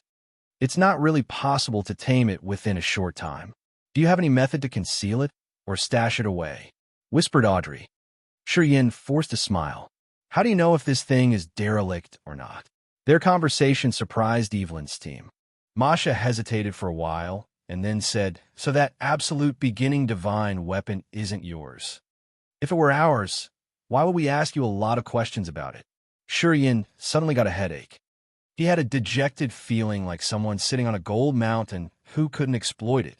This marvelous treasure was underneath, but they couldn't refine or tame it to get to know its superpower. If it isn't yours, why are you riding on it? Evelyn's was bewildered. His eyes brightened. So it's unowned now? You didn't see its owner, did you? He suddenly became so excited, speaking with a red face. I heard that the absolute beginning weapons have consciousness, and they can choose to master themselves. It depends on good encounters. The attributes of the power Upanishad can make the weapon subdued and follow you. There are many studies about this. Some even said that if you have good fortune, you can. Adams and Masha cheered up. They felt like they were the ones with that good encounter. They thought they could be the ones with the required attributes mentioned in legends. They gathered by the area where the symbols were exposed and then released the soul consciousness, urging their power Upanishad. They were trying to create some resonance to make the divine weapon notice them. They even forgot about Yin, a deadly danger. The big enticement of the absolute beginning divine weapon was so irresistible. They had even forgotten themselves. However, shortly after, they retrieved their power, their faces pale and aghast. The soul energy they had released had fallen into the center of the three-legged jade cauldron and vanished. They couldn't retrieve anything. The exposed area of the jade cauldron seemed to have more symbols. Nothing else had happened. Was it the thing that had swallowed my soul energy? Evelyn's finally reacted. Yin nodded with a bitter smile. Don't try anymore. I repeat, do not try. Your soul will be drained. Evelyn's gritted his teeth, snorted, and stopped Adams and Masha. I think this absolute beginning divine weapon is broken or incomplete. Otherwise, it wouldn't behave that way. Audrey's bright eyes became clear. I'm noticing one thing. Whenever it gathers more soul energy, it will have more symbols on the cauldron body. I've noticed that the symbols haven't covered the cauldron entirely. Perhaps when it gathers enough soul energy to create the symbols and fill the blank on the surface of the cauldron, something magical will happen. Hearing her, Yin looked pensive. He nodded discreetly. He guessed the same thing. If this divine weapon had a tool spirit, it was going to be dormant because of serious damages. Otherwise, it wouldn't have set the trap to capture more souls of creatures. That way, it could gather the energy it needed to wake up. Let's secure this secret first. All of a sudden, the ring on Masha's wrist sparkled continuously. She screamed and then explained to Yin. It's the token that the Dragon Lizard clan has issued. The tokens can sense each other. Someone is coming. I think they're headed to the Dragon Lizard clan, like us. Yeah, Dragon Lizard has attracted a lot of people living outside to come this time. Our Heavenly Eye clan is just a small party, said Evelyn's. This immense sea of stars has so many territories and various species. There are many races I haven't seen or heard about before. If you don't visit the sea domain of nihility, you will never know the endless mysteries of the universe. You will never see so many different high-level creatures. We don't need to conceal it. It will disguise itself, said Audrey faintly. As soon as she finished, the asteroid underneath them released a sucking force and gathered some rocks to fill the gap. It became a normal rock shortly after. Look ahead of us, Masha said. She looked gingerly. Shurian's mind flickered. He transformed back to his human form. He looked like an ordinary man without anything strange on his body. Shortly after, a massive blue glass ball emerged ahead of them. That glass ball was so huge. It was much bigger than the asteroid they were riding. That glass ball had a blue cover, and it contained seething seawater. There were so many palaces built in the seawater where many beautiful men and women were moving back and forth. That glass ball was like a super battleship. Those elegant and graceful creatures looked similar to human beings. However, they were all slender and slim. Their bodies emitted water energy fluctuations. They could breathe freely while moving in the water inside the glass ball. They looked pretty relaxed. Members of the water tribe. From a distance, Evelyn's exhaled in relief. He smiled. The water tribe isn't a combative tribe. Unless you provoke them, they won't attack people proactively. The members of this clan are beautiful. They all cultivate water power, Upanishad. This tribe has the best relationship with the dragon lizard clan. They look similar to the sea tribe in our place, mumbled Audrey. It's normal, Masha smiled and explained. Usually the absolute beginning creatures can't create creatures from nothing. They got the models anyway. Perhaps the races that the absolute beginning creature had created in your desolate territory exist in the world outside the sea domain of nihility. As far as I know, many people that come from different territories could be from one race. Oh, right. In the sea domain of nihility, the human clan is also the clan with the biggest population. They can mate with any other race, and it can result in a new race. The human clan's reproduction and blending ability are acknowledged as the strongest in this entire universe. I don't know if it's true that most of the races have a similar appearance to the human race. Anyway, you can tell from some small details. For example, our clan has one extra eye compared to human clan. The water tribe has more water in their bodies, and they cultivate water power Upanishad. It's so. Shurian was surprised. Human clan also had the biggest population in the star areas like Raging Flame Star area and Agate Star area. Their adaptive ability to the given circumstances was surprising. They could endure and adapt to any condition. At the same time, their reproductive rate was high with the super powerful fusing ability. In any area, the human clan had always accounted for a large portion of the population. It seemed like Desolate hadn't created the human clan in the desolate territory from nothing. It had referred to the characteristics of the human clan out there. Indeed. Strictly speaking, Shurian's body was the mix between the human clan and the immortal demon clan. However, after his realm had reached a profound level, he completely replaced his blood and become a real immortal demon warrior. After that complete transformation, he couldn't even tell what race he belonged to. While he was contemplating, the asteroid underneath his feet still moved forward quickly. It aimed directly at the glass ball of the water tribe. Without an external force to interfere, it was going to bump into the glass ball directly. Chapter 1367, Ming Hong. Chapter 1367, Ming Hong. Audrey's sharp sense told her that something was wrong. Her face became serious and her eyes twinkled. Shurian, this situation isn't good. At this moment, the members of the Heavenly Eye clan hadn't recognized the complicated situation. They thought that Shurian and Audrey had driven the asteroid approaching the glass ball of the water tribe to talk to them. What? Shurian woke up from his thoughts. He looked baffled. Audrey pointed at the rock underneath and the glass palaces of the water tribe in front of them, wincing. We're about to make impact. Listening to her, Shurian was frightened. He became so tense and grave. Here, you guys can't control this asteroid. Masha could see that detail. Her face grimaced immediately. Are we about to hit them? While she was talking, the asteroid didn't subside and was grumblingly dashing toward the water tribe's glass ball. The beautiful people of the Water Tribe were still smiling and talking. They didn't consider Shi Yan's asteroid. When the rock was approaching, they smiled brightly when they saw the Heavenly Eye members.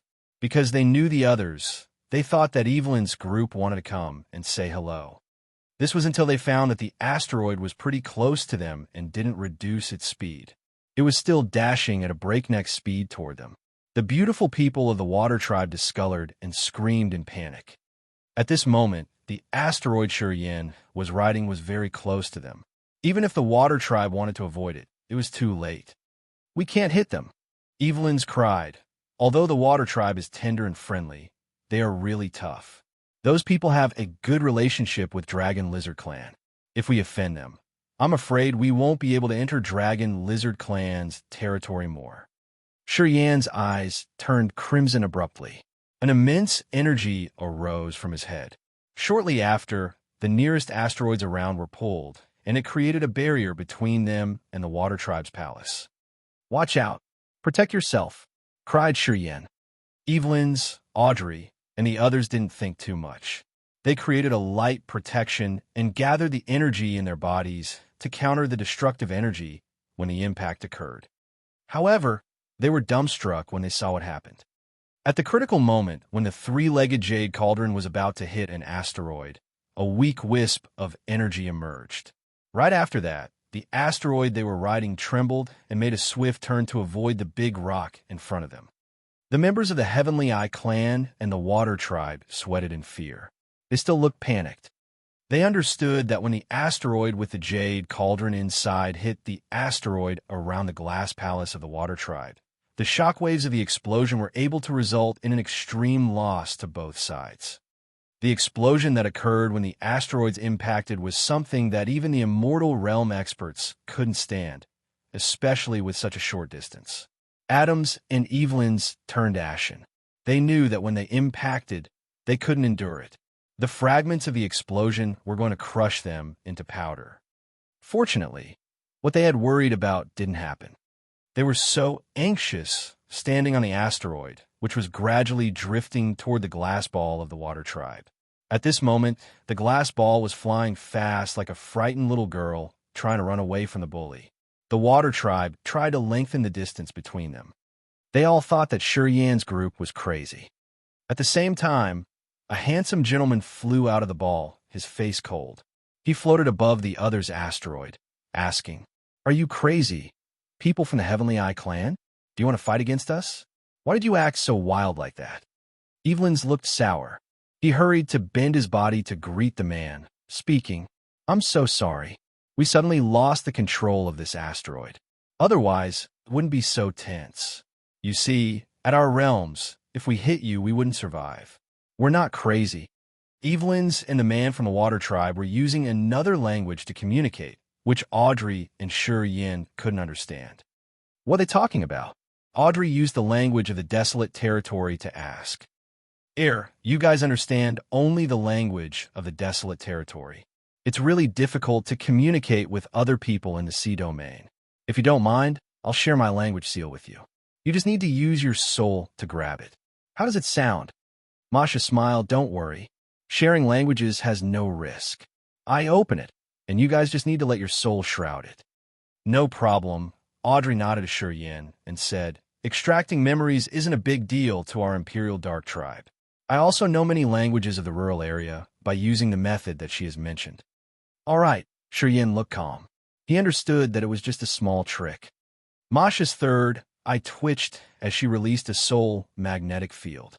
In the next moment, two dim light dots emerged from her eyes. Those dim light dots were memory seals. As long as they had it in their head, they could understand many languages used in outer space.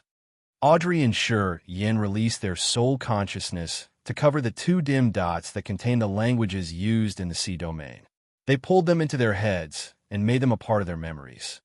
Many different languages moved and were implanted in their heads like electrical signals. They became a part of their souls. Then, Shi Yan and Audrey could understand the conversation between Evelyn's and the man from the Water Tribe. They were using a simple but archaic language, which was the easiest language in outer space. Most of the races working in the universe knew this common language. Oh, you speak the language of desolate territory. Are you from desolate territory? Suddenly, the handsome man of the water tribe was startled while talking W.H. Evelyn's. He turned to look at Yin and Audrey. All of a sudden, he looked emotional. Yes, we're from desolate territory. Why are you so surprised? Asked Audrey. There was an expert from desolate territory. He used to cross our territory. He had a good relationship with our water tribe. However, he left later and an expert of the Soul Clan had captured him. That expert from desolate territory had given his favor to me. Unfortunately, the Soul Clan is too domineering. I can't help him. The handsome man from the water tribe sighed and looked lost. He studied Audrey for a while and then said surprisedly, "You and that man should be from the same race in desolate territory." Oh, Audrey's eyes turned bright. Do you know his name? Ming Hong. His name is Ming Hong, said the man. Audrey was shaken and her eyes brightened up. She was in disbelief. Oh my, I didn't expect it to be him. It turns out that he's here all the time. Who is he? Yin sounded surprised. Do you remember that I used to tell you that my Imperial Dark Tribe's records say that our precursor used to visit the sea domain and find aliens who he couldn't communicate with because of the different languages? Asked Audrey. Yin nodded. He's the one who made those records. He should be my ancestor. According to my mother, tens of thousands of years ago before Bloodthirsty, it was the time of our Imperial Dark Tribe in our galaxy. Because of Bloodthirsty, our Imperial Dark Tribe started declining. In that era, our Imperial Dark Tribe had lost many experts. Some of them went missing too. I heard that since Precursor Ming Hong knew he wasn't Bloodthirsty's match, he had escaped to the sea domain of Nihility to cultivate ascetically and waited for the chance to save Imperial Dark Tribe. Unfortunately, he had never come back. We thought that he had left for a long time. He was the one with the deepest knowledge of the sea domain of Nihility in our tribe. He had documented his experiences in the sea domain of Nihility. In fact, Ming Hong was the first teacher of my uncle Ming Hao. Mother told me that he had named him Ming Hao. He was my grandfather's cousin. When he was in our Imperial Dark Tribe, he was also an outstanding warrior indeed. Audrey slowly explained. In the end, her face turned stern. If we can find Ming Hong, perhaps we will find the way home. Yan's eyes brightened. According to Audrey, Ming Hong was the sage of desolate territory who had entered the sea domain of Nihility several times and had come back safely. Of course, he would know how to return to desolate territory. If they could find him, they would know the way to go home. My advice to you, do not think about it, frowned the man of the water tribe. He's captured by an expert of the Soul Clan. He's now on the 9 great brutal souls of that expert. In this vast sea of stars, the Soul Clan is too domineering. That expert is terrifying too. I don't dare to provoke him, let alone kids like you two. Pausing for a while, he snorted and then said, "Considering that you're from the same territory as him, I'll forgive you for your offense this time. Still, my advice to you, forget what I've told you. Don't provoke that expert from the Soul Clan. I heard that he'll come here this time too. He's an old friend of Dragon Lizard. You two should stay away from them." Then, he stopped caring about Yan's group and returned to the glass palace with a cold face. He ordered his tribal members to continue the journey. What is the Soul Clan? Is it very fierce? Yin looked at the members of the Heavenly Eye Clan.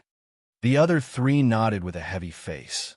Evelyn's answered, "This vast sea of stars had millions of species. Anyway, they don't have the same competencies. The Soul Clan is one of the 7 strongest clans that the entire universe has acknowledged. Compared to the Soul Clan, our Heavenly Eye Clan is just a minor race." How about the Dragon Lizard Clan? Yin asked again. Lizard, the ancestor of the Dragon Lizard Clan, was gone for a long time. Currently, Dragon Lizard, the 2nd generation, hasn't reached the territory ancestor level yet. Thus, the Dragon Lizard Clan is just a 2nd-class clan. However, the Soul Clan, the race that had appeared together with our Heavenly Eye Clan after the Absolute Beginning era, has an expert at the territory ancestor level. They got the expert who can control the dark energy. The foundation of the Soul Clan isn't something that ordinary people can compete with, said Evelyn's with respect and admiration. Chapter 1368, The Seven Great Races. Chapter 1368, The Seven Great Races, _ Soul Clan? Seven Great Races?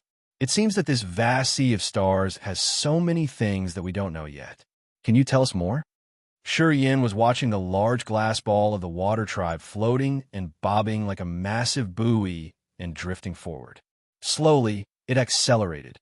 As he had just arrived at this place, he had a shadow understanding of much more common knowledge of the sea domain of nihility. Without Evelyn's useful information, they would have encountered unexpected troubles in their journey. Thus, before they reached the Dragon Lizard Clan's territory, he must have a good grasp of this area. "I beg for your favor," said Evelyn's. "What's that?" Yin furrowed his brows. "I can give you a thorough answer of what you are suspicious of. I can tell you everything I know. I'm begging you for one favor, that if you reach the territory ancestor level one day, please take one member of our Heavenly Eye clan to be your disciple." Evelyn's looked tense and anxious as he gazed at Yin. The Heavenly Eye clan in this vast sea of stars was just a third-class clan. Their territory was filled with dangers, and their people had to live in harsh conditions. Moreover, around their territory was where many powerful races lived. They often had disputes, but the Heavenly Eye clan didn't have advantages in fighting. Normally, if one clan wanted to become stronger and get approval from the higher-level races, they had only one way to do that. They must have a real expert in their clan. Until now, the Heavenly Eye clan never had any existence at the territory ancestor level. It was the main reason why they could only stand in the back of the line. To reach the territory ancestor level, one had to know the dark energy. However, the experts with the dark energy would never share its magnificent power. Unless they had to kneel in front of some expert, they would have the chance to receive training and guidance from him to understand the truth of the dark energy. That way, they could eventually reach the territory ancestor level too. To Evelyn's, improving the capacity of his race was more important than anything else. At their third-class competence, it was going to be pretty hard for the Heavenly Eye clan to gain favor from the real experts. They couldn't enroll to become a disciple of the expert who controlled dark energy. And now, Yin was their best option. Since Yin's realm was still low now, if they bet on him, when he reached the territory ancestor level in the future, Evelyn's could win big. He would finally have a chance for the Heavenly Eye clan to get in the line of the top species. Of course, they had to assume that Yin could break through to that level. Otherwise, his support would be in vain. Evelyn's was smart. He knew that even if he failed, he could neutralize the relationship with Yin. When they could eliminate one enemy, it was a big fortune for the entire Heavenly Eye clan. Hearing him, Adam's and Masha's eyes sparkled. They were so excited that their bodies quivered. They bowed to Yin, their faces begging. At this moment, Masha finally knew Evelyn's vision, and she understood why Adams, the one with the small, witted schemes, would always listen to Evelyn's in big matters. If Evelyn's deed succeeded today, it would become the great fortune to the Heavenly Eye clan. Masha now respected and admired her senior a lot. Well, the future is still far ahead. I'm an incipient god realm only. Don't you think it's too vague to bet on me until I reach the territory ancestor level? Yin was surprised. Evelyn's gave a forced smile and said honestly, "With our Heavenly Eye clan's general competencies, we would never be eligible to be chosen by the real territory ancestor experts. It's sad. You can at least give us hope, although it's a vague dream. As long as we have hope, it will be all right." Okay. Yin pondered for a few seconds and then agreed resolutely. "I pledge that if I one day reach the territory ancestor level, I will accept one member of your Heavenly Eye clan to be my disciple. I will teach him the truth of powers and make him understand power Upanishads thoroughly." Evelyn's, Adams, and Masha bowed to thank Yin in their Heavenly Eye clan's special way. They looked excited as if they saw their grand future. "Now, you should tell me more useful information," urged Yin. "As you wish." Evelyn's wore a respectful face. While the asteroid was heading to the Dragon Lizard clan's territory, He told Yin everything he knew about the mysteries of the soul, Can, and the seven great race, about all sorts of secrets of the territory, and some rumors about the absolute beginning creatures. Through Evelyn's introduction, Yin knew that the terrifying battle between the absolute beginning creatures had ended the absolute beginning era. After that, the mysterious world had given birth to many species. They didn't have giant bodies like absolute beginning creatures.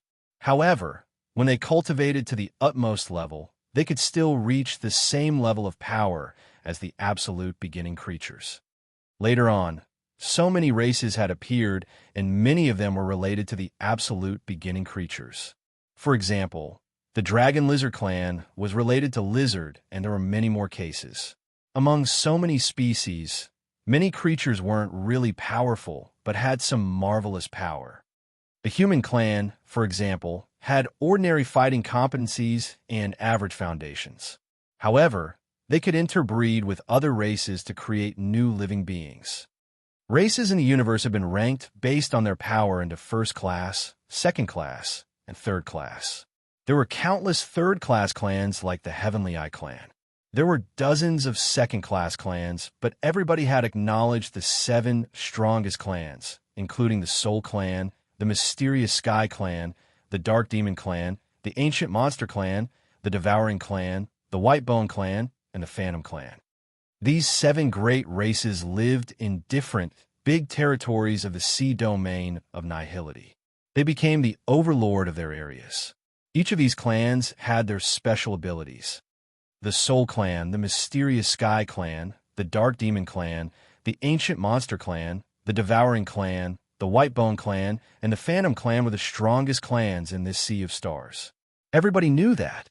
Those clans had experts at the territory ancestor level. Aside from the territory ancestor experts, they also had many experts at the immortal realm that were close to the territory ancestor level. They had a strict scale and criteria to rank the experts. The small, weak races had to admire and respect the warriors of the big races. Many second-class or third-class clans had to depend on them. They considered the relationship they could form with the big races their glory. At the same time, the strong races also tried to gather more potential second-class races to their side. For example, the clansmen of the Soul Clan that the Waterman had mentioned had a good relationship with Dragon Lizard. This time, he had crossed millions of miles to visit Dragon Lizard, and he was going to try to persuade Dragon Lizard to strengthen the relationship between the Dragon Lizard clan and the Soul Clan. The best scenario was that they could be officially united. However, the Soul Clan wanted to make the Dragon Lizard clan follow their league and become their vassal. Thus, the Dragon Lizard clan would be placed under the Soul Clan's protection. Also, when needed, the Dragon Lizard clan would have to help the Soul Clan too. After Evelyn's had told him about the competencies of the Soul Clan, Yin couldn't hide his fear. He turned to Audrey. If we meet that guy, we should try to hold it down. Even if we make a mess, we can't do anything worthy. According to Evelyn's, after the immortal realm, it was the territory ancestor level. The creatures from the absolute beginning era that still existed were all at the territory ancestor level. It meant that the Soul Clan had at least 1 or 2 intimidating members at Desolate and Huey's level. This clan's foundation was unimaginable, indeed. Perhaps, when Hui and Desolate fought against the Soul Clan, they wouldn't gain the upper hand, especially when Desolate and Hui hadn't fully recovered yet and Desolate's body was still detached. Yin and Audrey had seen Huey's power with their own eyes. This sort of terrifying power was like their worst nightmare. And at that time, Hui hadn't recovered fully when they fought. Thinking about the characters at Huey's level in the Soul Clan, Yin and Audrey felt their scalps become numb as they felt so small. Don't worry, I know how to behave. I'm not foolish. Audrey pulled a bitter face. While they were listening to Evelyn's introduction of the races in the universe, the asteroid underneath them was flying fast. They also encountered many aliens from different races on the way. At the end of the asteroid current, they saw a massive planet. That planet looked pretty strange with innumerable caves and dents. It seemed like they had hollowed out the entire planet. Dragon Lizard Star is the Dragon Lizard clan's territory. In the sea domain of nihility, there is no complete planet. Dragon Lizard Star was formed by countless broken crystals. Dragon Lizard had used his supernatural power to gather them and pile them up. After so many years, they've become what we see now, explained Evelyn's. Shi Yan's eyes brightened. He found that even though Dragon Lizard Star was so big, more than a dozen times bigger than Grace Mainland, this planet had countless slits and pits on the surface. They were the vestiges left after the asteroids were put together. Also, he saw many dark, bottomless caves. Dragon Lizard Star's surface was yellow-brown, and there was a suction force emitted from so many caves. From his position, Shi Yan saw many asteroid currents drifting toward the caves on Dragon Lizard Star. They were like open mouths trying to swallow all the free matter in the sea of stars. How big is that dragon lizard? What does it mean by having a meal? Is he swallowing all of those asteroids? When they saw Dragon Lizard Star and what Evelyn's had told them, Audrey was dumbstruck.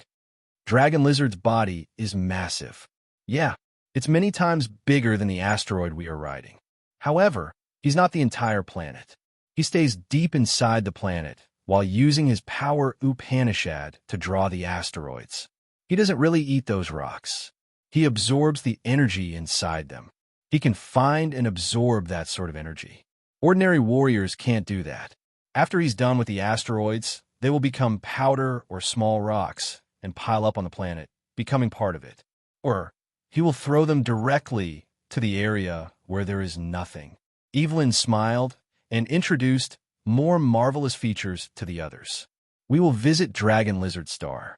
The members of the Dragon Lizard clan will welcome us by the caves down there. They will take us to the festival. We don't need to do much here. What should we do with this? Audrey was bewildered. Looking at the rock they were riding, she looked dejected. The three-legged jade cauldron hid inside this asteroid. They didn't know what it was besides the fact that it was a divine weapon from the absolute beginning era. If it fell in a dragon lizard's stomach, would it be really bad? It wasn't that they weren't predestined with this divine weapon. It was more important that they couldn't tame it or keep it. Just let it go. I'll leave a mark on it. Then we can only see what the mighty heaven wants, said Shi Yan resolutely. Chapter 1369, Immortal Pellet. Chapter 1369, Immortal Pellet, _ Shi Yan released a flow of soul energy with the dark energy as the core. It stuck on the surface of the three-legged jade cauldron inside the asteroid. He jumped on the flaming crystal cloud boat of the Heavenly Eye clan together with Audrey, and then watched the asteroid with the cauldron inside enter a massive cave on Dragon Lizard Star. The massive three-legged cauldron didn't refuse Shi Yan's mark with the dark energy as the foundation. He could use his soul to connect to that wisp of energy that he had left. We'll go this way. Evelyn's was looking at that asteroid disappearing and yearning. Then, he pointed to a cave where the white bone battleships of the Dragon Lizard clan were anchored. Some Dragon Lizard warriors were waiting for them there. There were many strange-shaped battleships and war chariots carrying the members of the alien tribes and getting into the Dragon Lizard clan's territory through the caves. There was no clouds or mist surrounding Dragon Lizard Star. This entire planet was exposed directly to outer space. Many caves on the surface of the planet were sucking in the asteroids while the clan was using some small caves to pick up the visitors and deliver them into the planet. We will go into the star directly like that. Audrey was astounded. Imperial Dark Tribe lived on the surface of God-blessed mainland. They didn't live underground where there was no sunshine. With her mindset, she thought that they would land on the surface of Dragon Lizard Star. However, she found that those peculiar aliens directly went into the hollow Dragon Lizard Star through the caves. She was very surprised. Of course, the surface layer of Dragon Lizard Star is filled with fragments and debris from broken stars. The Dragon Lizard clan has never fixed or leveled them. They just live inside the planet. Evelyn's explained naturally. Shortly after, their flaming crystal cloud boat approached the entrance. Masha slid the ring off her wrist to show the guards. Evelyn's talked to the guards, and they allowed them to pass. The flaming crystal cloud boat moved through a gray area that was like a vacuum and then fell into a massive abyss. That abyss was like a marvelous, imposing valley with round walls where there were so many caves. The members of different races were moving in and out those caves. Inside the valley, there was a flat parking lot. Their flaming crystal cloud boat landed in between so many differently shaped battleships. After a dragon lizard warrior checked their pass token, he called another guard to bring them to where they would be staying. The guard took them to one of the caves they had seen on the way there. After getting inside, they found that the cave was pretty spacious with many rooms of different sizes. This cave had cultivating rooms, bathrooms, and even a chamber to refine tools. Basically, it had all the things they needed. The members of the dragon lizard clan dwell inside the caves. Because this dragon lizard star was formed by broken stars and asteroids, it doesn't have surface or any floors. It has only fragments of broken stars and cosmic dust forced to stick together. Anyway, the members of the dragon lizard clan like rocks. They even have rock-like skin. They love to live inside the caves. After the guard left, Evelyn smiled and explained. Their cave was situated on the side of the round wall. Yin observed and found that this area was like a massive teacup. The bottom was the parking yard where they had anchored the battleships and war chariots. The wall of the cup was dug to make many rooms to accommodate the visitors. They pulled themselves together to observe. They found that the areas next to them and opposite of them had many living beings like them who were discussing with each other in a strange language. Although he had used the seal of memory he got from Asha, Yin couldn't understand what they were talking about. Those creatures were using their special language that Yin didn't have in his memory seal. Staying in those caves were many creatures with intimidating auras. Most of them were at original god realm, ethereal god realm, or incipient god realm. There were some immortal realm experts, but they were at first sky of immortal realm. Yin didn't sense the aura of any second sky of immortal realm expert. The members of the dragon lizard clan acted because the receptionist had just ethereal god realm or incipient god realm. They had arranged the visitors from different clans to rest and recover in their cave accommodation. Around 1,000 people. Around 10 warriors have reached first sky of immortal realm. Audrey squinted and released her soul consciousness. Shortly after, she realized the strengths of everyone and became surprised. Oh, their realms aren't really profound. Evelyn's was aghast as he looked at her. You've just reached first sky of incipient god realm. How can you see so many things like that? Audrey didn't answer. Evelyn's was startled. He didn't dare to look down on her anymore and explained, it's just an accommodation here. The dragon lizard clan has many areas like this. They preserve some special areas for intimidating clans. Oh, you can say that it like this. Our area is the place for the third-class races. Previously, he didn't respect Audrey as he thought that Audrey was inferior to Yin. At first sky of incipient realm, she wasn't really worth mentioning. At his realm, he couldn't see and analyze the realms of warriors in this area. Audrey could do that with a flicker of her soul. It astounded him a lot. That was how he knew that Audrey wasn't just an ordinary warrior. He had to be careful when talking to her. There are many similar areas? Audrey's cold face had a tint of fear. Of course, you see the warriors of the water tribe, right? Since they have a better relationship with the dragon lizard clan, they are better accommodated. If the members of the soul clan and the other 6 great clans come, the dragon lizard clan will treat them as the most distinguished guests. They will have the best treatment, and the seniors of the dragon lizard clan will have to welcome them personally, said Evelyn's with a little dejection. Their Heavenly Eye clan was just a third-class race. They weren't even as strong as the dragon lizard clan. Of course, the others weren't going to appreciate them. Having a lodge was good enough.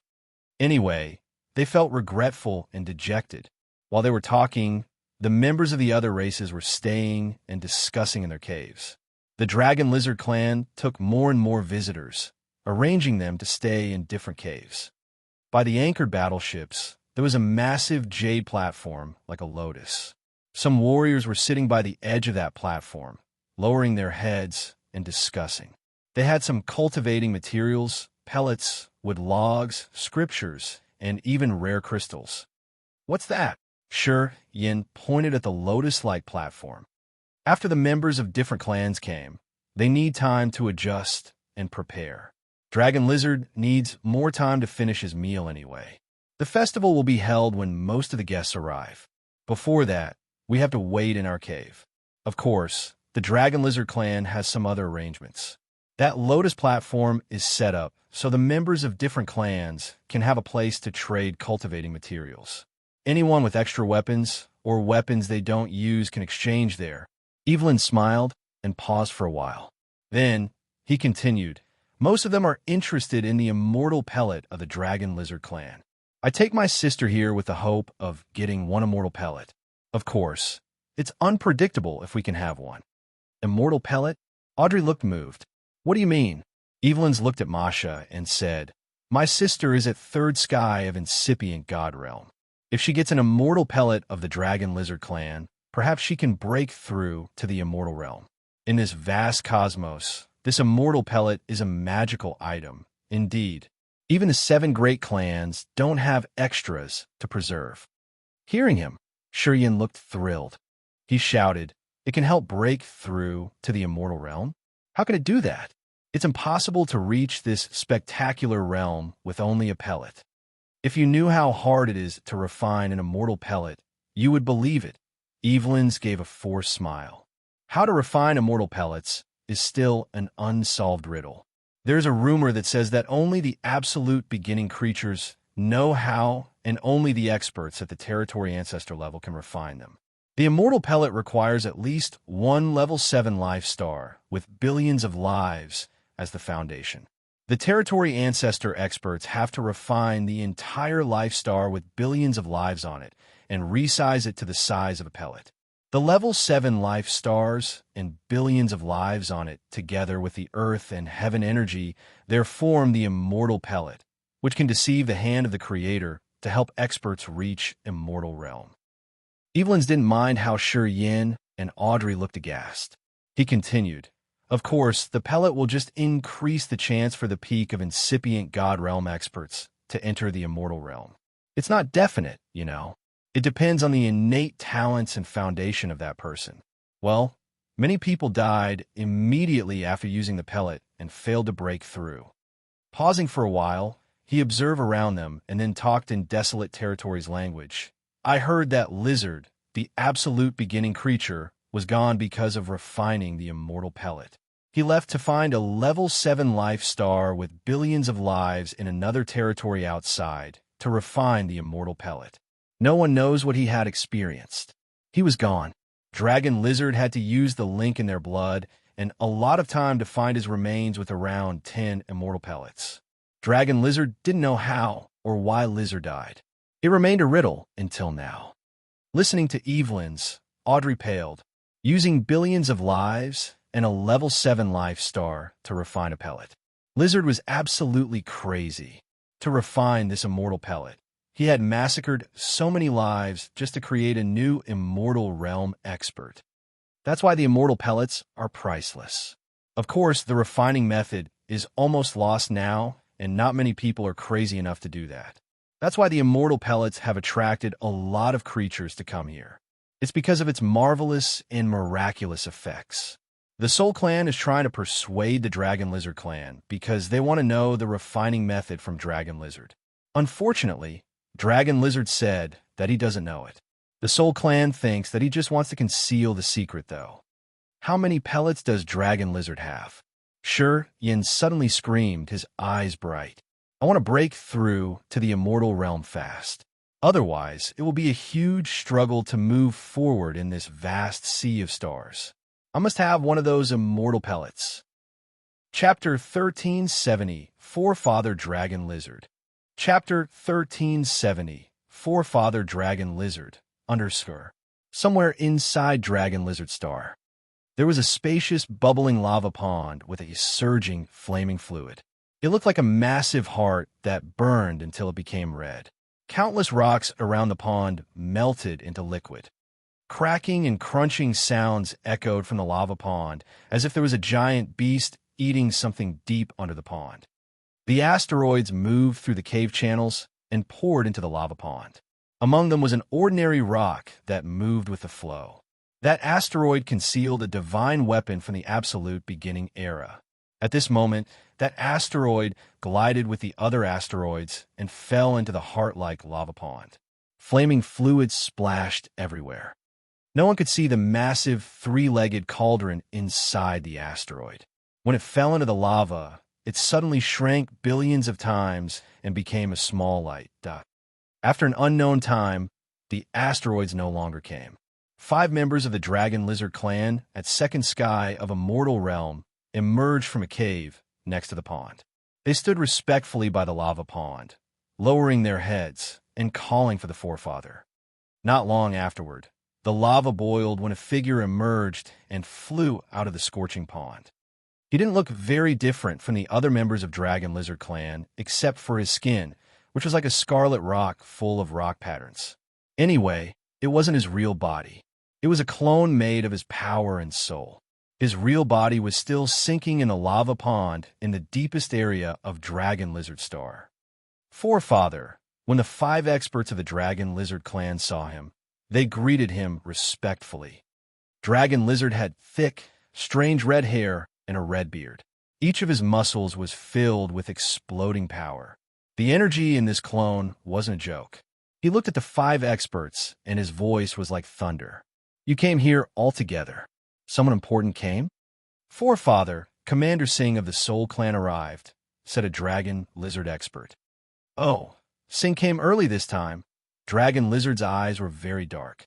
Pondering for a while, he said, "My real body has just finished a meal.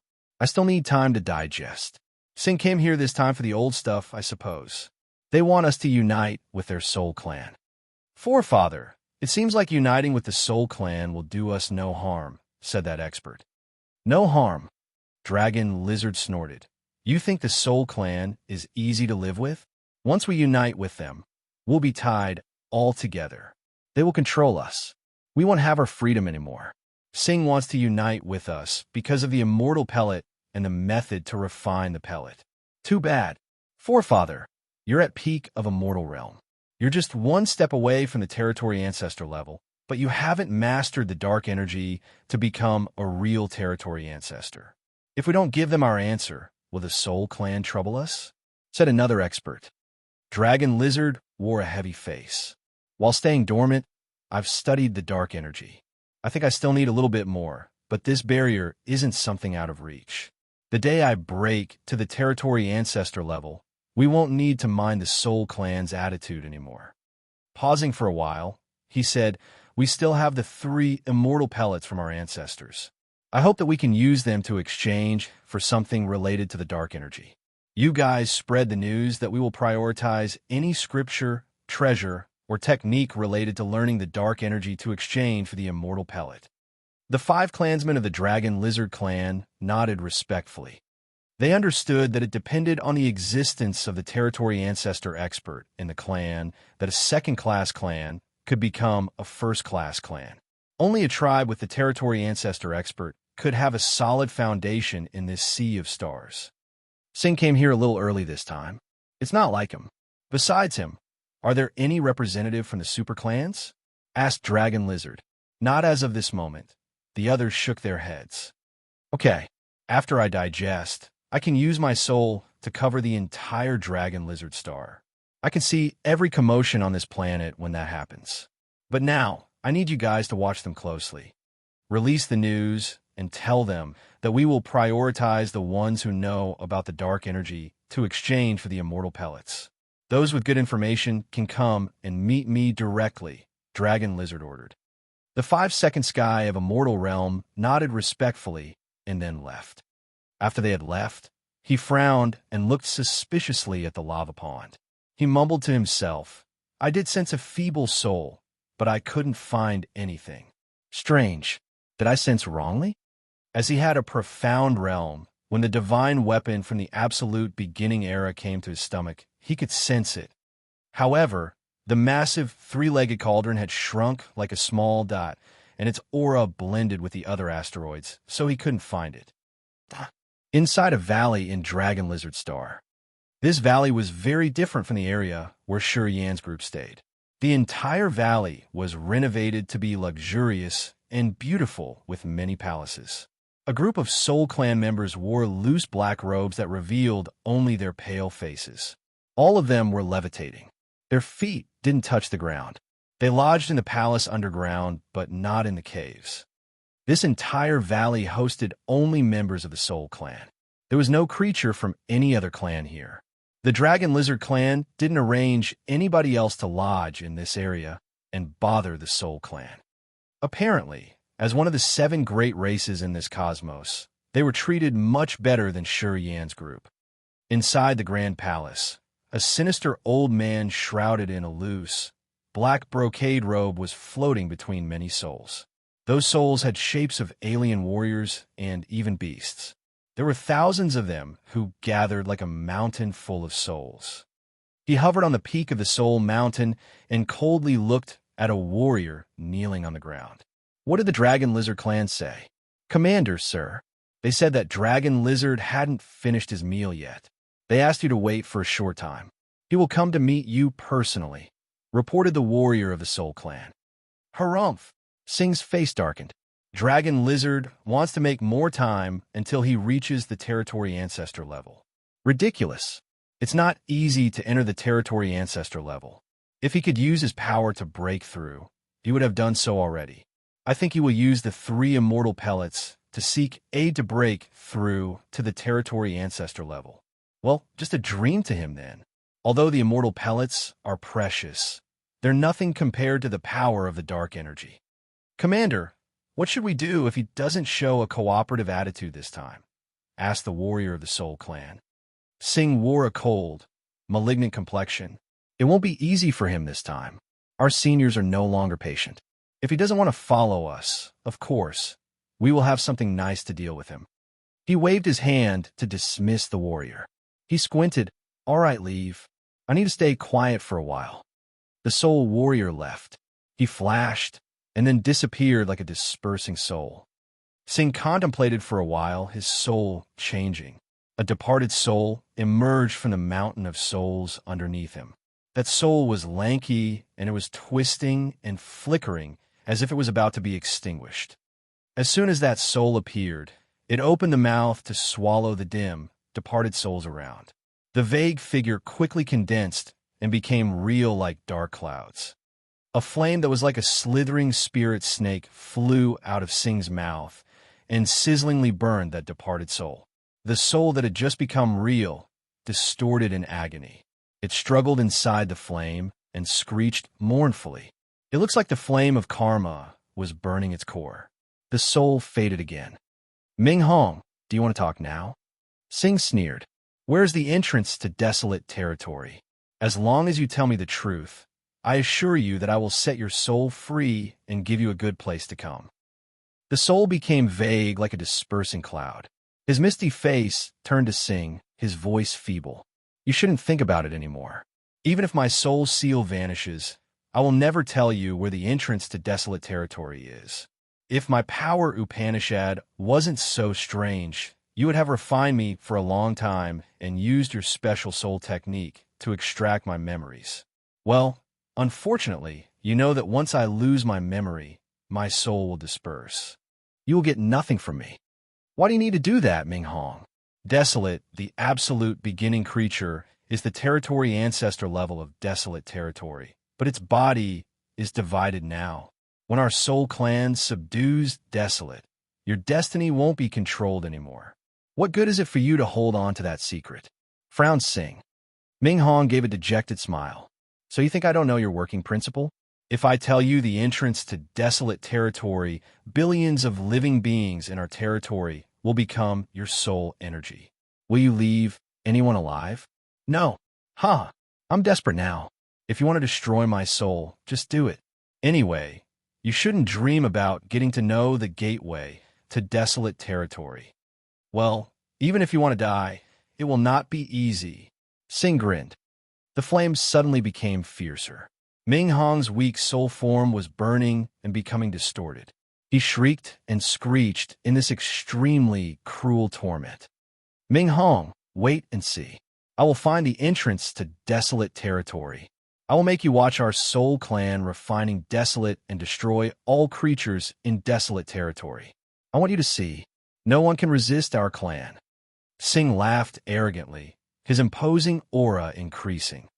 You better find it before Desolate wakes up and unites its body. Otherwise, when Desolate comes back, it will make your soul clan live in calamities. I also want to see who will seize the victory in the end. Even though he was screeching, Ming Hong still managed to retort. It seemed like he knew that Sing wouldn't eliminate him. Oh, so you think that it's easy for wounded absolute beginning creatures to fully recover? Mwahaha, don't worry, it won't. I will show you. Without your direction, our soul clan will still find desolate territory and refine desolate.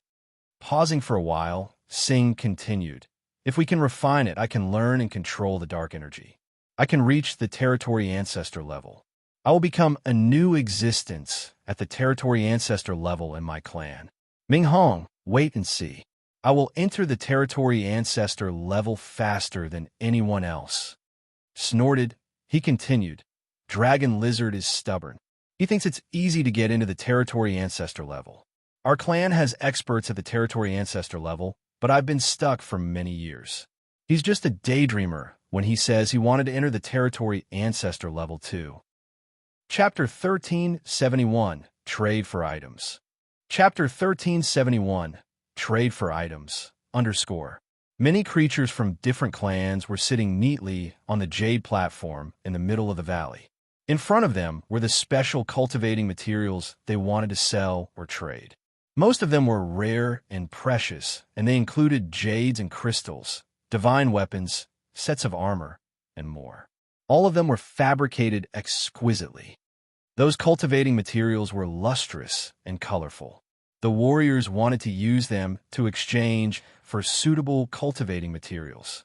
This was an open exchange area that the Dragon Lizard clan had prepared for the visitors to exchange items while waiting for the celebration.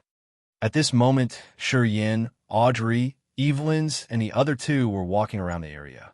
Their eyes were bright when they were watching the items. Heavenly Wood Stone, Undying Lotus Throne, Devouring Soul Silk. Oh wow, they're all priceless items. Audrey's eyes brightened as she said, in our place, those things are rare and special items in the market. Even Desolate couldn't produce them. I didn't expect that they could trade them freely here. Evelyn smiled and then explained, Desolate territory is just a remote area. People don't even know where the entrance to the territory is. This immensely vast universe has many territories. Only the real top warriors come to this sea domain of nihility. Thus, most of the warriors traveling around the sea domain of nihility are top warriors in their respective territories. Of course, the items they have aren't ordinary. Pausing for a while, he pulled a serious countenance and said, Moreover, the sea domain of nihility was formed by so many broken territories after Absolute Beginning Era. Many strange areas still have precious treasures from that era that are even more than what we're looking at here. If we get to the other areas, we can find more good items. Yin nodded. He knew that this area was just a corner of Dragon Lizard Star, the area for third-class clans to stay.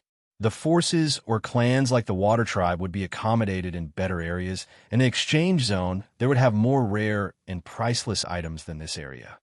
We mostly use items to exchange for items in this area. They rarely use divine crystals to buy or sell. In this vast universe, there are many divine crystal lodes. Thus, divine crystals aren't scarce. They need cultivating materials that suit them well. Pay attention, and you will know what they want to exchange for their goods, said Evelyn's. The trading zone was like a complicated market with many sellers and buyers. The aliens walked around and shopped. When they found suitable materials, they stopped to talk to the sellers. If they got what the other wanted, their transaction was done smoothly. Listening to Evelyn's, Yin and Audrey looked around and found that most of the sellers spoke popular languages to write the items they wanted to exchange for. The alien who sold the Heavenly Wood Rock wanted to exchange his item for materials suitable to lightning and electrical power Upanishad. That warrior had Second Sky of Incipient God Realm Cultivation Base. The energy fluctuating from him was clear lightning. Evidently, he cultivated lightning and electrical power Upanishad. After taking a walk around the area, Yin and Audrey saw many things, but didn't find anything suitable to them. Thus, they continued to walk and watch. You guys should walk around and see. We're going over there. See you at where we were staying later. Evelyn suggested that they should part. Yin and Audrey didn't oppose this. After that, the three experts of the Heavenly Eye clan headed to another area. Yin and Audrey walked shoulder by shoulder. Sometimes, they talked as if they were a couple. There were so many aliens here. Most of them had humanoid features with some modifications. Some had curved horns, some had fearsome tails and long ears, and some even had strange patterned skin. Although they came from different races with different languages, they were speaking the popular language. Thus, their transaction didn't encounter a language barrier. Audrey suddenly hissed and halted in front of an alien. Her eyes radiated strange light. That alien had wave-like blue patterns all over his body. He was a middle-aged man cultivating wind and thunder power Upanishad, as the others could hear faint noises of howling wind and rumbling thunder from his body. What had attracted Audrey was a pitch-black wine jug in front of him, which had clear soul energy fluctuations.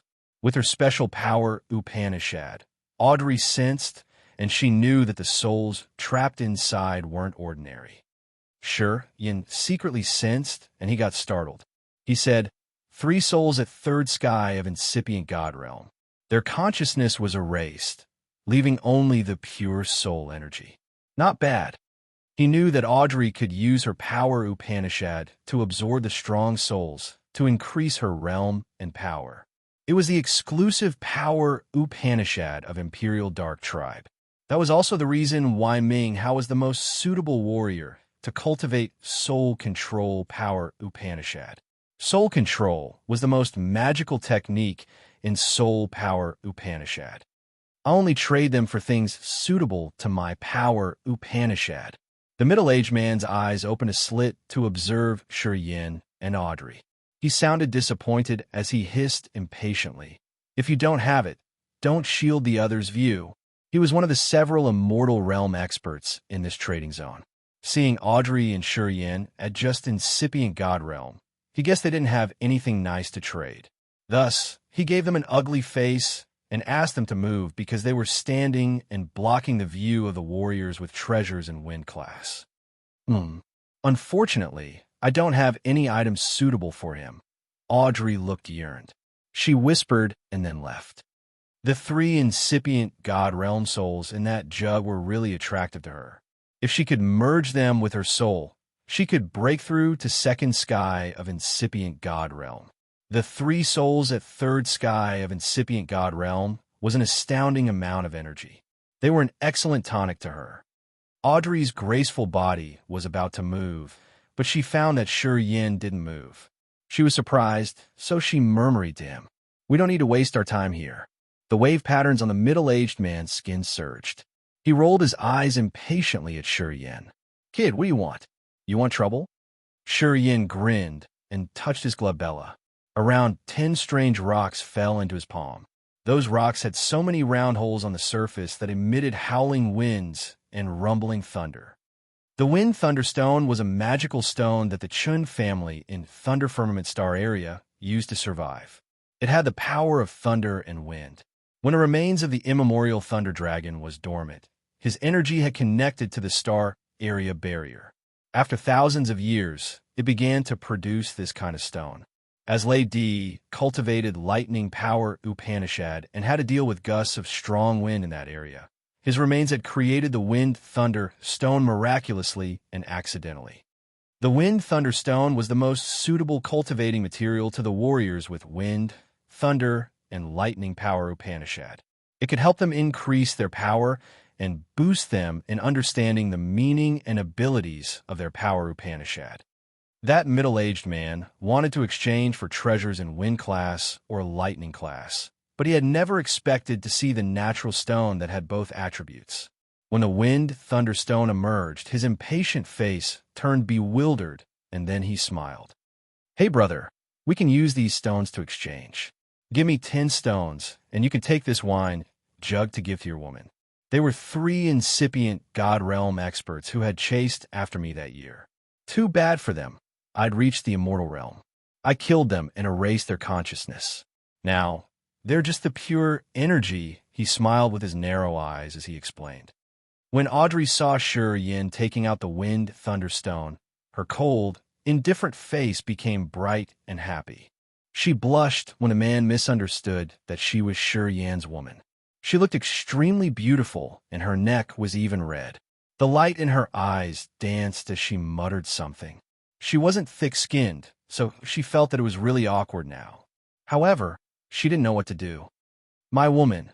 Yin felt funny as he mumbled to himself. Then, he agreed with him and said, "Okay then, I'll take this jug. You keep the wind thunderstone." Laughing, he put the wind thunderstones down, and his other hand picked up the jug containing the soul of the 3 incipient God Realm experts. He then threw one arm around Audrey's slim waist and walked away contentedly.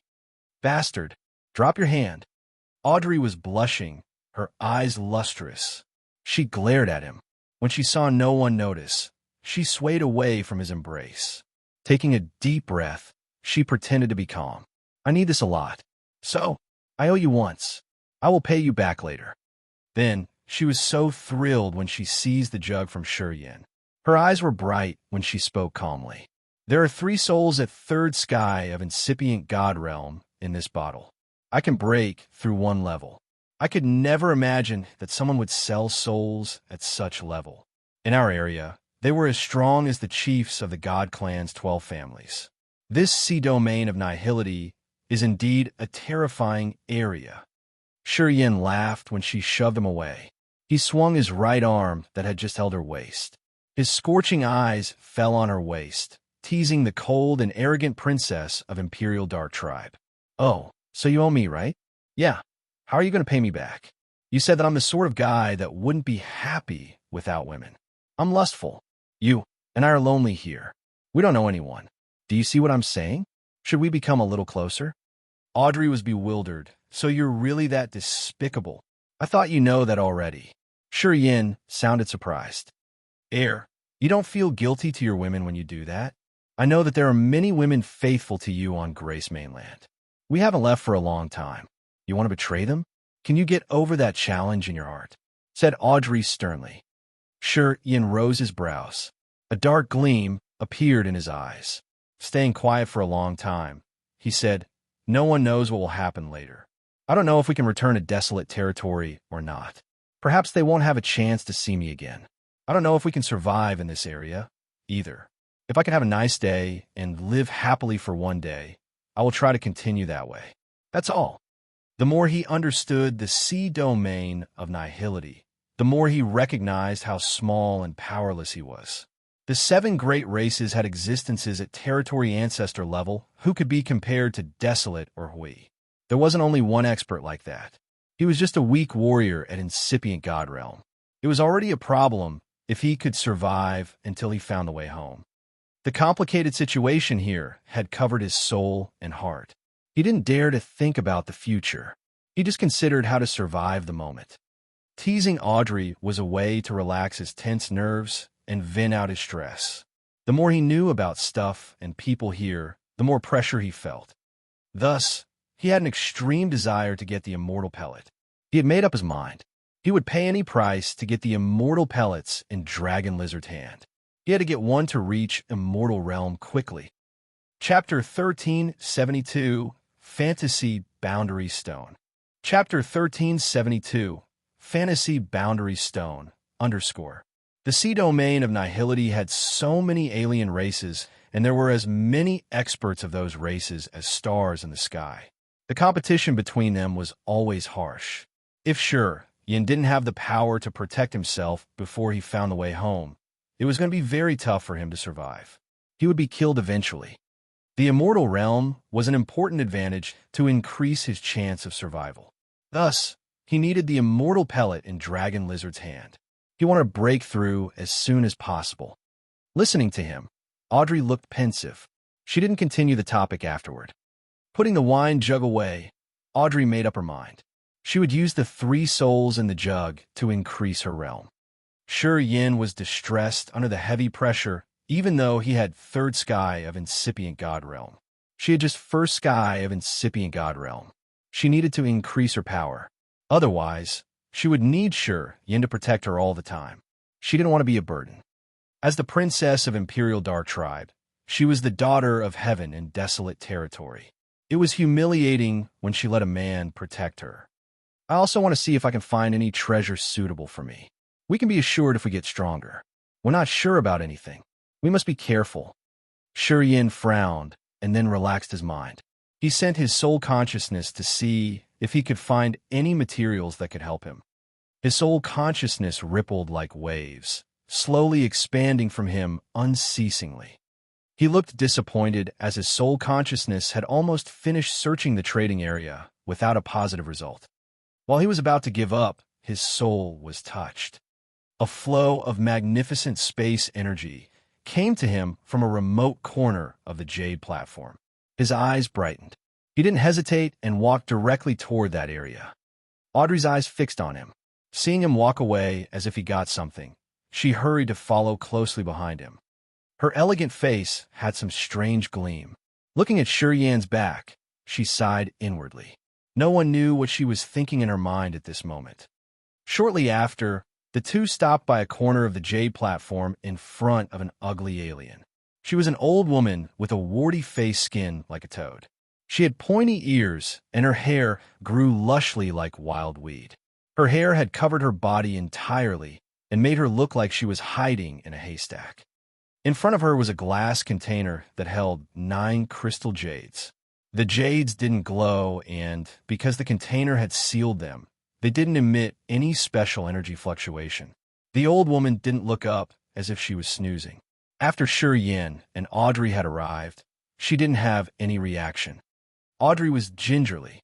As soon as she came, she recognized a wisp of slithering soul consciousness like the tongue of a venomous snake creeping around her.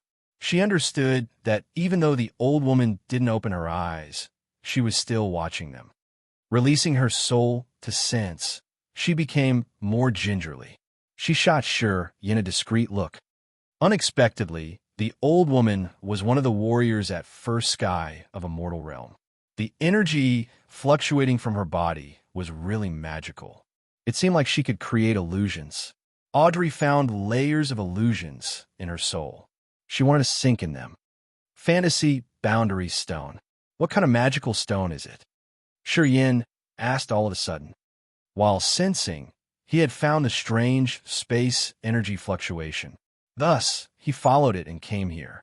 When he approached the old woman, he found a strange feeling that the 7 stones seemed to be able to create the 7 different worlds. Yin was really curious. The old woman finally opened her eyes and spoke indifferently. The fantasy boundary stone is useful to the ones cultivating space power Upanishad only. When they use space energy to activate it, the stone can become a small space. It's like a hot air balloon. The more energy you pour in it, the bigger it can be. A small stone can become a whole, tiny world. Is it really that magical? Yin was very surprised. The old woman snorted and pouted her lips. No, not really. The small world that the fantasy boundary stone creates can't last forever. It can remain for a while. Otherwise, why would it be called fantasy? This fantasy boundary stone can be used as a weapon to warriors cultivating space power Upanishad. They can use it to confine their enemies. Once they capture the enemies in that world, they can detonate it. It will kill or wound the enemies badly. Yan's eyes brightened. He nodded and smiled. To what level of an enemy can it kill? It depends on a user, the old woman thought, and then explained. As you have only 3rd sky of incipient god realm, the world created by your god power may kill a warrior at the same realm or hurt a warrior at a slightly higher realm when you detonate it. You can even confine the immortal realm expert for a short time. Of course, what matters here is whether you can drag your enemy into that world or not. The fantasy boundary stone had never existed in desolate territory. Yin had never heard about this stone before. However, listening to her explanation, Yin was sure this item was suitable for him. After refining it, it could become a small world that he could use to imprison enemies, burst them, or hurt them. It wasn't an ordinary item indeed. She didn't say what she wanted to exchange for these stones. Audrey reminded Yin. Yin noticed that there wasn't a sign of the things that the old woman wanted to trade. He was a little surprised. While he was about to ask about that, the old woman spoke up. What I need is related to this fantasy boundary stone. I need a warrior cultivating space power, Upanishad, to help me. The ones interested in the fantasy boundary stone are the ones cultivating space power, Upanishad. Thus, I don't need to make any note. Releasing a flow of energy, Yin chuckled. You see, I'm cultivating space power, Upanishad. What do you need help with? The old woman lifted up her head to study Yin for a while and then shook her head. Your realm isn't profound enough. If your teacher is here, perhaps he can help me. I can give you those fantasy boundary stones. Anyway, you don't have the capability to help me with what I want to do. What is that? Can you tell me a little bit? Yin was surprised. The old woman hesitated for a while. Something flashed in her sleeve, and a small lock shimmering in silver light appeared. This silver lock was as big as a hand, but it had so many carvings of fine spatial patterns. There were at least hundreds of small spatial formations carved on this lock. This space lock is sealed. The space inside the lock has something important to me. I don't have the key. I need a warrior with space power, Upanishad, to unlock it layer by layer. To unlock a spatial lock, you have to do it in one try. At your realm and cultivation base, you don't have enough power to do so. She shook her head and didn't try to be polite when she said that Yin didn't have sufficient power. If your teacher or your friend is at the immortal realm, they could try. Anyway, I have to say that you can only get the fantasy boundary stones after you unlock it. If you fail, you'll get nothing. The spatial lock confined a small space. If it was forced to open or opened with the wrong methods, the lock would explode and smash that space. If the operator was rash, he could have to pay with his life. Only experts cultivating space power, Upanishad, could use the soul consciousness with space power and God power to solve the formations on the lock one by one. During this process, he could not pause. He had to finish them in one try. Otherwise, the magical space formations would change and create new complicated formations. The old woman explained everything to Yin in detail because he cultivated space power, Upanishad.